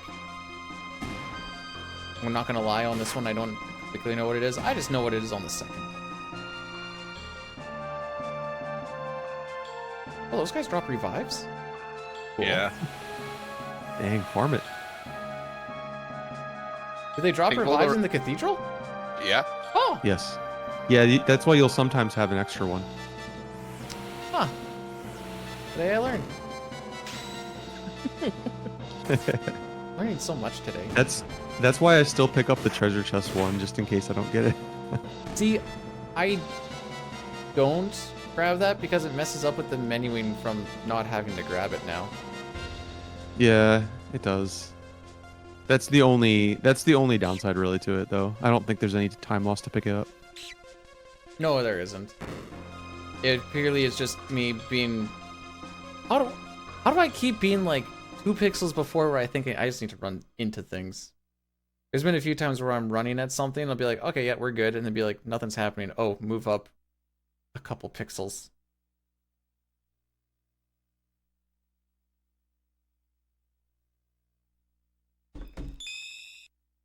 I just believe in boundaries. Hey, you got to give it a bubble. It's got like 6 bubbles flying around it right now, but yeah, give it its own bubble. It wants to feel special.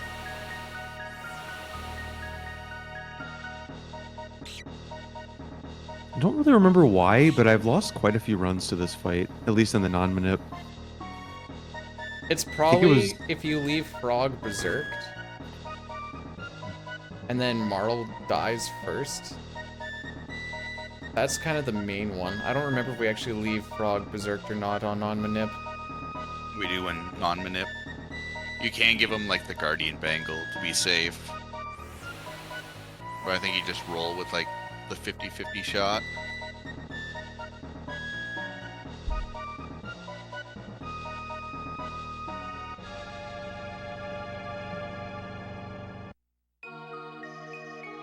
Yeah, I think that's what usually it ends up causing it for me. Moral dying before haste, because you can be just being slow on that is very possible. Remember when we were figuring out, because I guess I was a little bit slow that one run, and I'm like, wait, how tight is getting this haste actually? And we found out it's a lot tighter than we thought it was.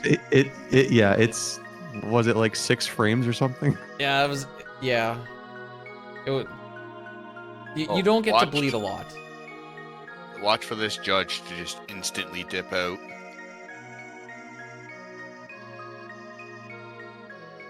You? Yep. He had escape hatch, okay? Yeah, he was waiting. He was like, I knew this was going to come in handy one day.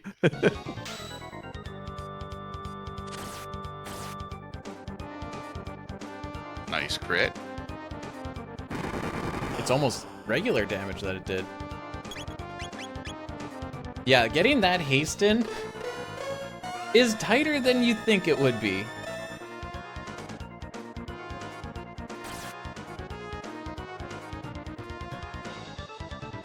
You get, what is that, like a 1/5 of a extra ATB bar? Yeah. Mhm. Oh, And now 2 it's- crits. Break time. I think we get like 1 or 2 more.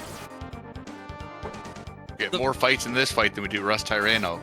And this guy's got 7,000 less HP. Yeah.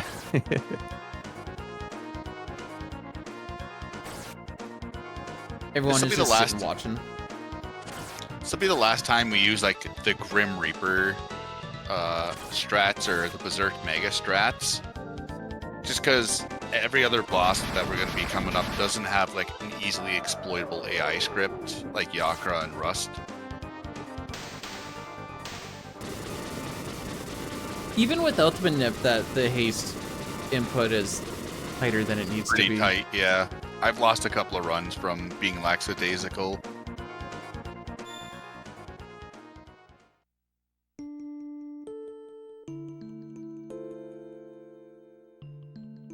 All right, Marl, it's been fun. Yeah, she kind of just sits Yeah. on the back now. Oh well, she got her hastes in. Yep. She got her She did her antipodes. job. Yep. Until all endings, where you antipode 3 a million times.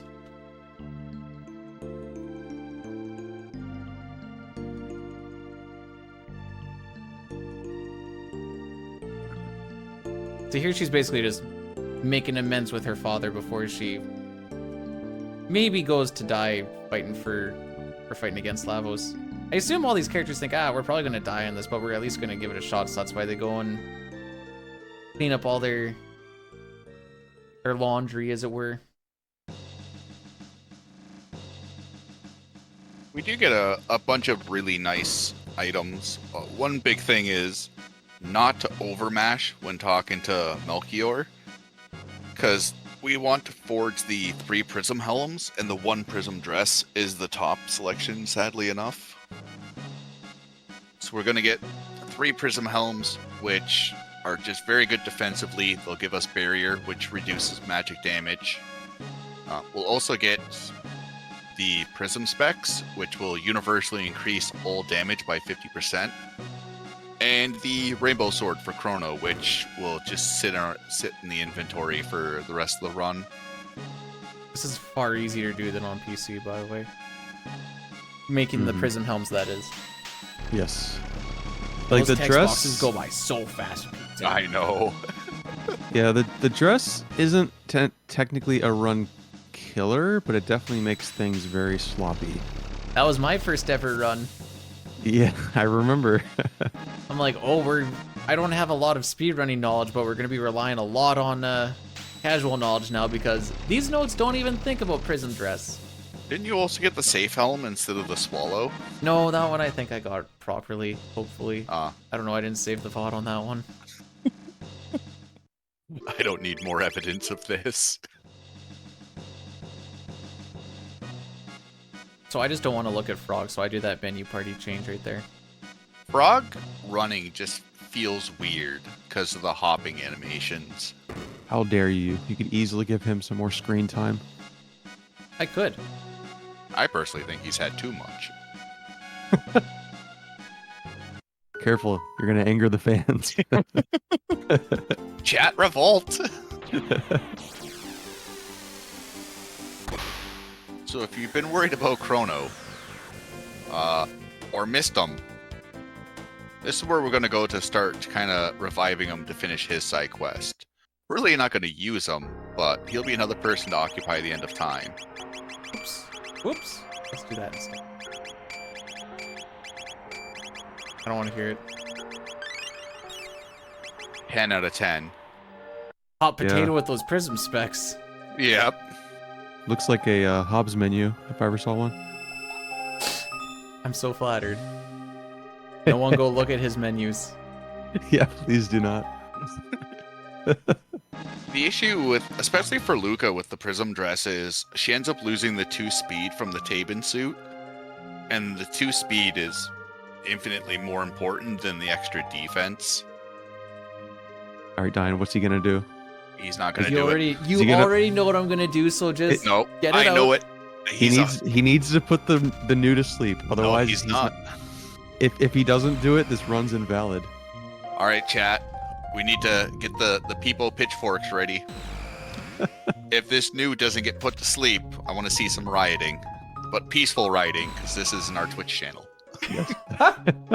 We need to find that nice middle ground. All right, here it is.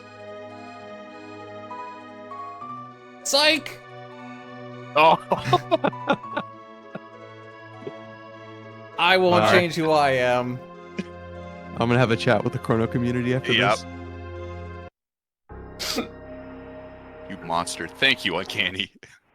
He just wants to sleep. He's so tired. You know, he's not the only one who's tired. Although mine might be a little... Look, yours is self-inflicted. Yeah. He was just a puppy looking for a belly scratch.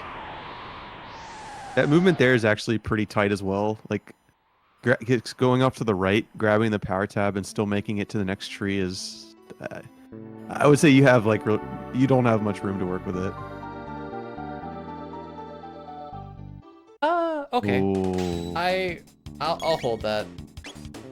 it's okay. It's just GG's. yeah. Honestly, I thought I was going in too shallow, but I was going to hit the top one. I mean, the news cursing you from the grave. Yep. And my PB has me falling off the ice bridge. Funny enough with Death Peak, even though we take 6 encounters, Luca ends up getting close to like 700 tech points in this area because of the TP duplication. These lava spawns especially are worth 120 TP. They go down with 2 Megas attacks and 2 fire tackles. You want to be really sure not to attack the body, because it'll counterattack with the AoE needle ability.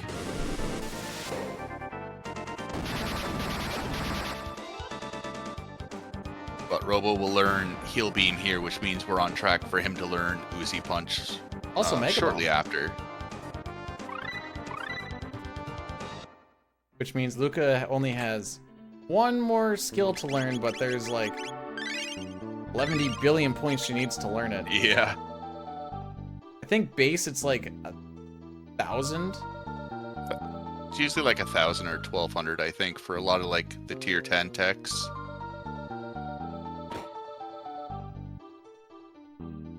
I don't really know how close she is to learning Mega Bomb there, but I mean, we got 240 off of that.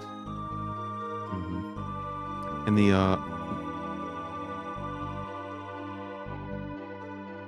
yeah, the lava spawns. You weren't originally supposed. You're not supposed to be able to run away from them. But this next one, yes, this next one. I guess they probably just forgot to turn off the or turn on the runaway off flag or whatever. I always like to target and attack the body there because I know it's not going to go through, and it's like, don't attack the body, watch me. Yep. So yeah, that's the only lava spawn you can run away from.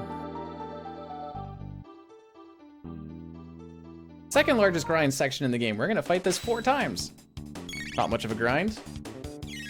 There's a specific way to do this. We're going to follow one cracker here. And you gotta run into them in a little spot after scrolling the screen down a little bit, and you get 6 of them. One kind of comes from the top and one comes from the bottom. And despite what people will tell you, this is the best grinding spot in the game. Yeah, if you can consistently get 6 crackers, this is vastly better than the factory grind, the Geno factory grind with Robo.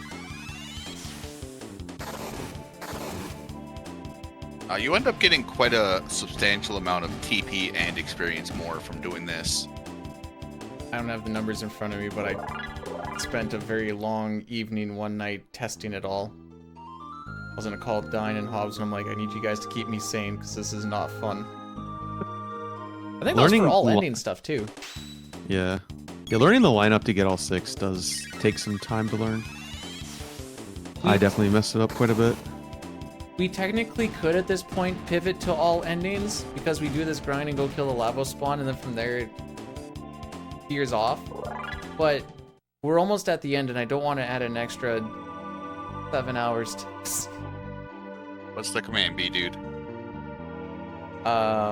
Which point, cracker or crackers? I don't remember if it's plural.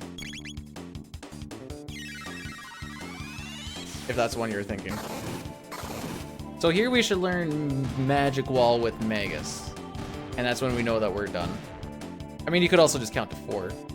But Counting's hard, though. yeah. Why count when no need count?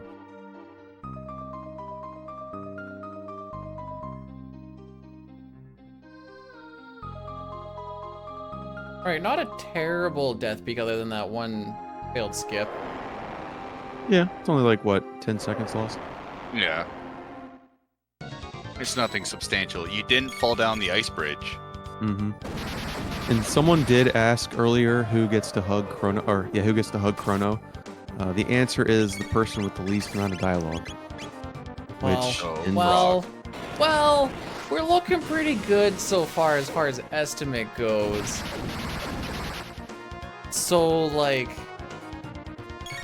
I need to let my girl get some love. Oh?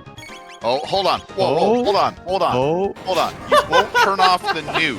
Are you hearing this? Cost Fine. 2 seconds. But you're gonna let Marl hug Chrono for like 86 seconds. Okay, to be fair... Is this it? No, there's no to be fair with this. No, to be fair, Also, I like Marl. Why is Marl your girl? Yeah. Because she's so cute and innocent. Yes, and somehow also she's Wolverine because she jumped through a stained glass window and didn't suffer any injuries. Well, normally we would have Ayla, Frog, and Robo here since they give little to no dialogue during this scene. Yes, chat, I need you to rise up now. This is the right time. Okay, so Luca and Marl are both very good girls. Luca gets to be on screen for like 90% of this run. Marl gets put on the on the bench. They all start with B, and she needs her love. No. Well, she's getting it now. Never an option.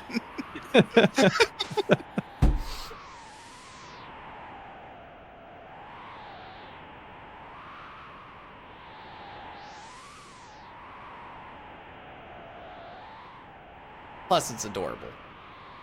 Just in general. Frog stands there and he's like, Yeah, it's good to see you, bro. Anyways. I can't take this anymore. I'm out of here. He's over here getting a hug by Marl while the news like suffering. Yep.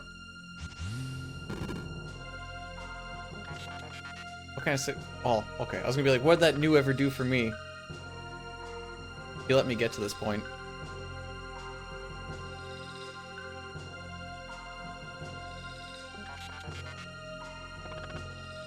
This does lose you like a minute or so, though. I think you get a lot of extra tech, but it's worth it.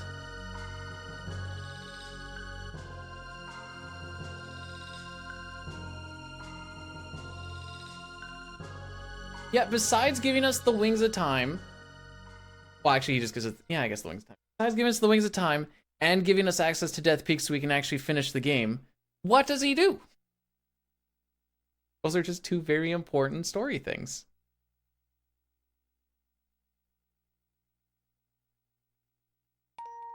Ask not what new has done for you, but what you can do for the new. He sat there waiting for years. That's what. He wasn't going to do anything anyways. He had to eat rations. He had to sleep in the Energizer. Oh yeah, even He worse. He's so hungry. Best hug, thank you. Oh, that doesn't lose near as much time as I thought it did. It's like 20 seconds. Yeah, it's worth the time to swap in the party members, but Oh, no shelter before the dome. wow. It's slower in this region. Is it? I think so. We can't cancel it here. I can just do one text box and away we go. Yeah, that's true.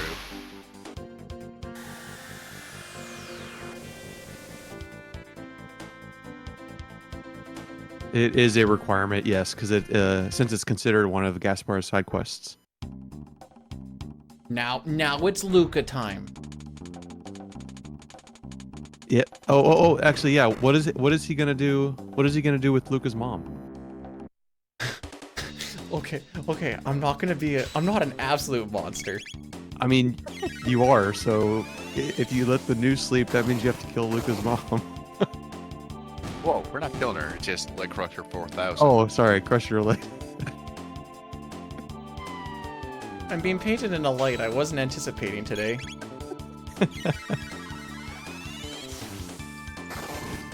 Back to the game. Even though these robots are weak to lightning, we'll use Ice 2 if it'll kill, just because it has the faster animation. So a large part of this, especially with Megas having the Prism specs, the 50% damage increase, is a little bit there towards the elemental weakness. So he's pretty much going to be spamming this through the whole dungeon. It's a little crazy that costs 8 MP. I know. And I only know that from all endings. Having to do that 20-minute cracker grind. If you ever want to get good at that cracker grind, do all endings. You have to do it for like 20-some minutes. It's like 26 minutes or something stupid like that we do it for. Is it really that long? Yeah. I think Crazy. the entire split's like mid-20s, so that's like kind of going up and coming back down, but yeah. It's not short, because we need to get Chrono and Marl. Well, we need Chrono to learn Luminaire, and he doesn't even know Confuse yet. Why is it so much? Oh, because Chrono needs Luminaire, and you also just need pure levels for damage. And also survivability, because one of the endings is the dev ending, where you go right to the telepod at the beginning of the game and have Chrono and Marl fight Lavos. And then on top of watching all the endings, playing through the game basically 40% of the way to get the rest of the endings. It's like all endings will beat the game 12 times. 13 if you're on the PC version. Oh, I'm gonna do the glitchy robot. Oh, nice. I love the glitchy robot.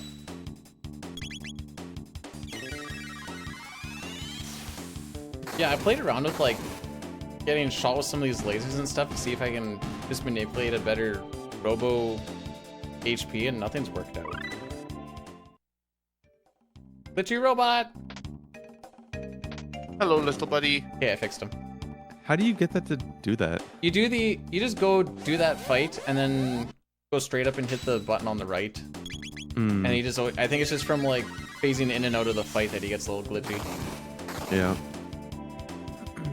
So Bdewd's gonna attempt to do a conveyor belt skip.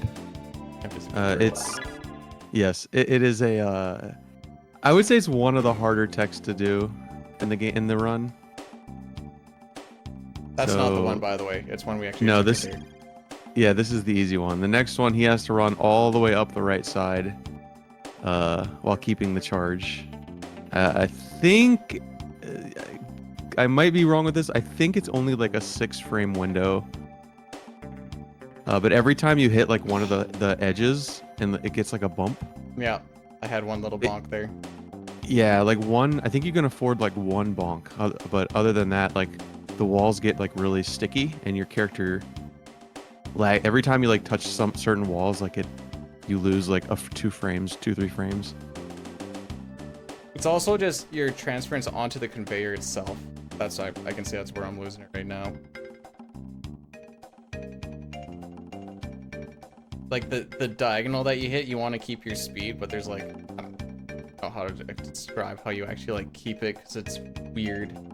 Yeah, and going around and reversing the conveyor is an option, but it is like 2 minutes added, and nice. Hey-oh. And it also forces you into encounters, which kind of screws up the TP route for Robo.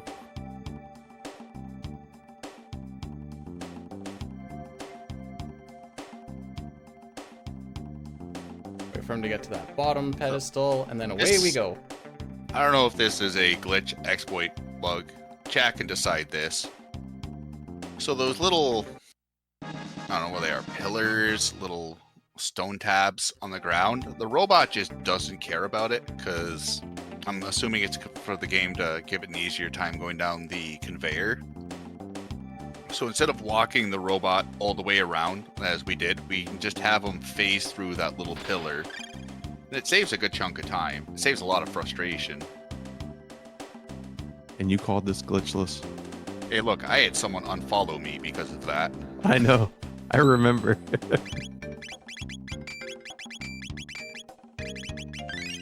So he's like pumping Robo with quite a bit of attack power here for the Atropos fight.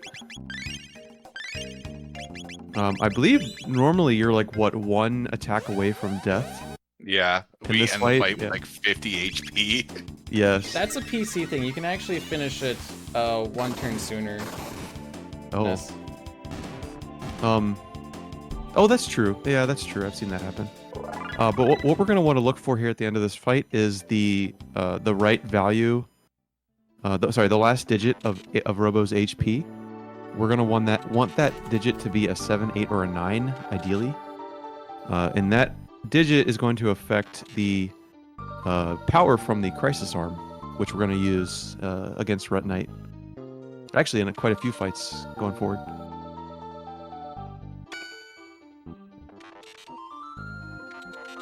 Yeah, the Crisis Arm works where it takes that HP, the HP value, and multiplies it by 0.5. So 0 is obviously 0 damage. 1 is 50% damage. 2 is 100%. And if you get 7, 8, or 9, it's 3.5, 4, and 4.5 times damage.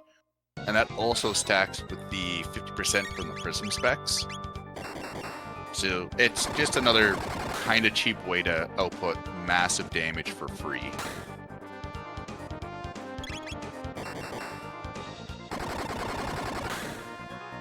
And this fight, I think, is 5 Uzi punches.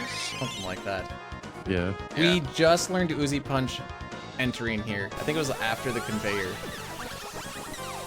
So like, This is why you need your tech row to be somewhat tight, because otherwise we wouldn't have it right now. And it's kind of our home run swing for a couple of fights. Yeah, getting Uzi Punch for the... You can do it without Uzi Punch. Doing Robo Tackle would be the next one, which is slower but definitely still doable. But Atropov deals out some pretty good damage. I was sloppy. I just didn't mash hard enough on that last one.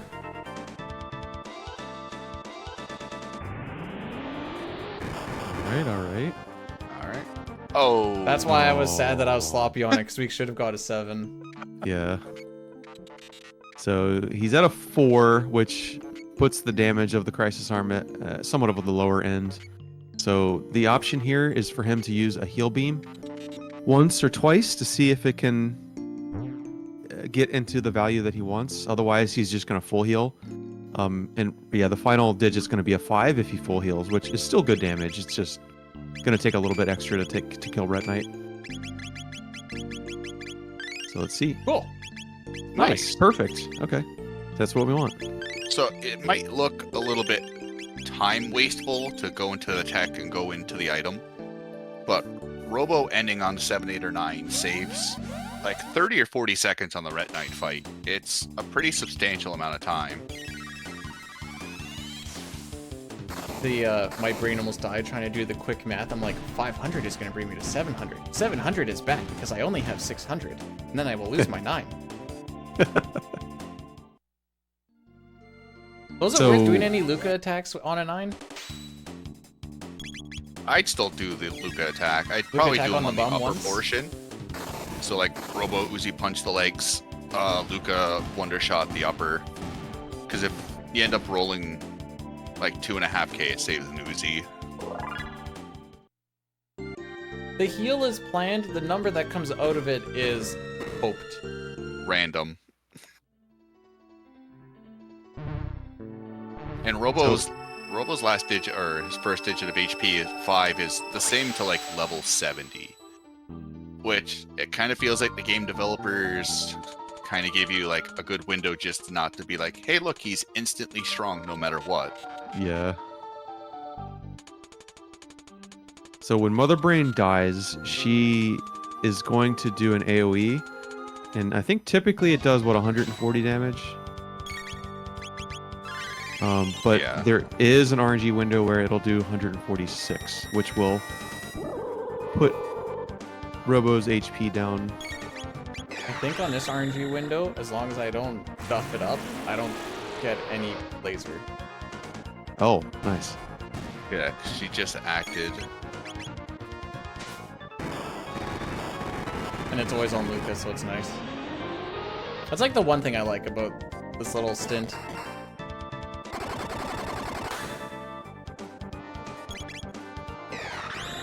Yay! Yeah, he's always he more than likely will only take the 140 if you get hit by the AoE, which will still keep him in the range. Yeah. Getting hit for the other values, like Hob said, is a pretty small and unlucky chance.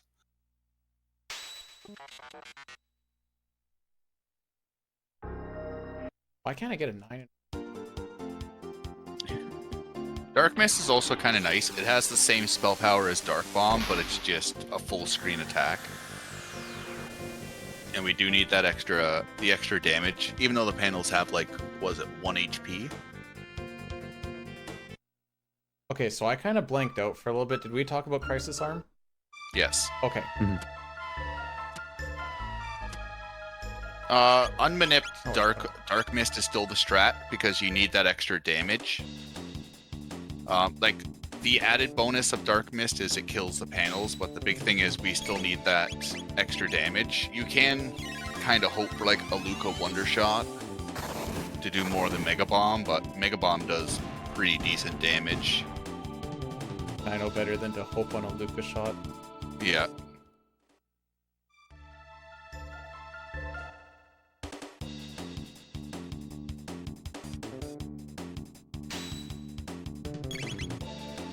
Okay, after this, I swap my relics. give Robo a little extra MP. And we hopefully have ourselves a good Ret Knight. Yeah, the hardest part of the Ret Knight fight's actually activating the fight. I guess you'll have that. Actually, Power Glove might matter. I think about it.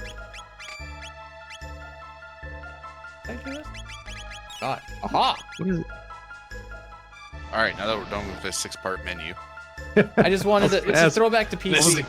this going mini-series on is here? over. Hey, if this was a PC run, you'd be like, wow, that was some good PC menuing. Yep, 100%, but I've seen your Chrono Trigger menus. And that, Oh, sir, cool. did not hold a candle. Oh wow, look at this. Oh, the close spawn. Yeah, it's like the best possible location. I like the bottom left because one of the ice twos looks kind of glitchy for some reason. Oh yeah, and doesn't his like attacks like go up to the top of the screen? Yeah, it does some weird like screen wrap thing basically. Mm-hmm. Do we have to start the fight off with ice? This just lowers his defense. We really want to be mindful of the core. The core is the bulk of the experience we're going to get out of this fight. So we don't want it definitely running away, but we do want to kind of manage the damage between the three. The core has 1,000 HP, the top has 5,000, lower has 4,800. Come on, Luca. Yeah, this fight does require a good bit of balancing. Like you have to have a good understanding of what's going on here. Because he's constantly absorbing health, so if you do take too much time, he will kill the core first, which And causes then him scary to. things happen. Yeah, it turns him into doom on like out of control.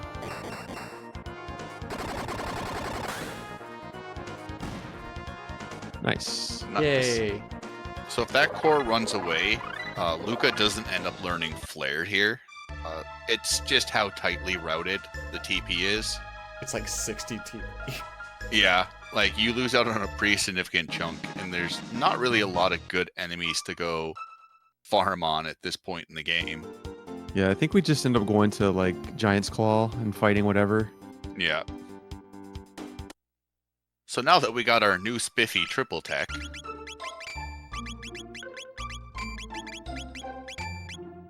I like my teleporting sunshades.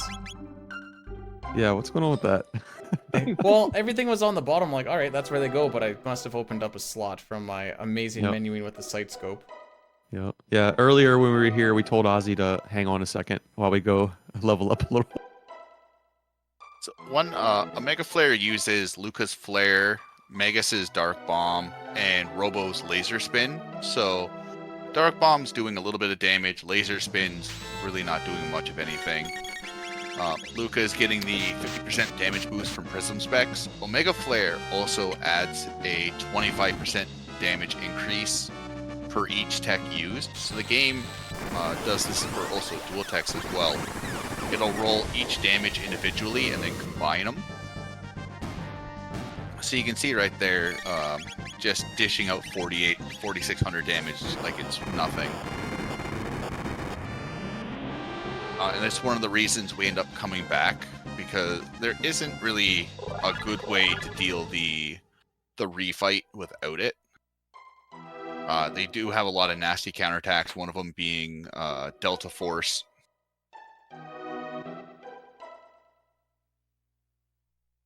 And now,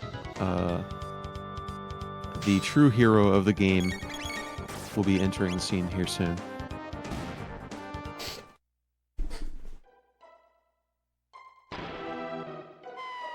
Is it me? Because I gotta come back into this room.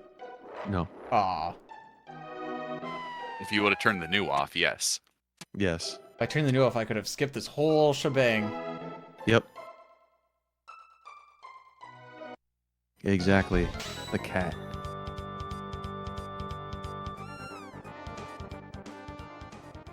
You know, it's a cute, innocent cat, too, because even Ozzy's like, I mean, this cat's gonna hit something I don't need it to, but, like, I can't do anything about it. I'm not gonna hit the cat. Yeah, I like how the cat does like a flip to hit the switch. And then he falls. Then we're like, all right, Yep. I guess we're done. see ya. And that finishes that quest line, effectively. I guess one thing, you may have noticed that Omega Flare did a lot of damage. I think it was like 4,200 or something at this point. It's only gonna get better. We end up Yeah. capping up around like 5,000.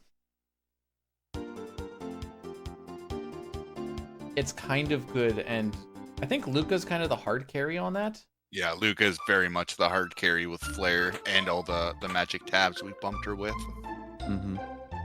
And the only side quest we have left outside the Black Omen is just the Fiona's quest, finishing up the Ret Knight to get the Green Dream. And Which- then Black Omen time. Yep. And the Green Dream does not get any use in this run. Just way too many better accessories. Like, why be resurrected when I can just dish out 50% more damage? Yep. And the 25% tech modifier.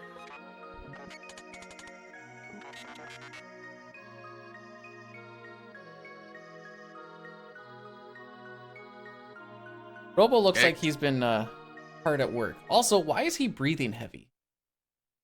It powers his lubrication system. Ah, fair enough.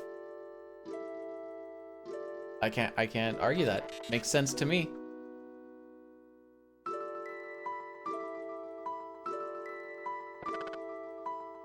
So here they're basically contemplating the whole... Oh, I guess we've been contemplating Lavos for a while now. Contemplating Lavos more. Robo's had 400 years to contemplate it.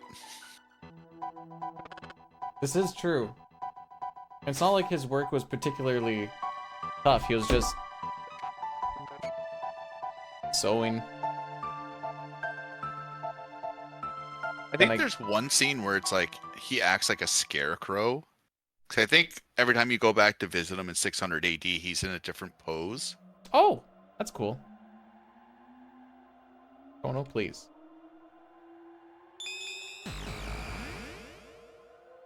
I think that campfire scene will hold up as the test of time as like one of the best RPG scenes. Mm-hmm. It's just so comfy. Yeah. Even though the one in Chrono Cross isn't as like impactful, I still thought that one was neat. They Yeah. made it look nice.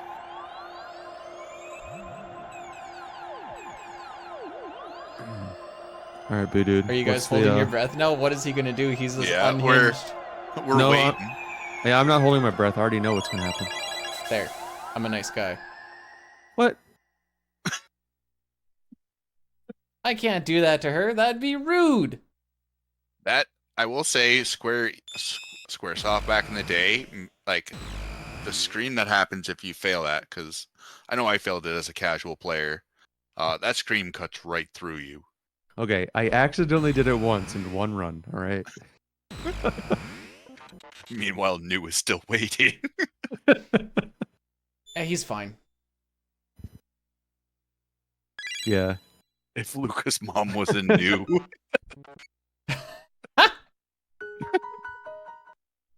Listen, whoops. That's So- what I wanted.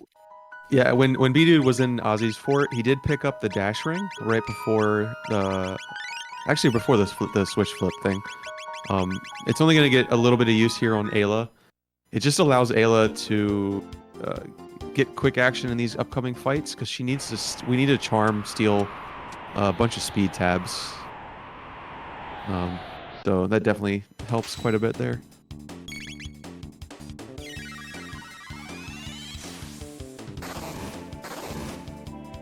So now we're in the final dungeon, technically. You Is that don't the need to last- go through the final dungeon, but this would be it. this is considered a side quest by the Guru of Time.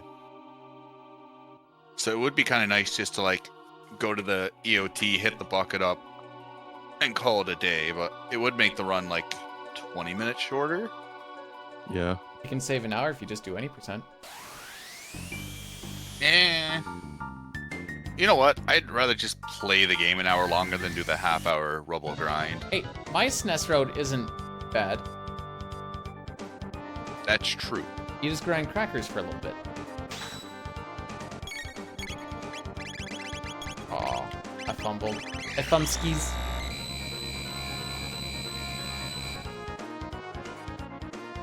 Yeah, but why do it 3 times when you can only do it once?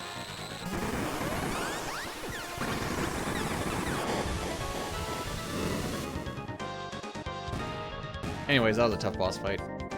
Yeah, Oh, I'm very glad- difficult. I was worried there for a second. It kind of sucks from a routing perspective because very few abilities in the speedrun setting can match just the damage output of Omega Flare. Like Double Bomb is very close to it, but sadly it's positional. It's based off of where Robo's positioned in the battle. Mm-hmm. You can do some like Uzi Punch shenanigans, but that's single target, but it also relies on his HP being a 9. All right, Ayla having sticky fingers, or she had morals today? I told you, you're cursed. Oh, okay. I was hoping Turbo for Ether sticky incoming. fingers, but here we go. You're gonna get the Hyper Ether, and then you're gonna miss the panels. Anyways, there's the gold earring. Dang Oh. it! Oh wait, we're supposed to cheer him on. Yeah. Dyne. Oops. Oh no, I'm purely. I'm the public chat enemy on number this 1 now. I get Yeah. it.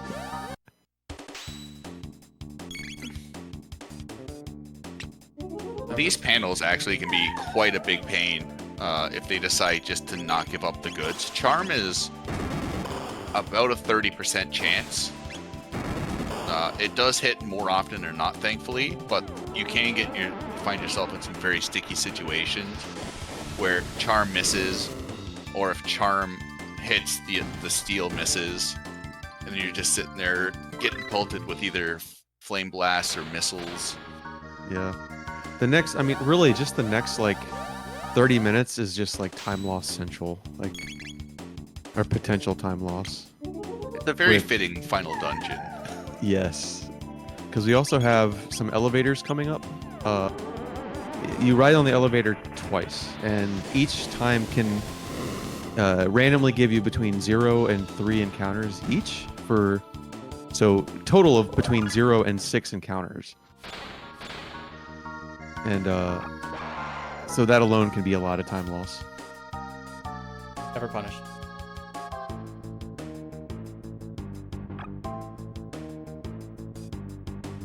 I wanted to wait for that guy's eye to be closed, and I screen transitioned with his eye closed because I was like, he's not going to give it to me. And then he gave it to me. I'm like, my bad. Yeah, I do that all the time. That one I just hold up for A, because I forget that room's after that fight, and 2, I'm tired of playing peekaboo. That room is fun to do. It is fun. It's It based feels off really of the good. enemy actually seeing you. Yep. So some of the line of sight stuff is like, it's just a fun concept even.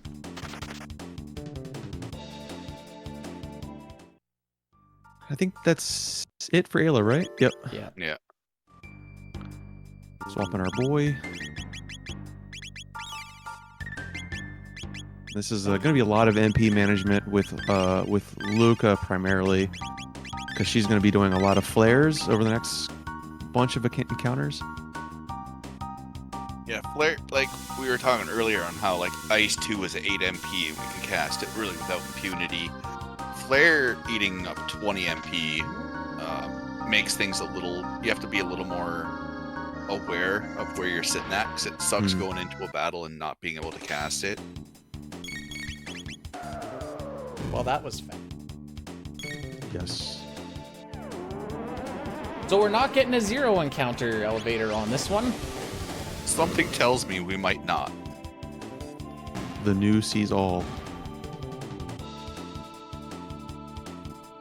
If you I would have always- turned off that new, it would have moved the frame counter. Yep. That was also very fast. Holy jeez. 6 encounters, here we come.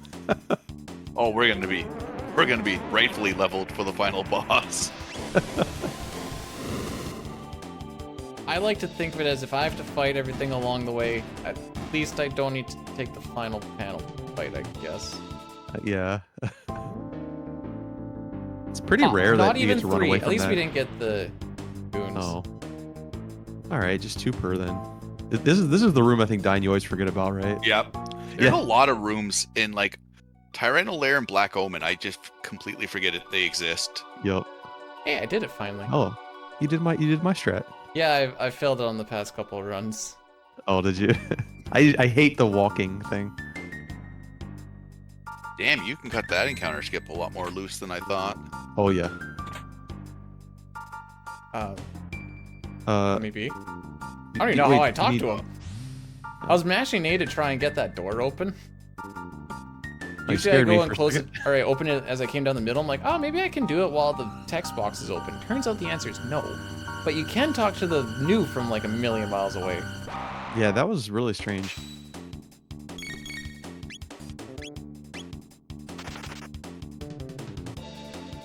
Or wanted to sell you something. Can I interest you in some mega elixirs? I got a little bit scared because I know the one takes you out. Mm-hmm. And I was like, don't click on that option. Yep. I'm not jumping off the floating continent now. I definitely did that in a run accidentally. I feel like that shield encounter is such a crapshoot. Yeah, it is. Yeah. I full send. This one is just me being bad. I got greedy on trying to sneak in front of one for a few extra steps. This one you can press up against the small eyes to try to move their AI script, similar to what we did with Melchior.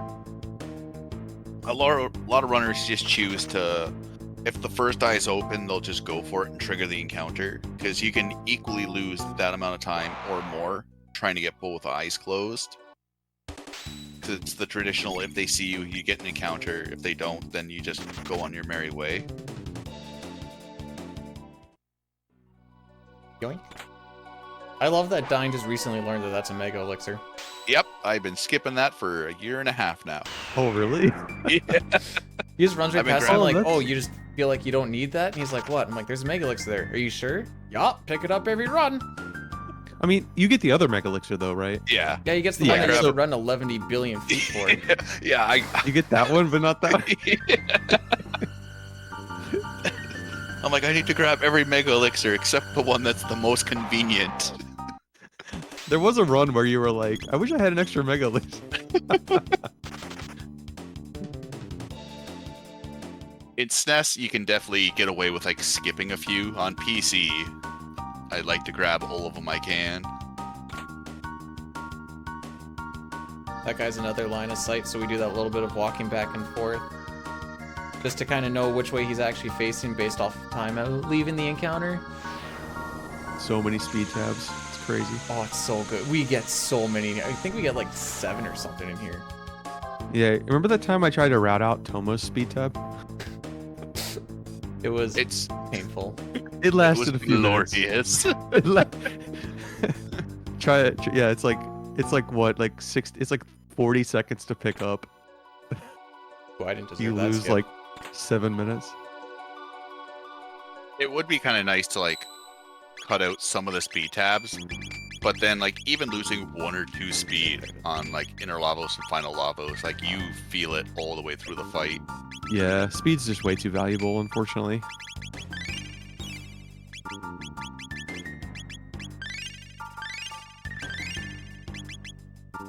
Yeah, like speed and haste are just completely broken, like in most of these RPGs. One thing funny enough to mention about the haste helm, it does give you the haste status effect, but it doesn't actually take effect until you've done a turn. So even though like Robo's got haste on his first turn, he doesn't get the speed bonus from it. This also pertains to if you have to remove a status effect or revive him. So like here he's Speedy Gonzalez now that he's done his first turn. Now we have to watch the attacks happen. Yeah, Hey, it's- none was it's the much Forever Bubble or the Shadows play those. That's cool. nice. Yeah, the haste helm is that whole effect is much more prevalent in like the Lavos fight because You just like really wish that it would take effect on that first turn, but Oh yeah. If it was effective immediately, it'd be so nice. yep.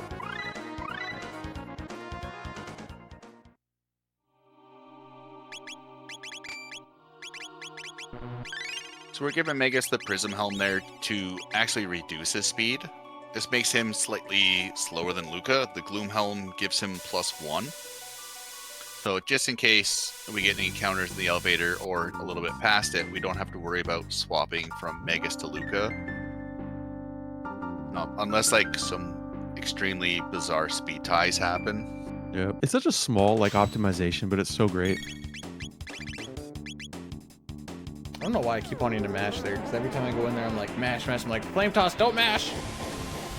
This is the third encounter. Yeah. That's all we're getting. The new might have something to say about that. Dang. Yes, he did. Luckily, this should be the last one based off of... I base it just off of the time, how long we've actually, like, Yeah. riding. Yeah. You shouldn't There's get any also- more after this. A bit of copium as well. The unfortunate part about this one is now I have to throw a mid-ether on Luca. One encounter on here, you don't. Two encounter... I got a hyper-ether out of it. Oh, nice, actually. You got a boatload of mid-ethers you can also use up. So you have Well, I was 4 thinking for later. encounters. I don't have I to, think like, try that- and math out full ethers or anything. I think 4. That means you can skip. No, I 2 of wasn't them are gonna do it. Cybots. No, Cybots are lower XP, so I don't think you can skip it. We're trying to get Luca to level 40 and Magus to level 40. 47? I was gonna say, that was an even number. We've run this game before, I swear. Just none of us paid attention to levels. I thought Luca's level? No, hers is lower. Hers is gonna be lower than Magus. Magus needs like 45. Is it? Okay, I thought it was like 46 or so, but you know what? I'm gonna check afterwards. Yeah, check. Magus should be like 45 or 46. so Magus Luca's is gonna be a little- 46, then run from 5-panel, Luca 40. Yeah. Listen, I don't know where we're going. I just know how to get there. Yep. I know if Well, I see Magus gains a level, I need to take the fight or not. Yep. Oh. And that should be the last speed tab there, right? This one we pick up in here, that is correct. Yes.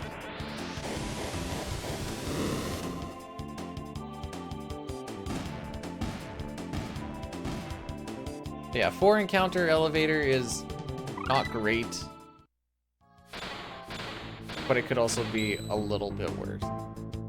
Yes. Yeah, I feel like between 3 and 4 are pretty average. Ideally, Depends you on the want person. 0 on the first one and 1 on the second one just for, like, minor optimization stuff. Essentially, 1 is what you want. Yeah. But if you're If being you get- really picky, 0 and 1. If you get double 0 in elevators, Magus and Luca end up falling short on levels for the Lavos fights, which surprisingly enough means you need to do an extra Omega Flare or some extra instance of damage. Yeah, because you end up coming short on, like, 20 damage or something per attack. And those fights are already routed pretty tight as it is, so trying to squeeze in an extra turn is just not an option.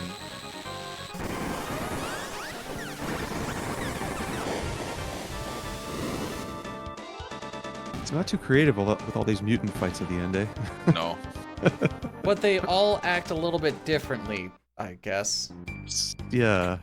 And wait, this one's cool because it kills the top first and then the bottom. And one of them, like, absorbs shadow, so, like, that's different. Mm-hmm. I don't But even it's know also the just stuff with the other it's ones. also just a reserve tank from Super Metroid, so it doesn't matter. This is going to be the biggest learning curve when I start doing more Jets of Time, because I'm going to be like, oh, that's what happens in this fight? Then I'm going to find out why they're actually tough. We gave Robo the gold earring we stole. It increases max HP by 50%. Once again, just to manipulate his HP value for the Crisis Arm. Now, depending on what the Lavo spawn does, Magus will be acting accordingly. Nice. I love it. Yeah. Beautiful. Nice crit there, Luca. Yeah, Magus Shot. is Magus really just a healer for this fight, Yeah. and then you're just like hoping and praying with the Wonder Shot. This can be a like if you get good wonder shots, this can be a 5-attack fight.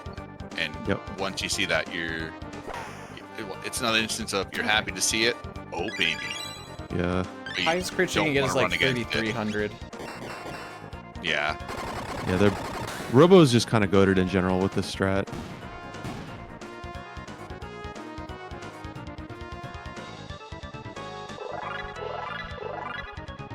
Nice. GG. Skip this fight. Yeah, technically you Everybody gained a level.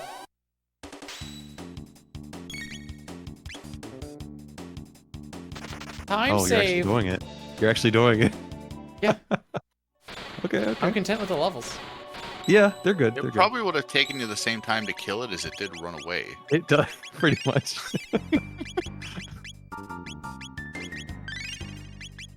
That's why, like, I typically just I just usually kill it because it's just in case. Yeah. So we switch Robo to the front more for it's a positional thing for one of the fights coming on in this kind of like mini gauntlet.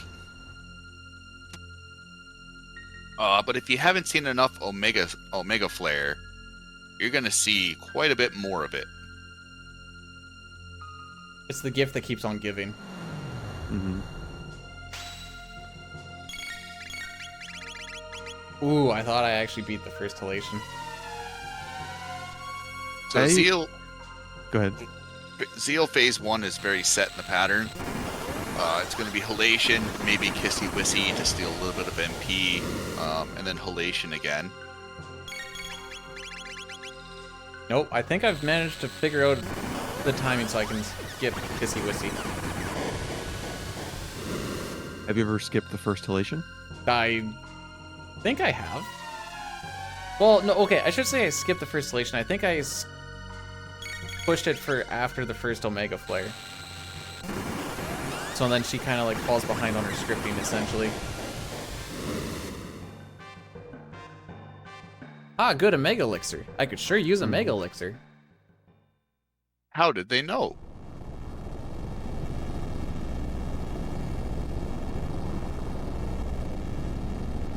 What strat are you going to do for this fight? I think... First I'm gonna heal. Probably a good plan, actually. But since now I have so much TP, or MP, maybe I'll try this Omega Flare thing. Yeah, it seems like a good ability. Seems like it's doing good work. Yeah.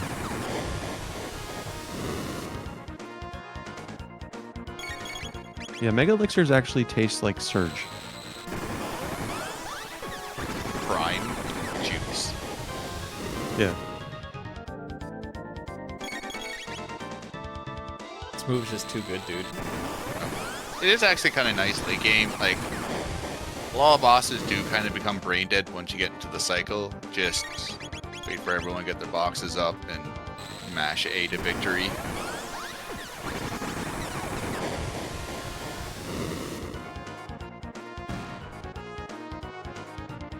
And then, yeah, what Dine was talking about with the placement of Robo, like, this is such a cool strat. I believe it was found during somebody's rando run. I think, correct me if I'm wrong, I think Almagus actually came up with this strat. I don't actually know the history of this one. I don't know the history. Yeah, I remember, I think Puexel was talking about it in one of his runs. But, like, Robo's placement, like, allows him to not hit the hands. It's really cool. Nice little Easter egg for this is if you have Magus in your party, you get the Magus theme. That's not why we bring him here, but it's a perk.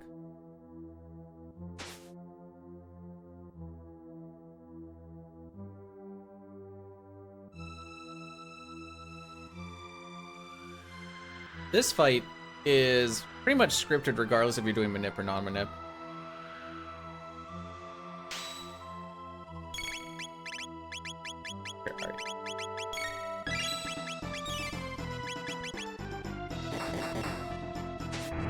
Double bomb is just so good.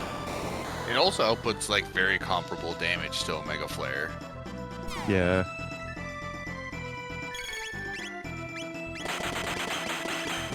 Granted, it's using better abilities as well, but even like Mega Bomb on its own just does very good damage. Yeah, didn't we even contemplate using that elsewhere?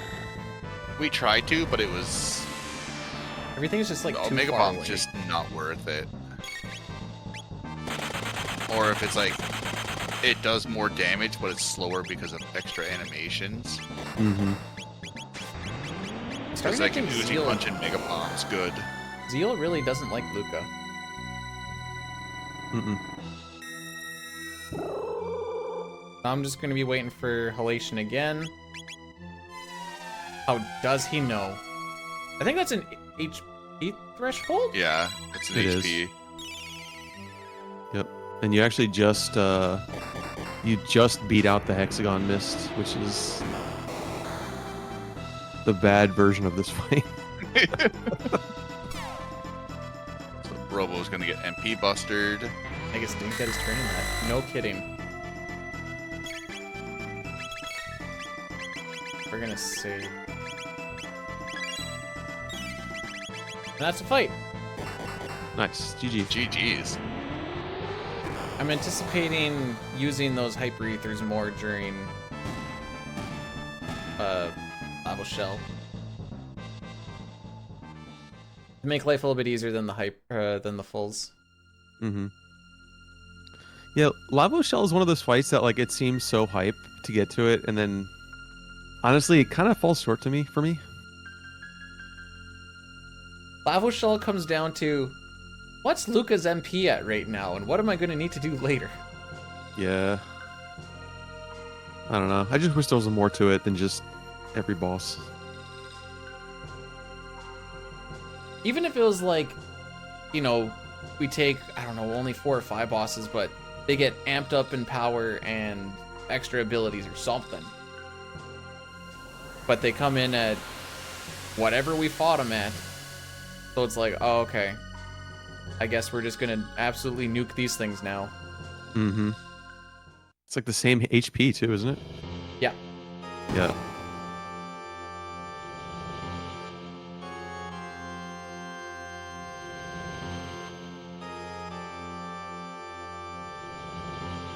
Well, that's how So let's he's- do this hype dragon tank fight first. Yep. So he's gonna switch the party once again to Chrono, Luca, Ayla. So you get a few more Falcon hits before the end of the game. As chairman of the Omega Flare committee, I have to vote against this. But Chrono wanted to use his swallow weapon. He didn't get to use it enough. I think the refights would have been cool if they like just changed them, except for just pulling directly from their earlier data set. It'd be even cooler if it was, not from a speedrun standpoint, but it'd be even cooler if it was like random which ones you actually end up getting. Yeah, I think it probably just had something to do with they wanted you to like possibly think you had a chance if you fought it from the bucket, Ooh, that's a good point. you know? Yeah.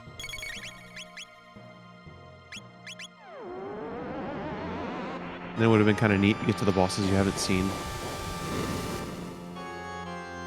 I would like it if you used the bucket to get to Lavos and he just nukes you with Heaven's Cry, and you're like, well, okay then.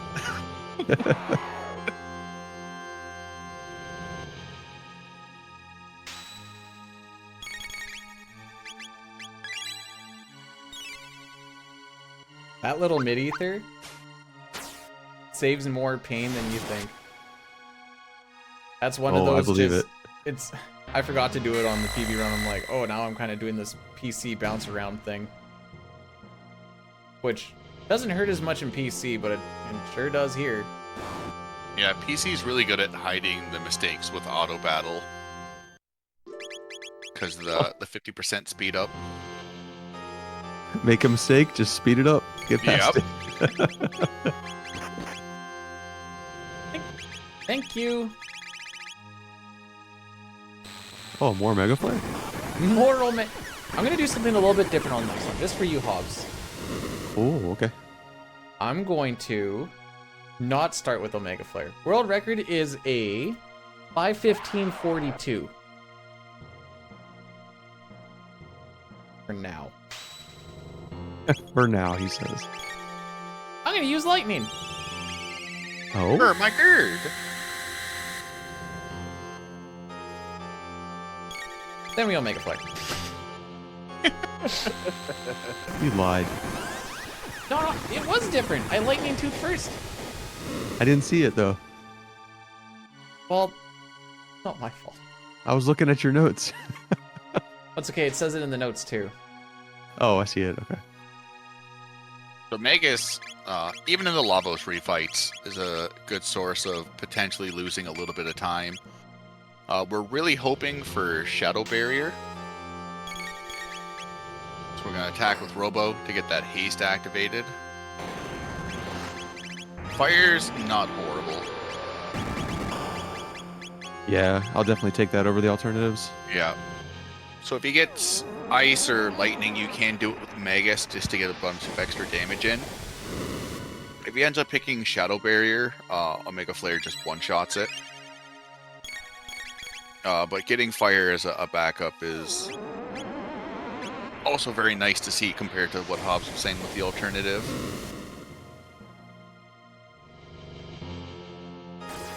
And then Magus kills Magus. Nice. It took me forever to realize you just need to attack once. Yeah.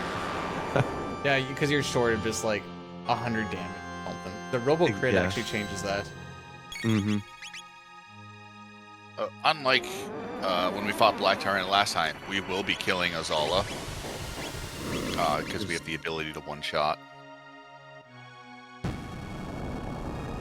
And now we're just going to get some MP back on Luca. We're going to wait for the defense to lower. And then we'll see that this thing just does have a stupid amount of HP. Yep. I'm sorry, Azala.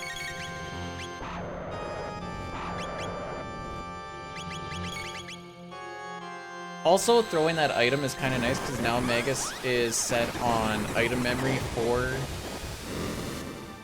a later fight here, which is where we want him to be. Yeah, there's been a lot of like subtle manipulation during the run of having people on tech versus item because you can activate attacks just by using the X button. Yeah, and I would say, like, paying attention to what the characters are left on here during these next fights is probably like the most important in the whole run.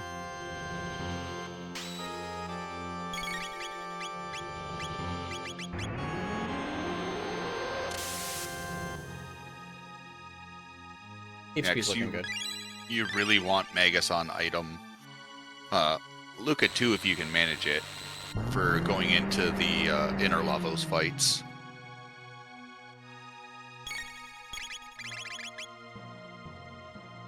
Nothing has ever gone wrong for me in those inner fights.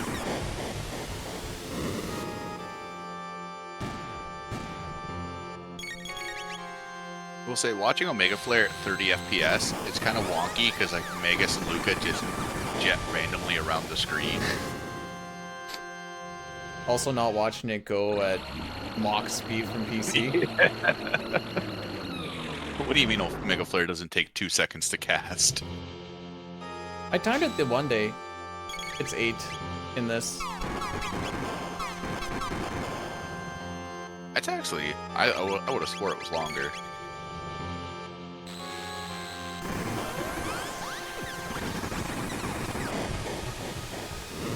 Nope, looks like 8.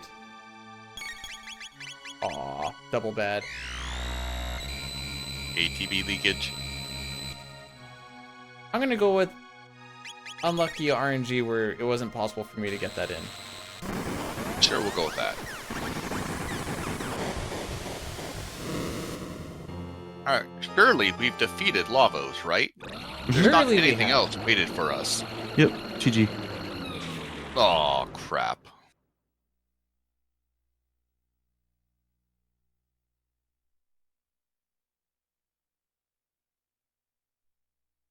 This is So Lavos' home.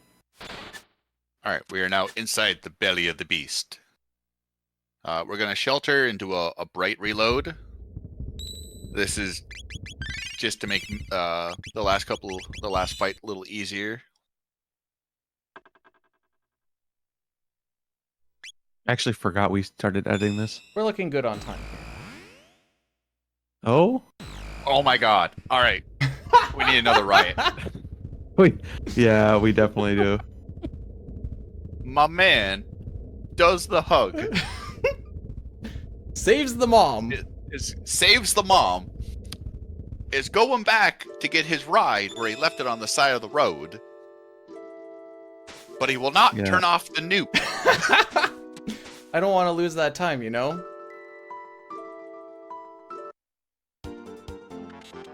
I mean, you gotta do balloon ending. You have to. Balloon ending's so good. We're losing more time to the balloon ending. Will someone think of the nuke? I mean, leaving the new awake, balloon ending is practically the same amount of time lost.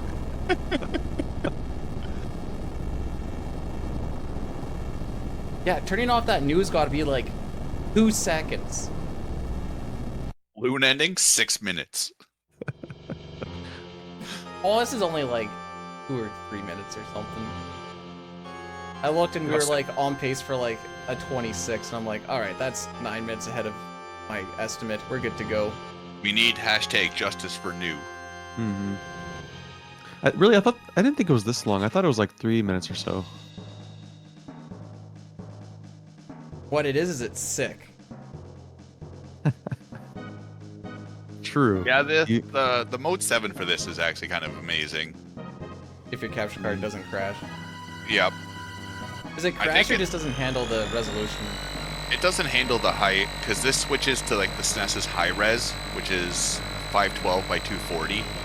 And since mine sampled with 256 by 240, it loses half the information.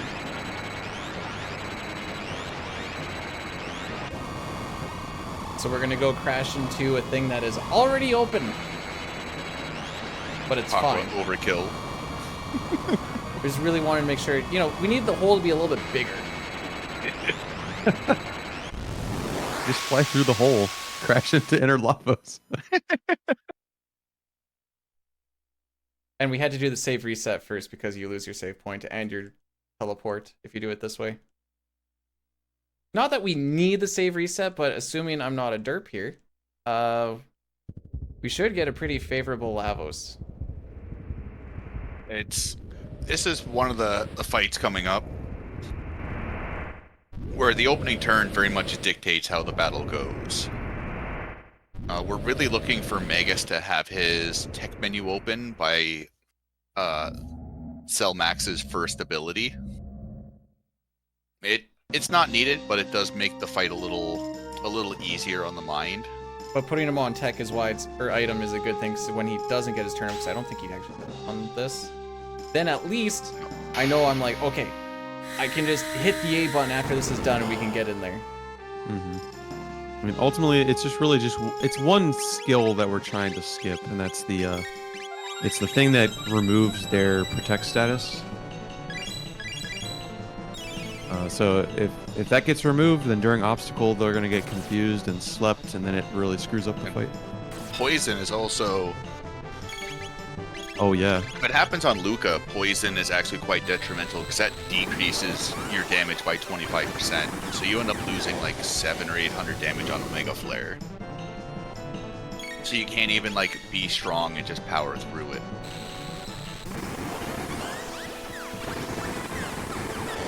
We're going to do 2 Omega Flares, and then we're going to fire tackle the right arm.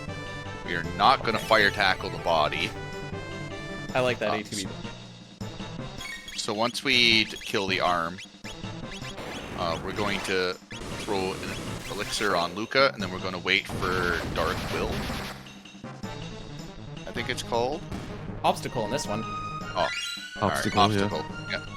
And that means his defense is lowered, and then we can go in for the kill. We'll see how we're on fire tackle right now. We do not mash. Mm-hmm. We mash. Dang it. I mean, you already destroyed the Epoch. Might as well fire tackle. Yeah. Just get all the things in. Yeah.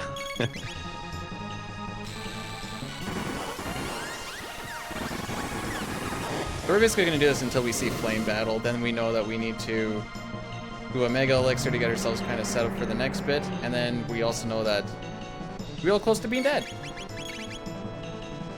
Which I believe Flame Battle is before my next Omega Flare here. I like to use Robo just because he's the fastest one. So he can get his turn quicker. But You can kind of thread the needle in this fight and skip the Mega Elixir. And then Magus can throw it first turn, but it can backfire on you very quickly. Yeah, Bdewd makes it look very easy, but that fight can spiral into death like big thing within that- within a second. killing that second arm, if you just are a little bit slow, he uses a move that takes away your status block, which means you don't get status ailments, and that's when things start to go really bad. So then Yep. you get chaos and you get poison, and then you're trying to do that and you're like, oh look, we got a second lasered. Oh, now I have to do it, and you end up losing like a good 30-45 seconds. And then he does that one ability that is crazy damage. What's it called? Evil Emanation. Yeah, something like that. All right, surely this is the final boss, right? A It space has to block? be. Yeah. Big Bird Lavos. Jinnaba? Hit right to go left. This is one of those fights where I have to hit right to go left. So the left core absorbs shadow.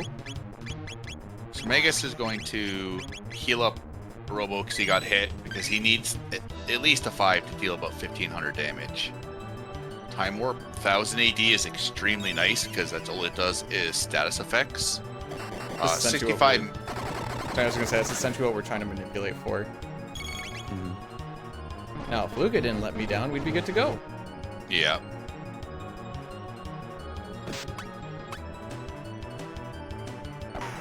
Yeah, we need to kill the left bit first, and then he'll defense down. That allows us to do some damage to the core. So I think he brings the defense down to resummon, right? No, it's just part of the AI script after. Is it? Oh. I don't know if it's when. I don't think it's when the core dies. It's just after a couple of turns.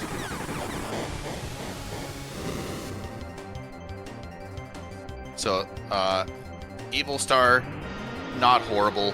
It just halves their damage. It is a little bit of a lengthy animation, but it's no big deal. 65 mil BC and 2300 AD are the two very, very scary ones.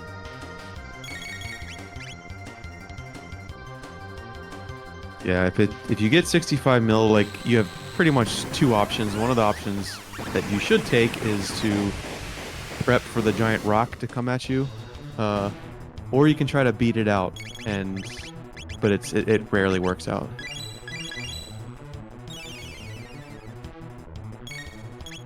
$1200 AD is invading light, which casts slow if you don't have status immunities.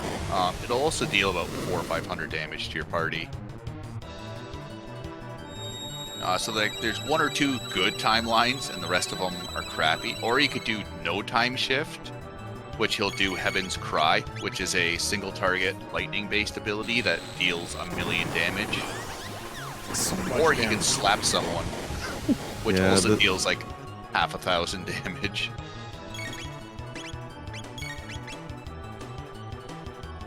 Well, here we go. Just like Yep. so. Bye bye, Robo.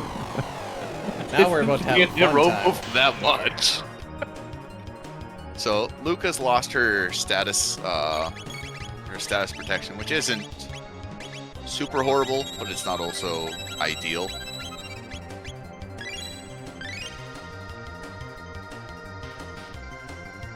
That heal actually. Yeah, that heal means it's not gonna die. With the next Omega Flare, might want to Mega. No, I'm just Or- gonna revive Robo again.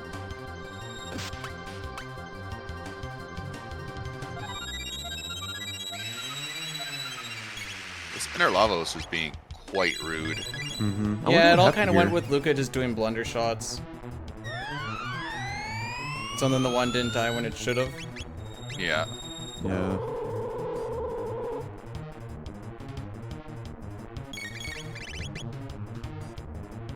So we're no longer interested in killing the left core. If we kill the middle and the left core is still alive, it'll counterattack with X Strike, which we can fully handle. Even though we're not dealing a lot of damage to the right side, we just want the middle dead. Oh. That's actually... Yeah. Also, you can drop that defense whenever you want there, buddy.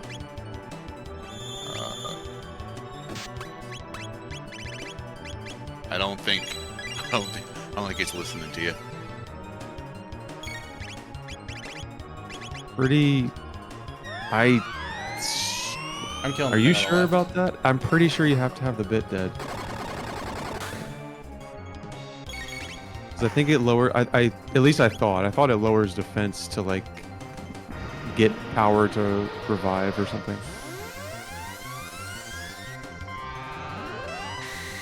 He'll go down. I'm not super worried. He just wants to keep this going. Okay, yeah, I get it. Jeez. How about you heal some more? I like how they're also going across. Just to like take the longs. Okay, thank you. Let's get this guy out of here. Yeah. I have no idea where his HP is either. We're not seeing Grandstone. Then again, Grandstone 65 mil BC. yeah. Then the new is still awake.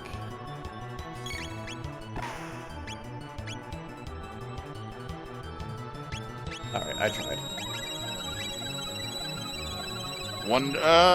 Think one more. We got shots off.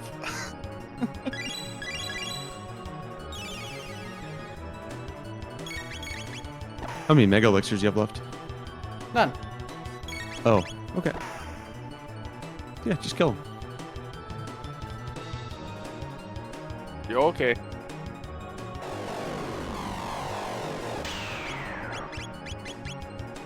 It's for the people. You might want to start pulling some items. I poopied. Oh, what? Oh! That's a fudgy. Oh. That's a fudgy. It ain't my input! Oh no. It was supposed to go on the bit! He's so close! No, You got gotta time. believe. You gotta believe. You got time. You got.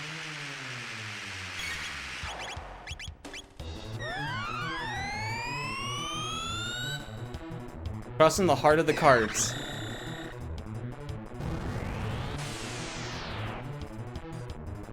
Oh, his defense went? I see. Yes. Ah, I missed that part. Oh, okay, well, we'll do this fight again, I guess. When did his defense go up?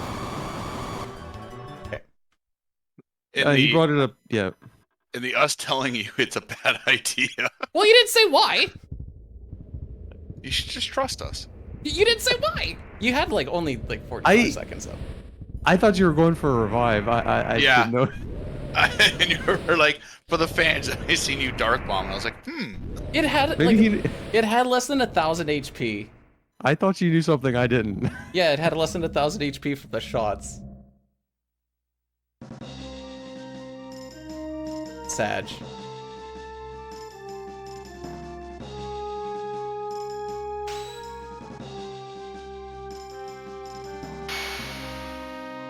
I just don't want this marathon to end, you know?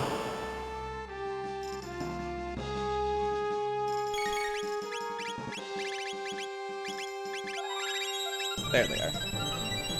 So that's what happens when you get Blunder Shot. We're gonna show what happens when it doesn't this time. Yeah, what actually caused the change? Luca not killing. with her Wonder Shot. Ew, yeah, okay. It's the only part that I haven't really figured out how to like circumvent.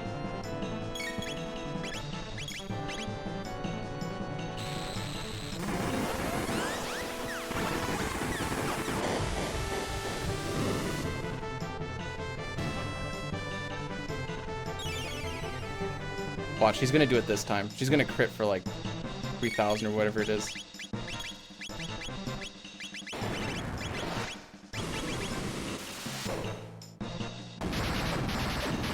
It's kind of like Dragon Ball Z. Cell just always keeps coming back.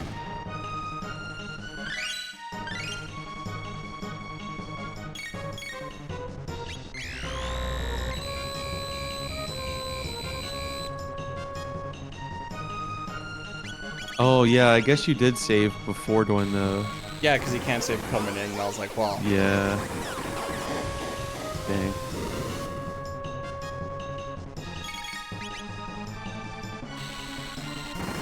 Top notches for giving it a shot there, boy. Yeah, I want. This is the first time I went for a Wonder Shot, and I was like, as long as she doesn't, you know, blunder every shot. I think there was like one that was 1,000. The rest of them were all. Yeah, the rest of them were kind of weak sauce. I have learned my lesson.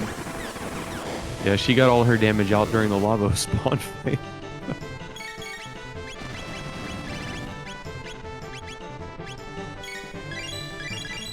She peaked, and that was good enough. Yeah. Mm-hmm. I don't remember what her damage rolls actually are for this next bit.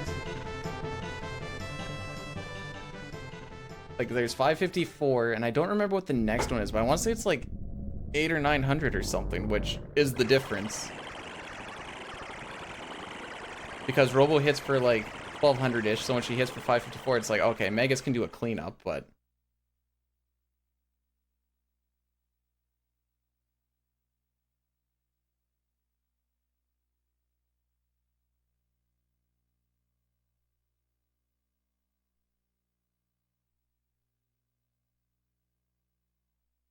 So what do you think? Is she going to hit hard or is she going to hit weak on this first one? It's time for her to hit. I think so. Oh wait, we want weak? No, I don't want weak.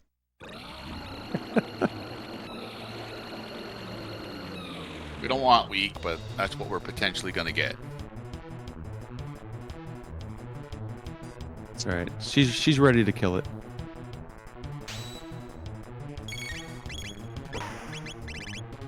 There you go. Not bad. I think all she has to do is hit what, 500? Yep. Yeah. Ish.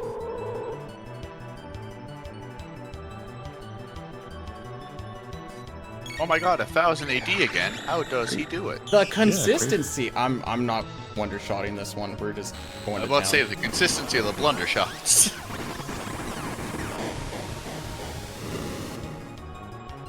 Although this is the time she'll crit for like 3,400.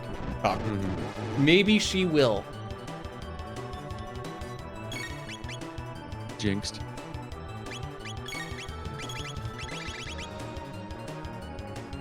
You can give it a shot. I'm scared. After getting back-to-back-ish 500s, I'm scared. When the Mega Elixir gets thrown, do a blunder shot. Alright. 500 incoming. Wow. Oh! Oh, I'm not listening to you guys ever again. hey, Look, I seen the crit. I got happy. The she best crit part, as hard as she could. that is the 54. That but- had to be a 0. Yeah. No, she does have like I think it's when it's at 1, she hits for like 54 or some junk. No, we're not going. We're gonna finish this fight the way it's supposed to be. We win now. It's non-negotiable. This is it. Just a few more. 2 more. Yeah, I think I've done 4. Yeah, I think so.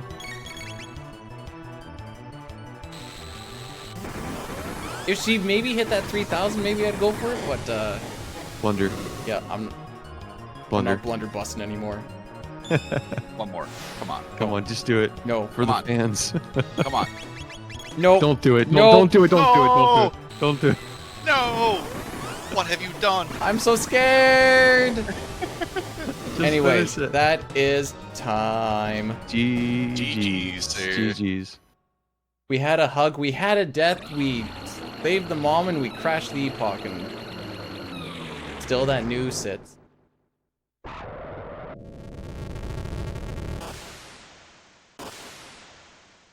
Thank you, everyone, for coming out for the event. Thank you, High Spirits, Palmer, for putting on the event.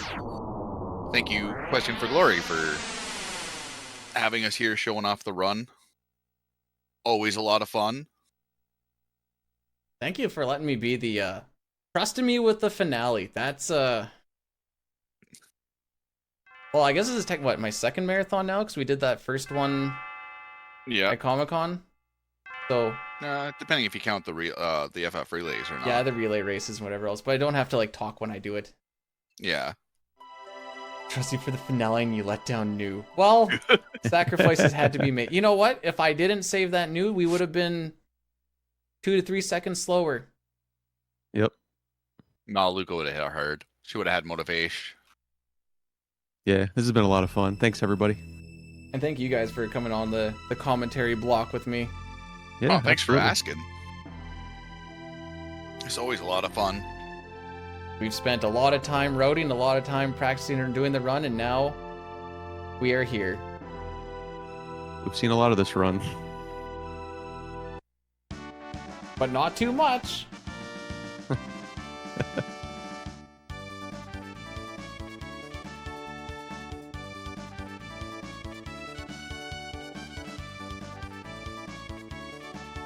I blame Luca for Yeah. a lot. It looked like you got on like a cycle there because the numbers were pretty similar. Yeah.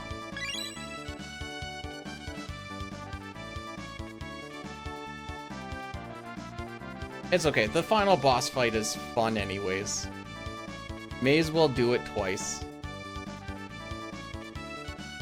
I knew you didn't have it in you to do with the proper thing, you know. Aww. You saw his decisions he made. I'm my own moral compass. You just had to be different than everyone else, didn't you? I exactly had to. It was once written on stone, no one does it like he. Mostly because they don't want to have the masses come against him with torches and pitchforks, but no one does it like he.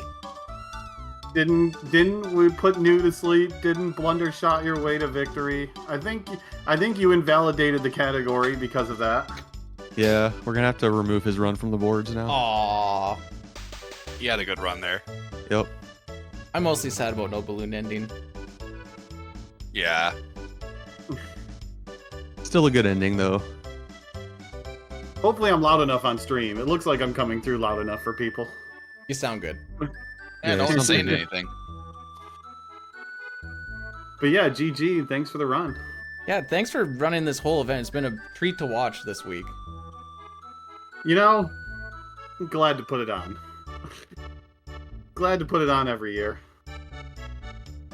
You guys don't Well, if you know don't the amount mind of me work. hijacking your stream a little bit here to give some thanks. All you? Awesome. At least keep the Chrono Trigger stuff going on in the background. It's better than just staring at a "we'll be right back" screen. But yeah, y'all, that's the finale for Questing for Glory 6. Our 9th event. Which means next year, Questing for Glory 7 will be the 10th event that we've put on. I know that makes no sense. 7 is 10. But, you know, I blame New. Oh wait, no, I blame Bdewd. I'm sorry. I can't. I've already been converted. Sorry, y'all. I'm team Bdewd now. One more to add to the masses. The quest is over. Yep. Glory has been quested. We're also looking for a raid target. So I am stalling a little bit. Yeah. Well, thanks, High Spirits. It's been a blast. I appreciate it.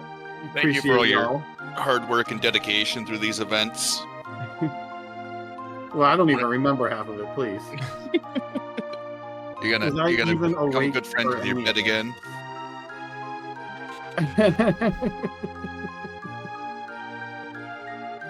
Let me see something real quick. But yeah, so to give a couple of quick thanks out there, of course. Obviously to the runners. For running in the event, for submitting, for giving us an event to put on. Obviously we don't have an event if people aren't running in it, because why would I run in my own event? That's like eating your own flames. You just don't do that, you know? I stole that from anime, I'm sorry. Thanks, of course. So runners, commentary, appreciate it. Thanks to my admin, of course, who occasionally let me sleep. Not much, but they occasionally let me sleep. The mods, although I can't say we had to do a whole lot of moderating this week because, RPGs chill. For the most part, we're more joking about banning people than we're actually doing it. Want to give a thanks to the restreamers, the other heroes behind the scenes who also let me sleep on occasion. Every little bit of the little bit of sleep I can get is appreciated. Special thanks to, of course, our artist, the logo, the banners that you've seen, K Butts Corner on Twitch. You know what? There you go. There is K Butts Corner's Twitter, right in the top left corner.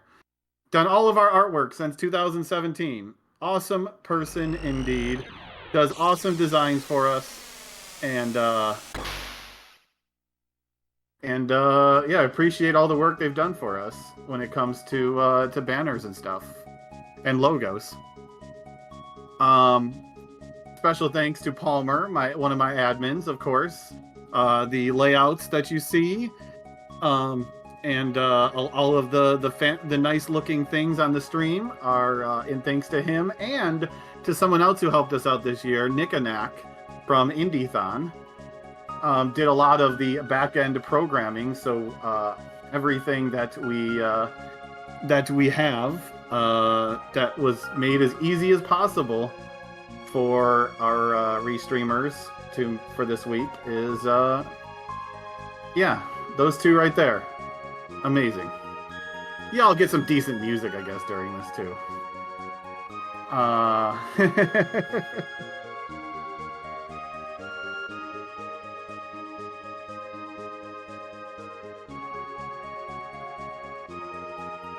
But yeah, I guess that's... Yeah, good job hitting the estimate, by the way.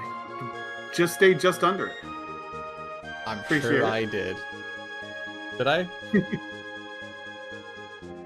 Hey, you said it was 6 minutes for the last two fights, so I just put 6 minutes on the timer Fair enough. when you started that second time. So it was like, looks about right. Yup. 14 seconds is probably very random, but you know what? The end of the marathon, some of us are tired, sleep deprived, and random works. Like, blunder shot. Like the blunder shot.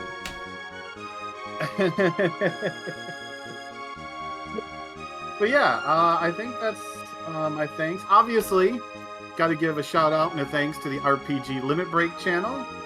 Hosts the annual RPG Limit Break event in Salt Lake City, Utah, raising money for the National Alliance on Mental Illness.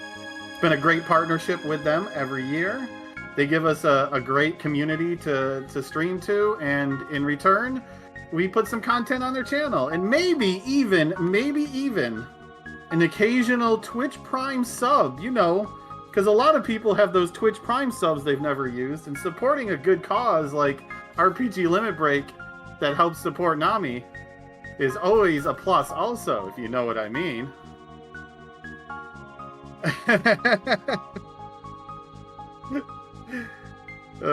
Had to throw that out there at least once this week. Although I think one of the runners did it for me too this week. What a great guy. Well, we appreciate. Thank you all for the subs and the Prime subs. We appreciate that. It works, Doughwolf. I don't know how, but it works. But with that, I think it's time to finish our quest for glory once again. And wrap up this event. And I guess our raid target is going to be someone who you might have seen this weekend. Who ran Breath of Fire for us. 2 nights ago. So we are going to raid Shawnee7188. With the raid message, of course.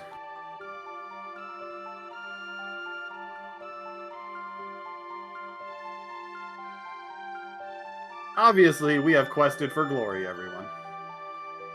Thank you once again for the support, everybody. From the volunteers to the runners to the chat. And everything else in between and about. We will see you again, hopefully next year, around in November, hopefully, for Questing for Glory 7, our 10th event. Thank you all. Have a wonderful night. And go